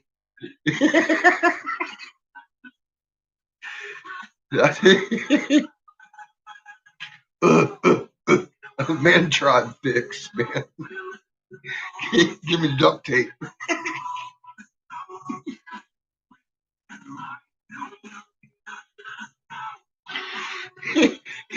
You don't want to know how many scars I got on me that was because I opted for duct tape instead of the stitch. I am not a fan of hospitals. I'm not a fan of doctors. If I swear to God, if my arm was cut off, I'd look at you and say, "Got any duct tape?" And I'd hope for the best. Oh God.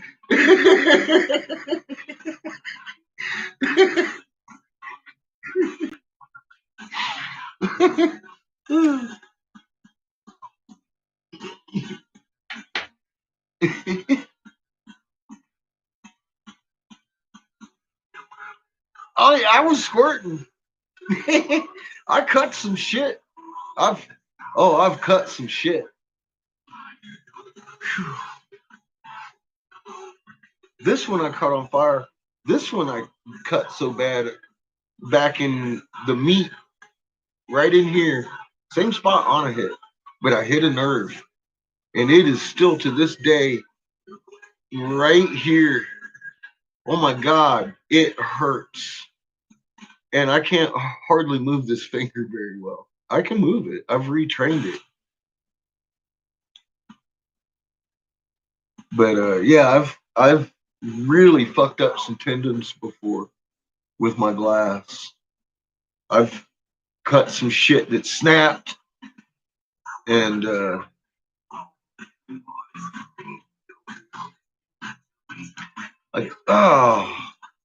it bothers me to this day.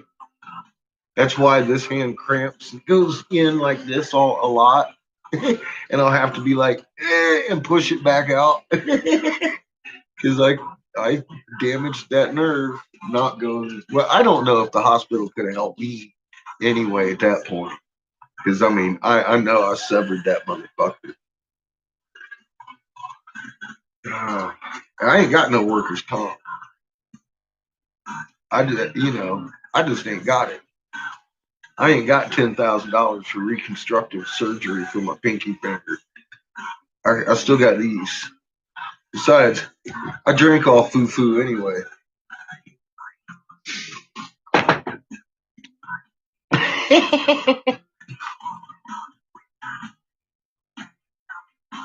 Yeah, see, there you go. That's damaging. Sometimes you damage the tools you need, huh? I've hit the wrong nail before quite a few times.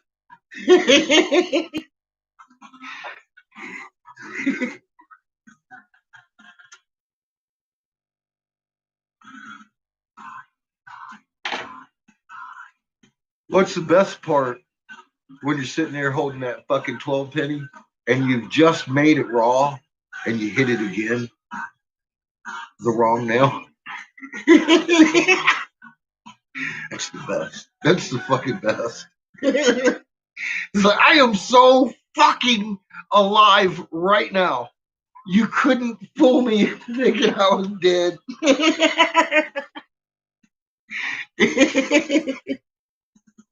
Hell yeah. I mean, seriously, you start feeling pain, there ain't no other time that you feel more alive. In my life, I mean, I've been like, I am alive. I am feeling this. It's just where my head goes with it. I'm like, woo-hoo. Yeah, baby.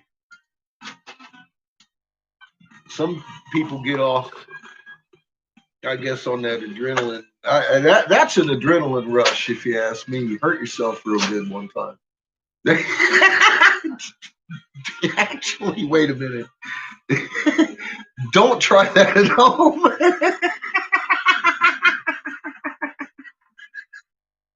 I can see somebody sitting at home right now.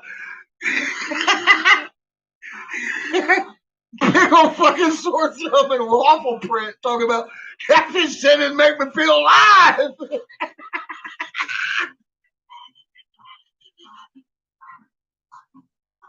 Don't do it. Oh God. Oh, oh my God.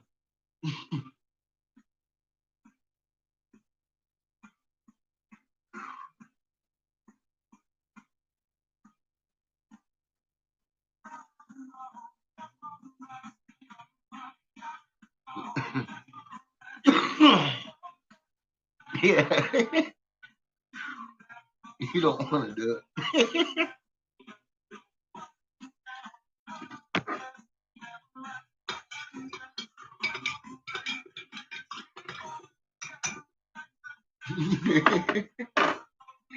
Yeah, I figured I better full disclaimer that one. Because I know there's somebody out there looking for a hammer right now. I want to feel alive.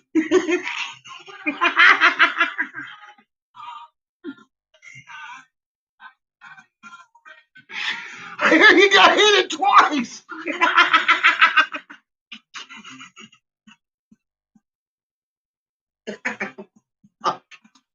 You really don't want to. Oh shit. Oh God.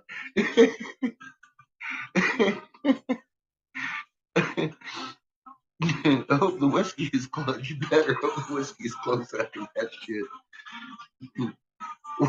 Or how's this one, Glenn? You ever been on a job site and step on a nail? How about a concrete nail? Step on it so hard it hits your heel bone. I mean, like through your boot and skin. Kind of sticks there to your boot as you're walking.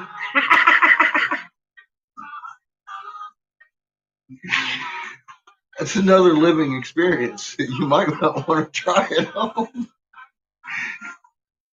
Now here, just in case you do have this happen, this is a true story. The act of that fucking nail puncturing through your skin, into your muscles, into your bone, has caused your tissue to compact itself. Oh, is that painful? It also stops a lot of the bleeding, which can cause tetanus because that nail most likely was filthy.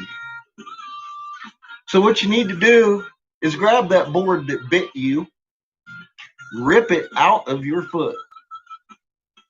Number one, take off the boot.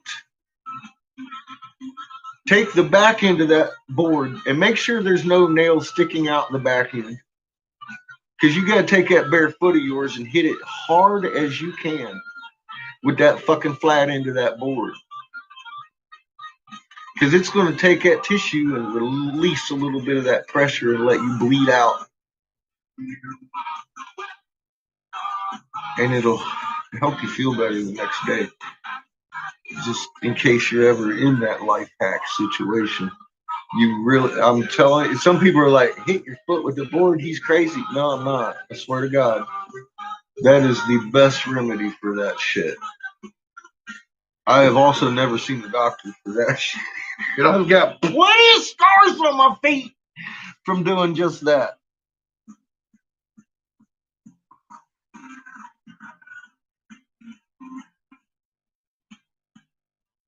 Oh, damn. Nice. Nice, Glenn. So you've had a nail or two hit you in the bone then. That's fun. That's fun. I was jumping off a pile of something onto and it was just laying there underneath a piece of plastic. Ow. And yeah, you step on nails all the time in the framing job. All the time. I mean, like, at least once every couple months, you're going to step on a fucking nail somewhere. And you'd better take that fucking foot off, your boot off, and hit that foot.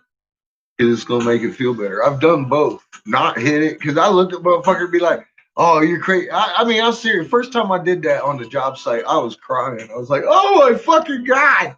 And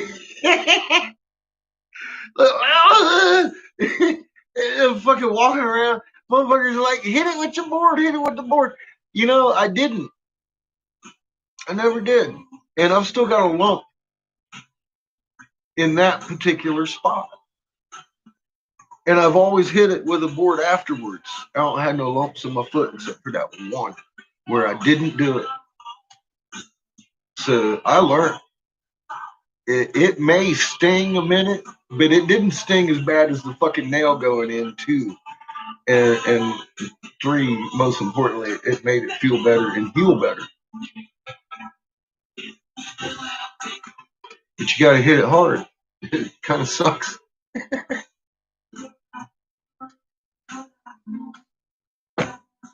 You'll know if you hit it hard enough if the fucking thing started bleeding. Puncture wounds don't like to bleed, and that's why.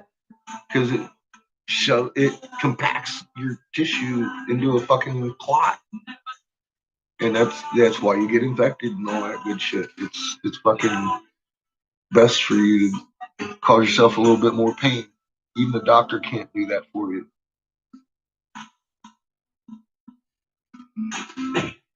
Good, we'll be here, bud.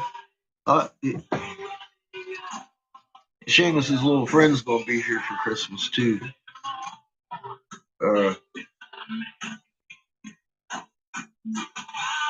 His family's complicated.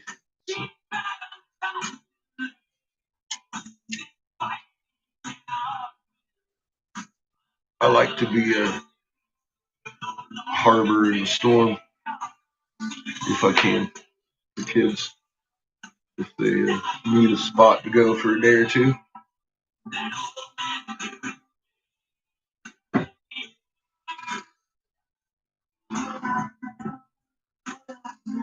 Good kids, not shitty kids. This kid that's coming, he's a good kid, but his brother, not so much. He's not allowed over here. He's stolen from me before. Stole my weed, man. I was like, what? And I know this the other kid that's coming over here smokes weed too. He ain't never stole shit from me. And he don't even ask. He's having his birthday. He's 18 now. So he's never asked me to get high with him.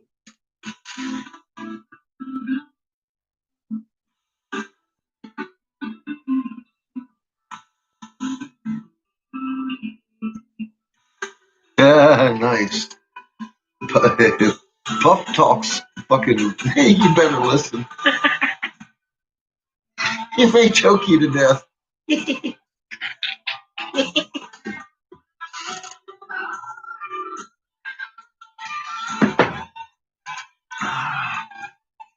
Fucking battle dragon. Battle dragon, dude.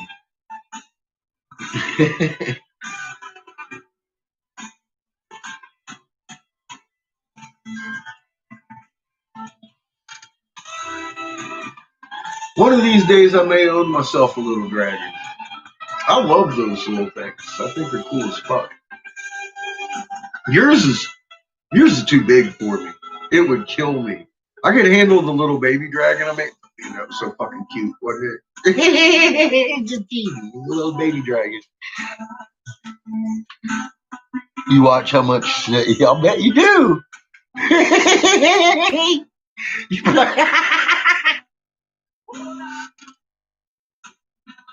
Puff probably got your attention real quick, like, didn't he? And you're like, oh fuck. I better keep an eye on this dragon.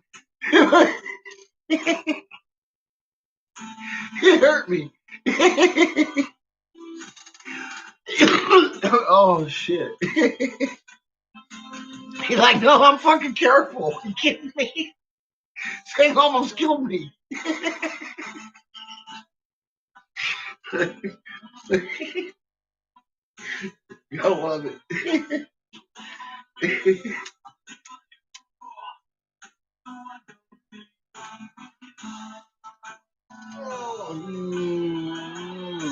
I have wedding cake, marijuana shake, and grape fritter fucking hash tonight. I have to say the grape fritter is quite sweet. It really is. It tastes very grapey. Imagine that. Pretty fucking good. They named it very aptly. Because I mean fritters are usually kind of sugary and sweet, and this is very grapey and sweet.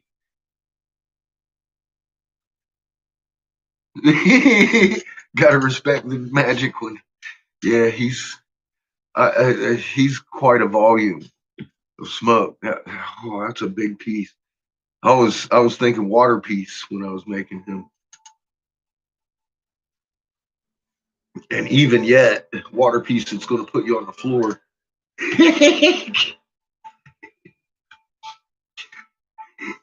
Mega chugger beast. Chugga lugga lugga lugga.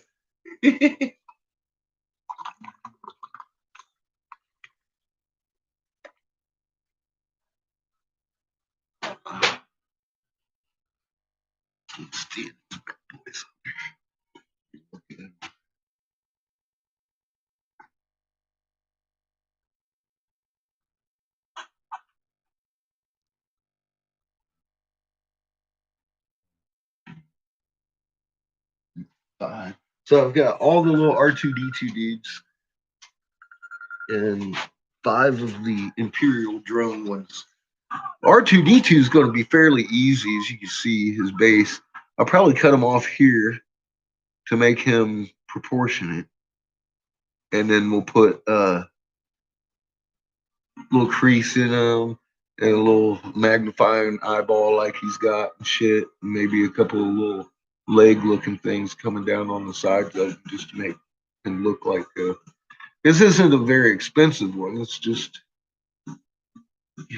$300 set, but it's going to be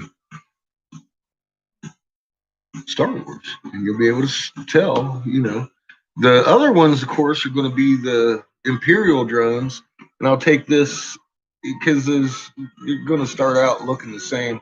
I'll pull this up to where it's got one arm, and then I'll make the square body in it, and then we'll make the circle body, and then we'll put the little laser gun on them, and all that shit, and that'll be the bad guy pawn, or the Empire side pawn. The knights, of course, the knights for the good guys are going to be, old Luke Skywalker with his lightsaber, and one of the stormtroopers for the other side. Castles. I was honestly thinking about X-Wings and TIE Fighters for the castles. And bishops being like Obi-Wan and I haven't decided who on the other side to do the bishops yet, and the kings and queens. Kings and queens, the obvious is Princess Leia, or Leia, I think. I'm not sure who to be the king on the good side yet. I'm leaning towards Chewie.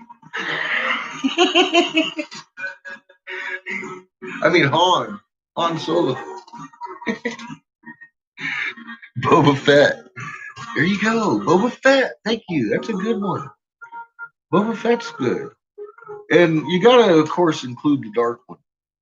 But see and here's the philosophical discussion on that, because Darth Vader could very well be the king, okay, but you got to look at it realistically. See, the Sith Lord would be better suited for the king. Darth Vader's merely the bitch. What's up, Dem? How you doing? We're just talking Star Wars. I'm making a Star Wars themed chess set.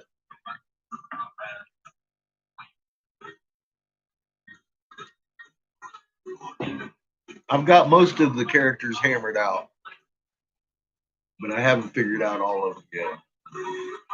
Who I'm going to put where on the chessboard.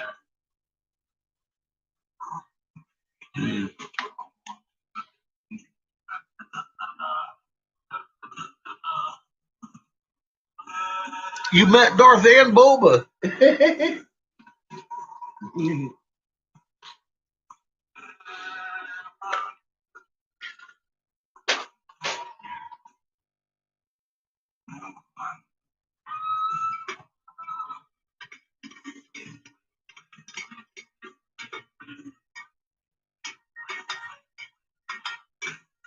And you live to tell about it. That's quite an accomplishment.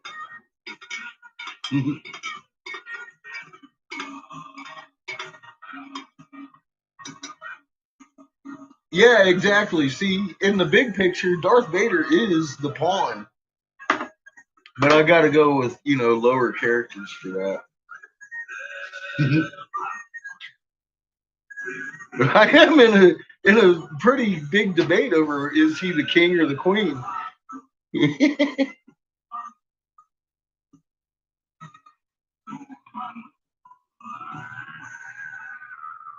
Nice.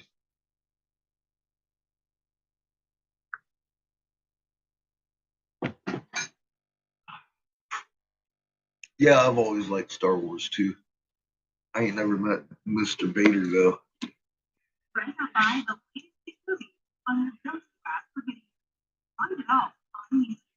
I think, let me see. You know what? I think by the time the second Star Wars came out, I was actually.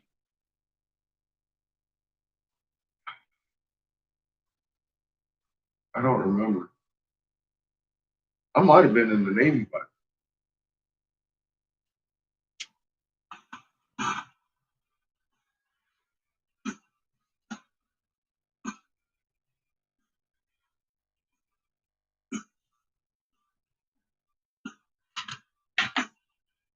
It's been fun so far just thinking about it. It just, in my head, designing the pieces and shit. I was bouncing around between Jawas and all kinds of shit, and I was like, how about I just do it straight versus side by side? Let me go with it like that.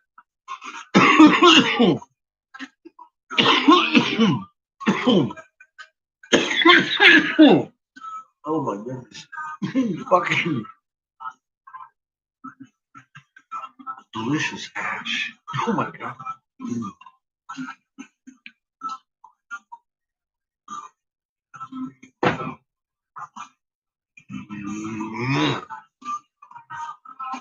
You gotta love a good terpene.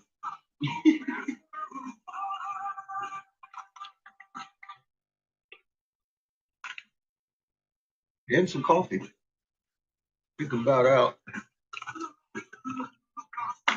And I am out. Out of coffee, baby. Last cup. Sorry, I don't know how much my back's got left in me for the day. I'm already having to take frequent breaks.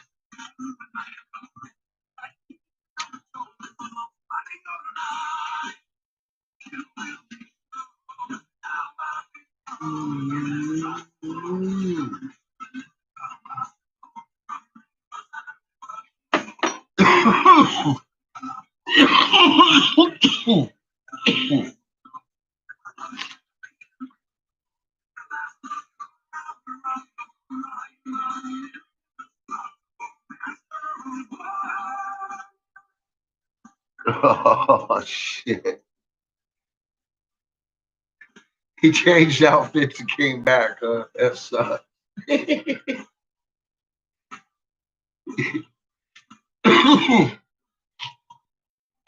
Honey. Honey's good too.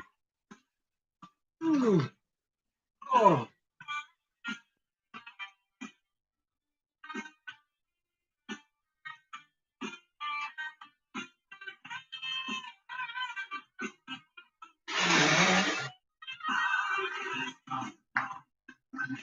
But honey won't help my back like marijuana does.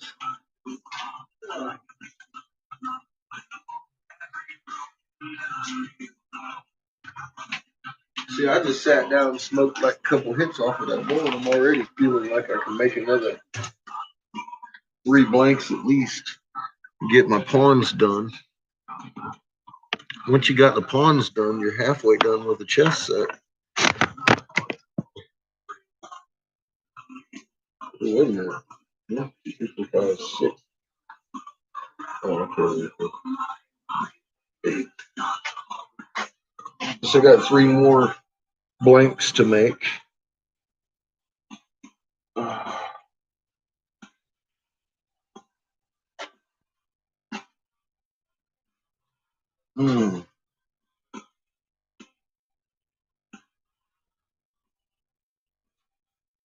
Fucking is good for the sleepy person. Here's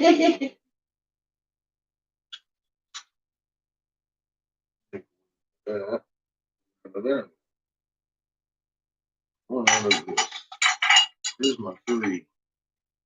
Here's my 3 right there.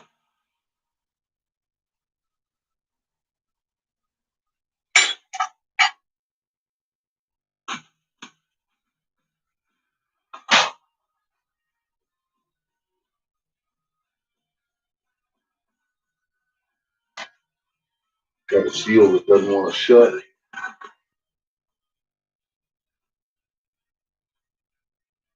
I scratched my glasses. Oh.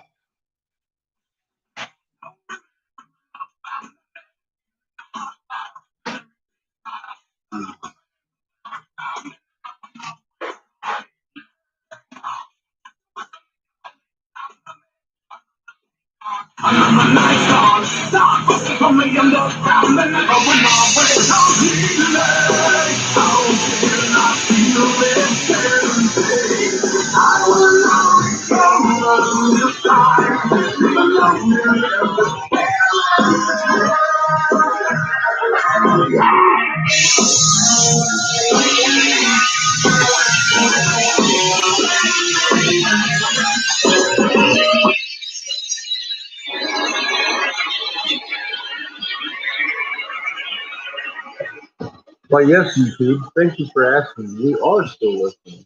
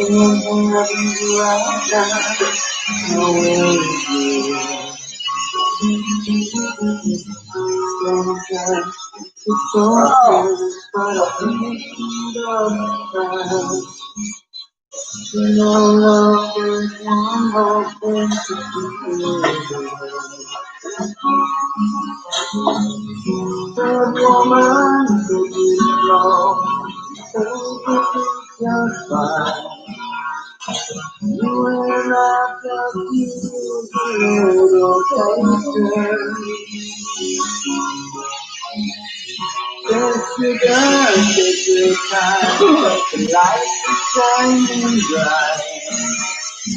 You and I thought, what are you supposed to do? She won't thank you. Oh, I'm never certain, 'cause I can't take it.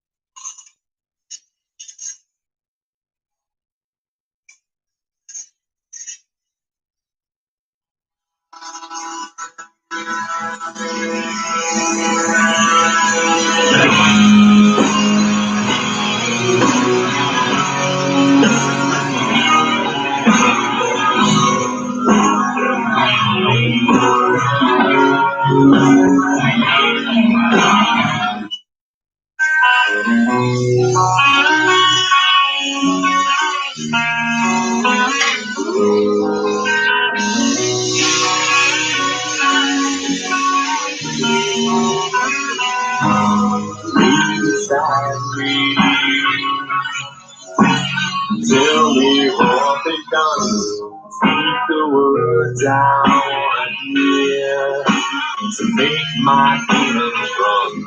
The door is locked now, but it's open if you're true. And you can understand me. Then I can understand you.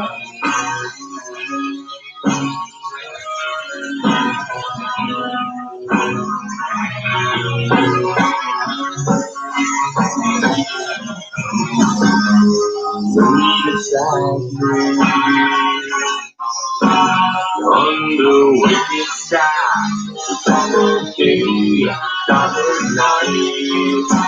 We share this better life. Door cracks open,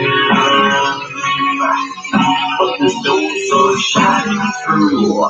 Like hot stars around the steel, but there's no sun shining through.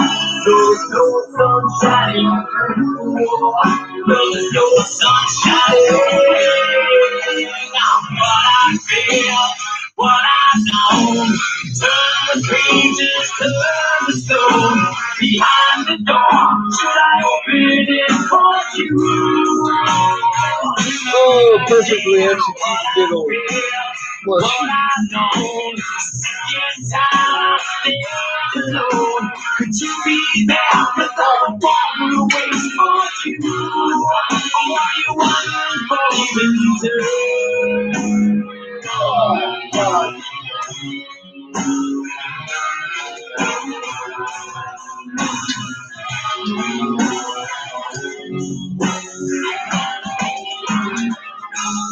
Lay beside me. This won't hurt, I swear. She loves me not, she loves me still. But you never loved me. She lay beside me. But you feel when I'm gone, like I'm scouting Dr. Steel. Yes, you feel it when I'm gone. Yes, you feel it when I'm gone. It's just so easy. What I feel, what I know. Tell me, baby, love the soul behind the door. Should I open it for you?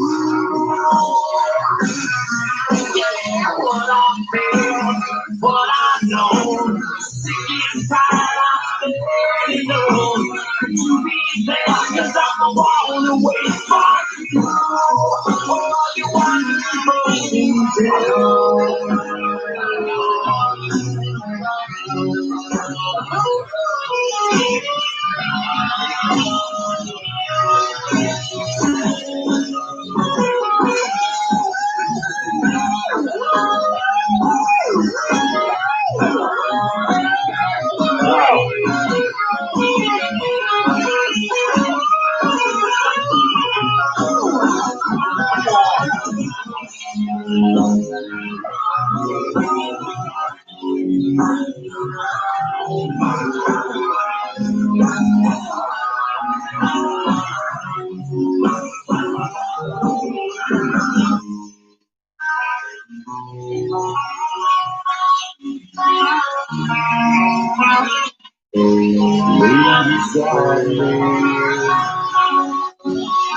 Tell me what I've done. The door is closed to all your eyes.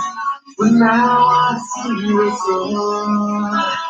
Now I see the sun. Yes, now I see it.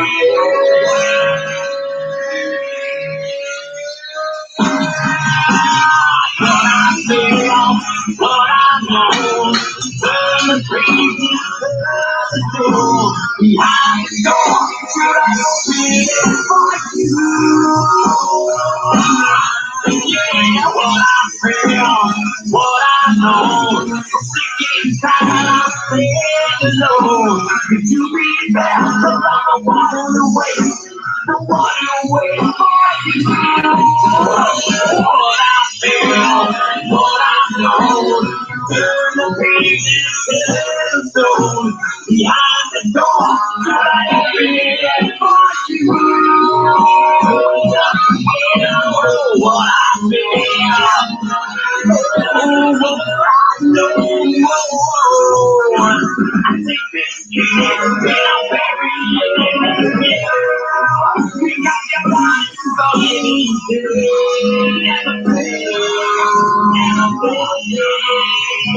on your own for even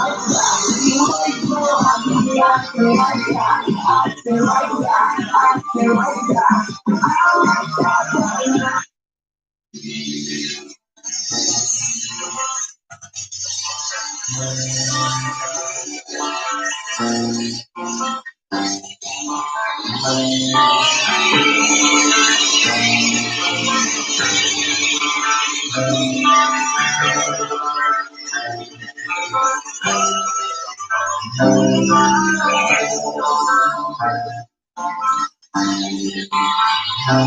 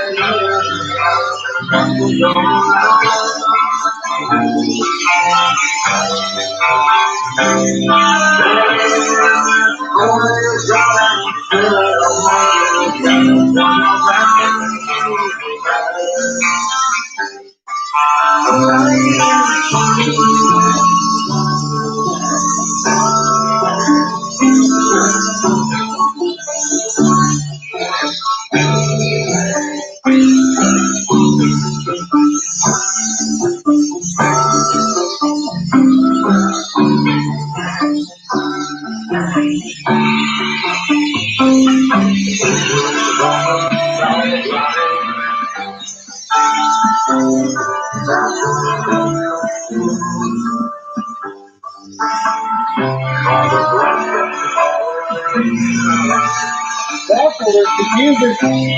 So like they're not there, that's the scientist.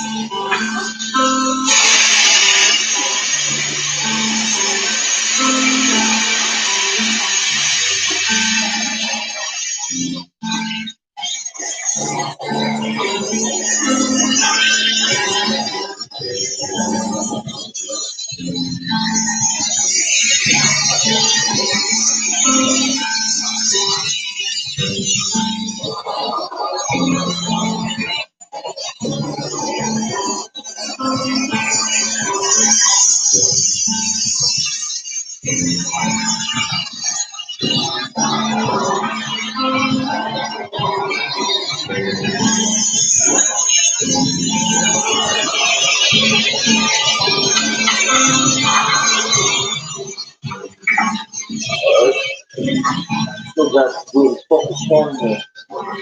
What's that? You didn't want to be on the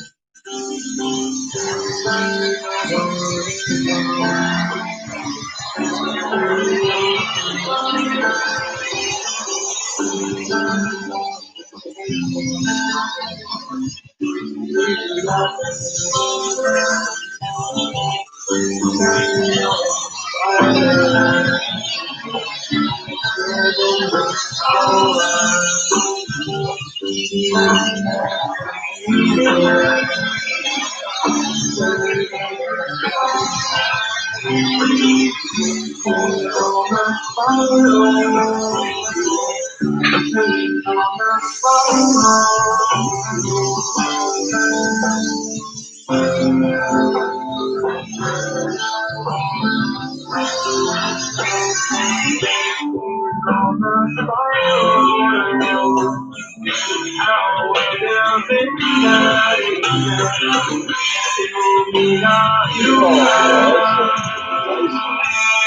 looks like a Liberty cap. Must be right there.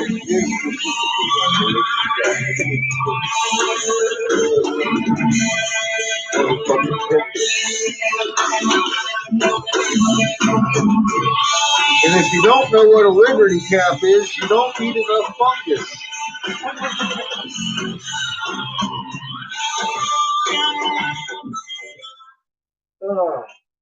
We used to pick those wild up in Bremerton all the time.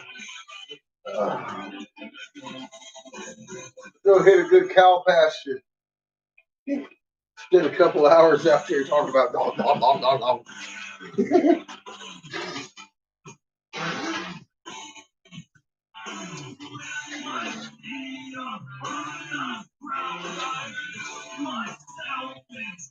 It's like picking strawberries in the field. 2 in the mouth, 1 in the bag. 2 in the mouth, 1 in the bag.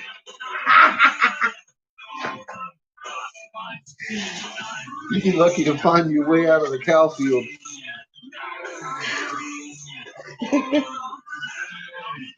Oh, fuck me. Oh, they used to grow in your yards. In the yard, out in the wood, just anywhere. You didn't have to find a cow pasture. But they grew really good out there.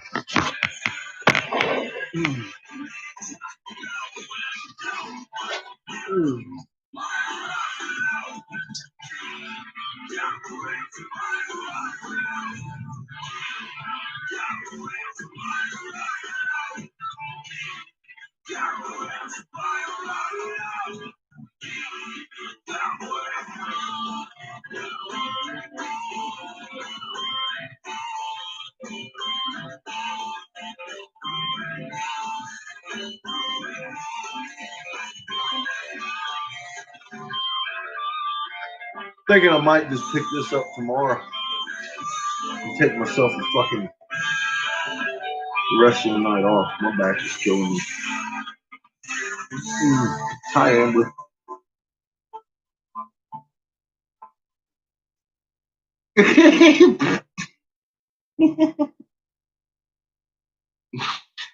Oh boy, 5 babies will keep you busy, won't it?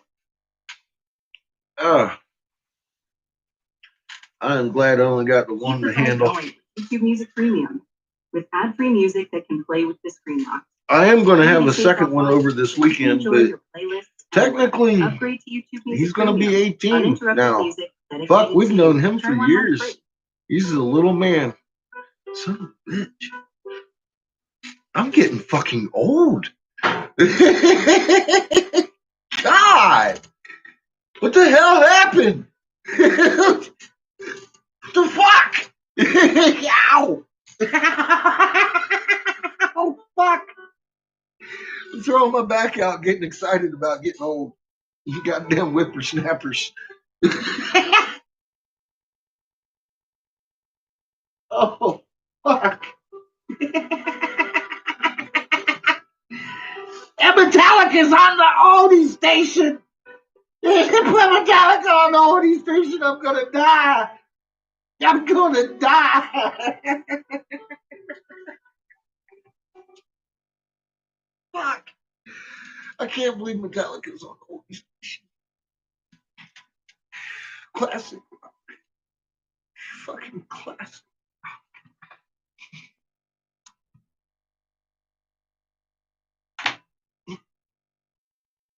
I'll never forget the day I heard my Metallica's on classic rock.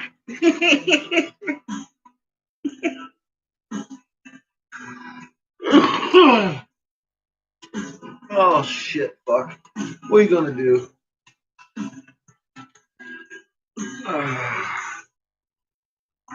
At least it's a cool oldie station, you know what I mean?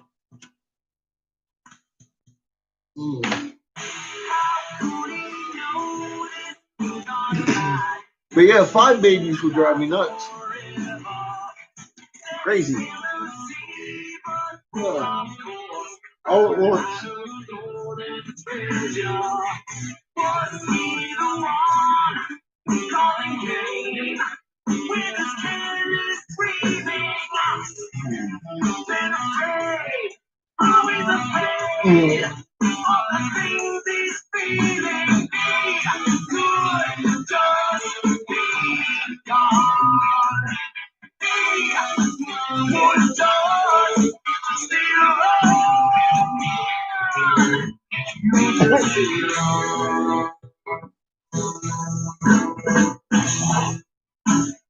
How can I be lost if I've got nowhere to go?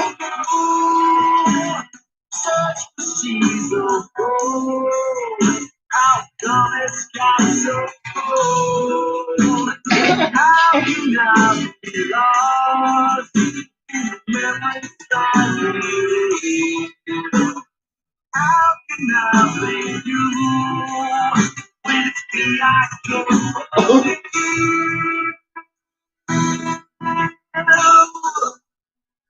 Oh, okay. That helps a little bit.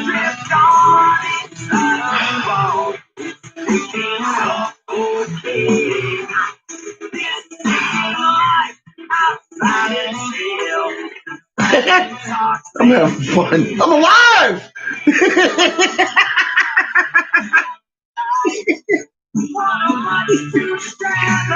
Woo! It's almost as good as hitting your thumb, Glenn.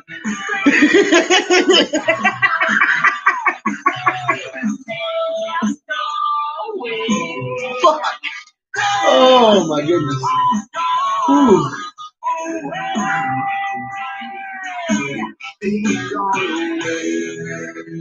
It makes you just want to fucking lay in the shower and get beat up by the fucking hot water. Whew.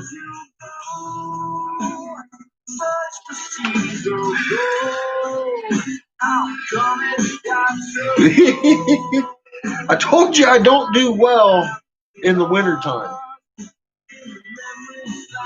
It's tough. The doctors really do want me on fentanyl. I deal with some really intense fucking cramping and pain in my back in the wintertime, just from being cold and getting shivers. And that's enough to fucking set me off. And me holding that steering wheel for 12 hours, not good. Not fucking good at all. I've been 70% disabled since I was 19, brother. It might be time for me to fucking look for some disability.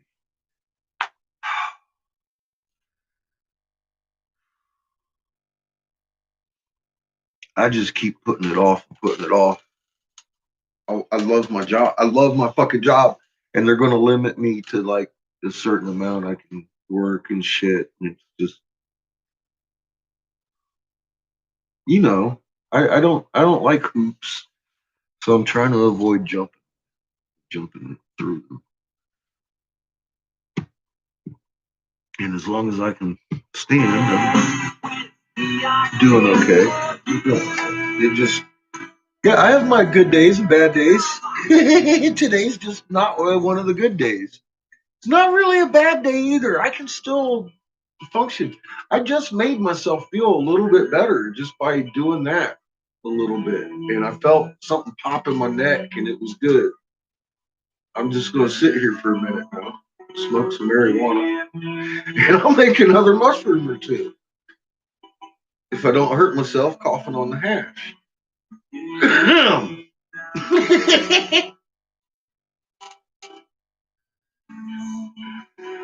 Just think, you're asking to see this shit in real fucking form. Look, oh my God, see, now that feels good. I got that metal spike bar in my back.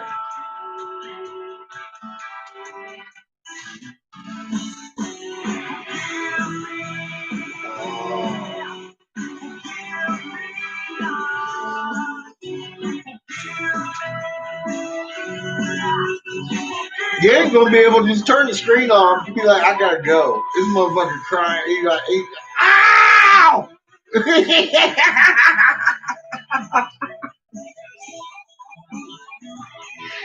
Oh, damn. It is a good day. Damn it. That's what I mean, man. I'm in some pain, but you know what? Like I said, it makes you feel alive. It really does. I'm not fucking bored. I'm not sitting around talking about, fuck no, man. I'm alive, buddy. I'm feeling it. This is living.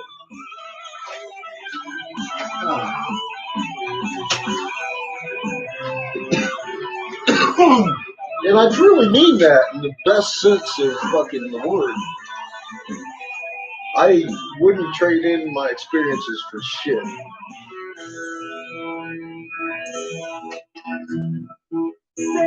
And that includes the ones that got me in the pain I'm suffering today.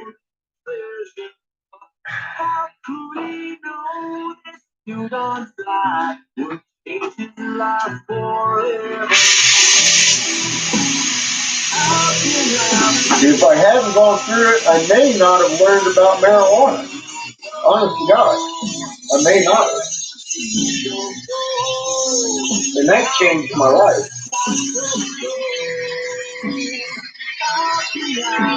And a lot of other people's lives. So, yeah, I can't ask for this to go away. It's a blessing in disguise. Truly, truly a blessing in disguise.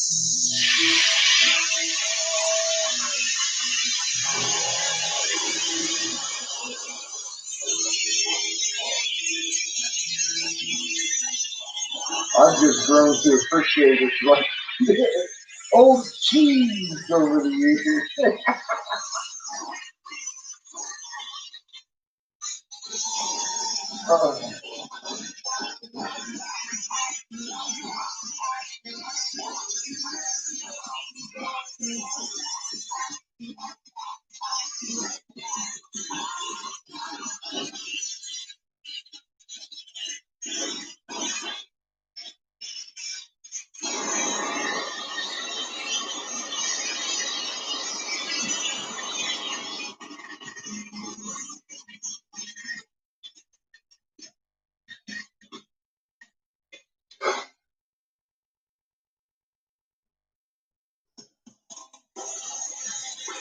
That's what happened to our volume here.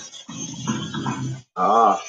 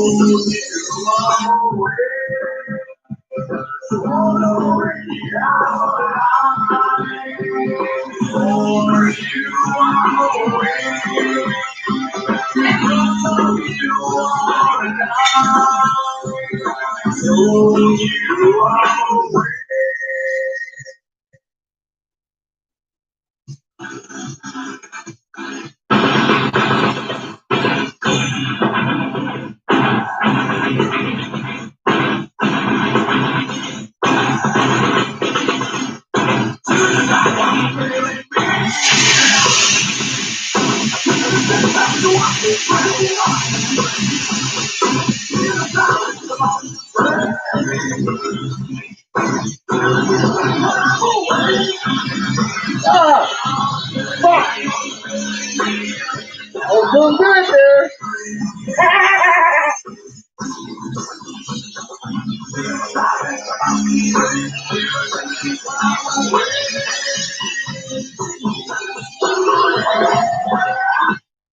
It's gonna move.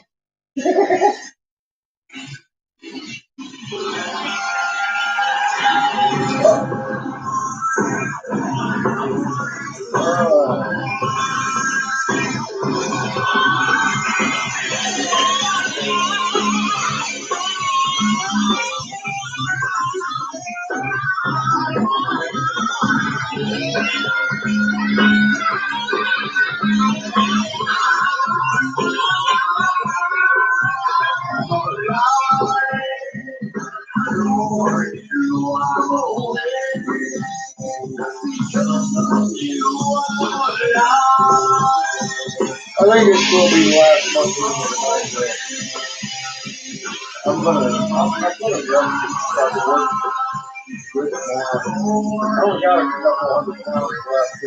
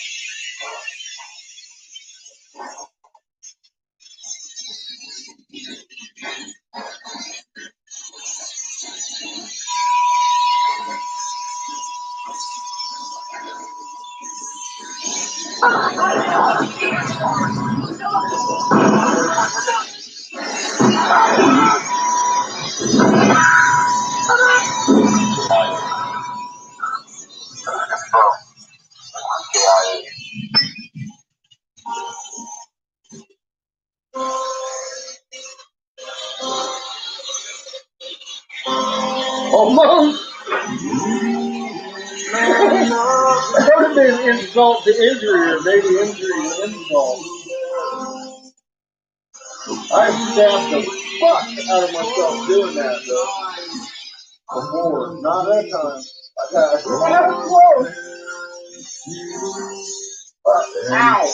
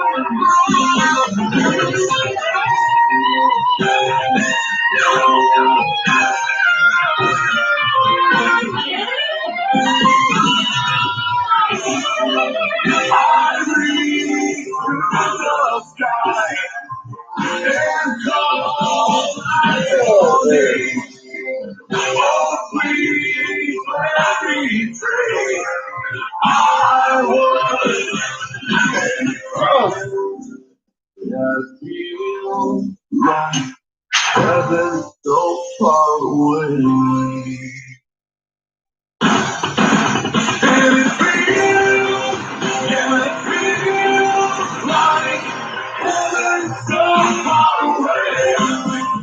And it seems now the world is so cold. Like you go away, go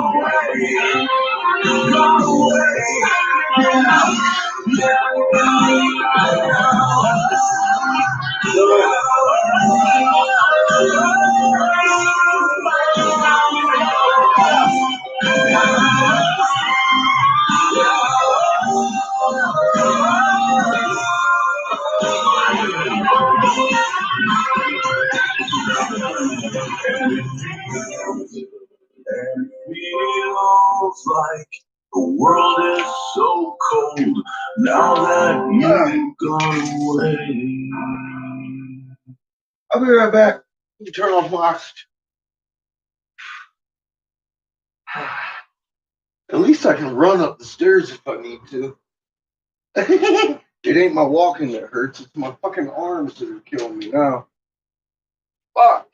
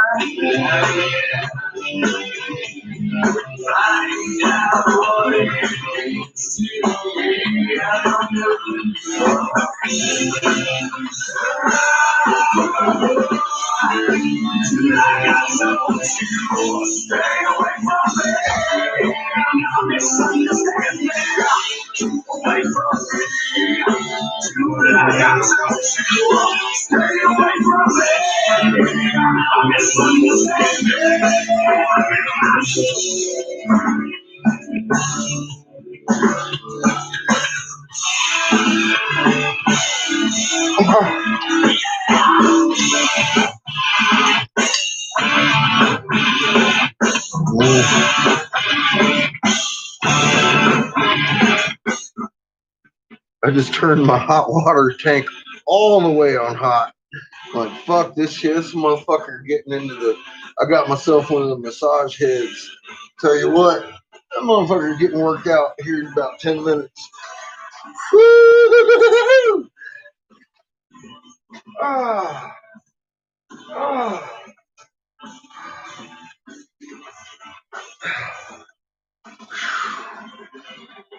I ain't even fucking around. 7 dislikes? I know. Well, you've seen me make lots of friends over this time of discovery. Some people don't have patience for my impatience.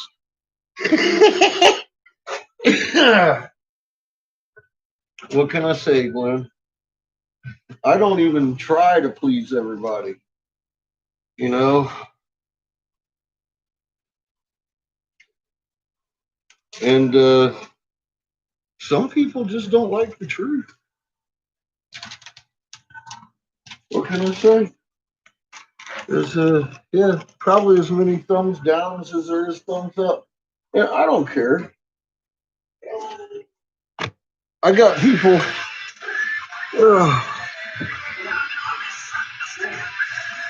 I got people that literally come into the live chat here and making comments as if I'm smoking crack or some shit because they don't even know what the fuck's going on here. Oh.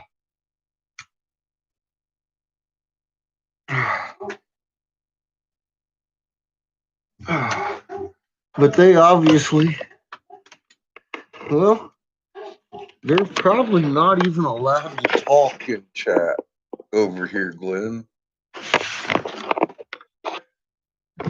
I've got quite a few people blocked already from talking too much to them.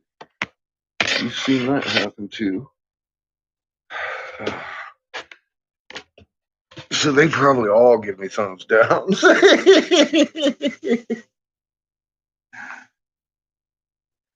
And I don't care. This is for us over here to hang out, to get blocked everywhere else we go to talk about the fucking moon. You know what I mean? What can I say? Anyways, we'll do this again tomorrow. I'm gonna make some mushrooms and finish our R2D2s tomorrow.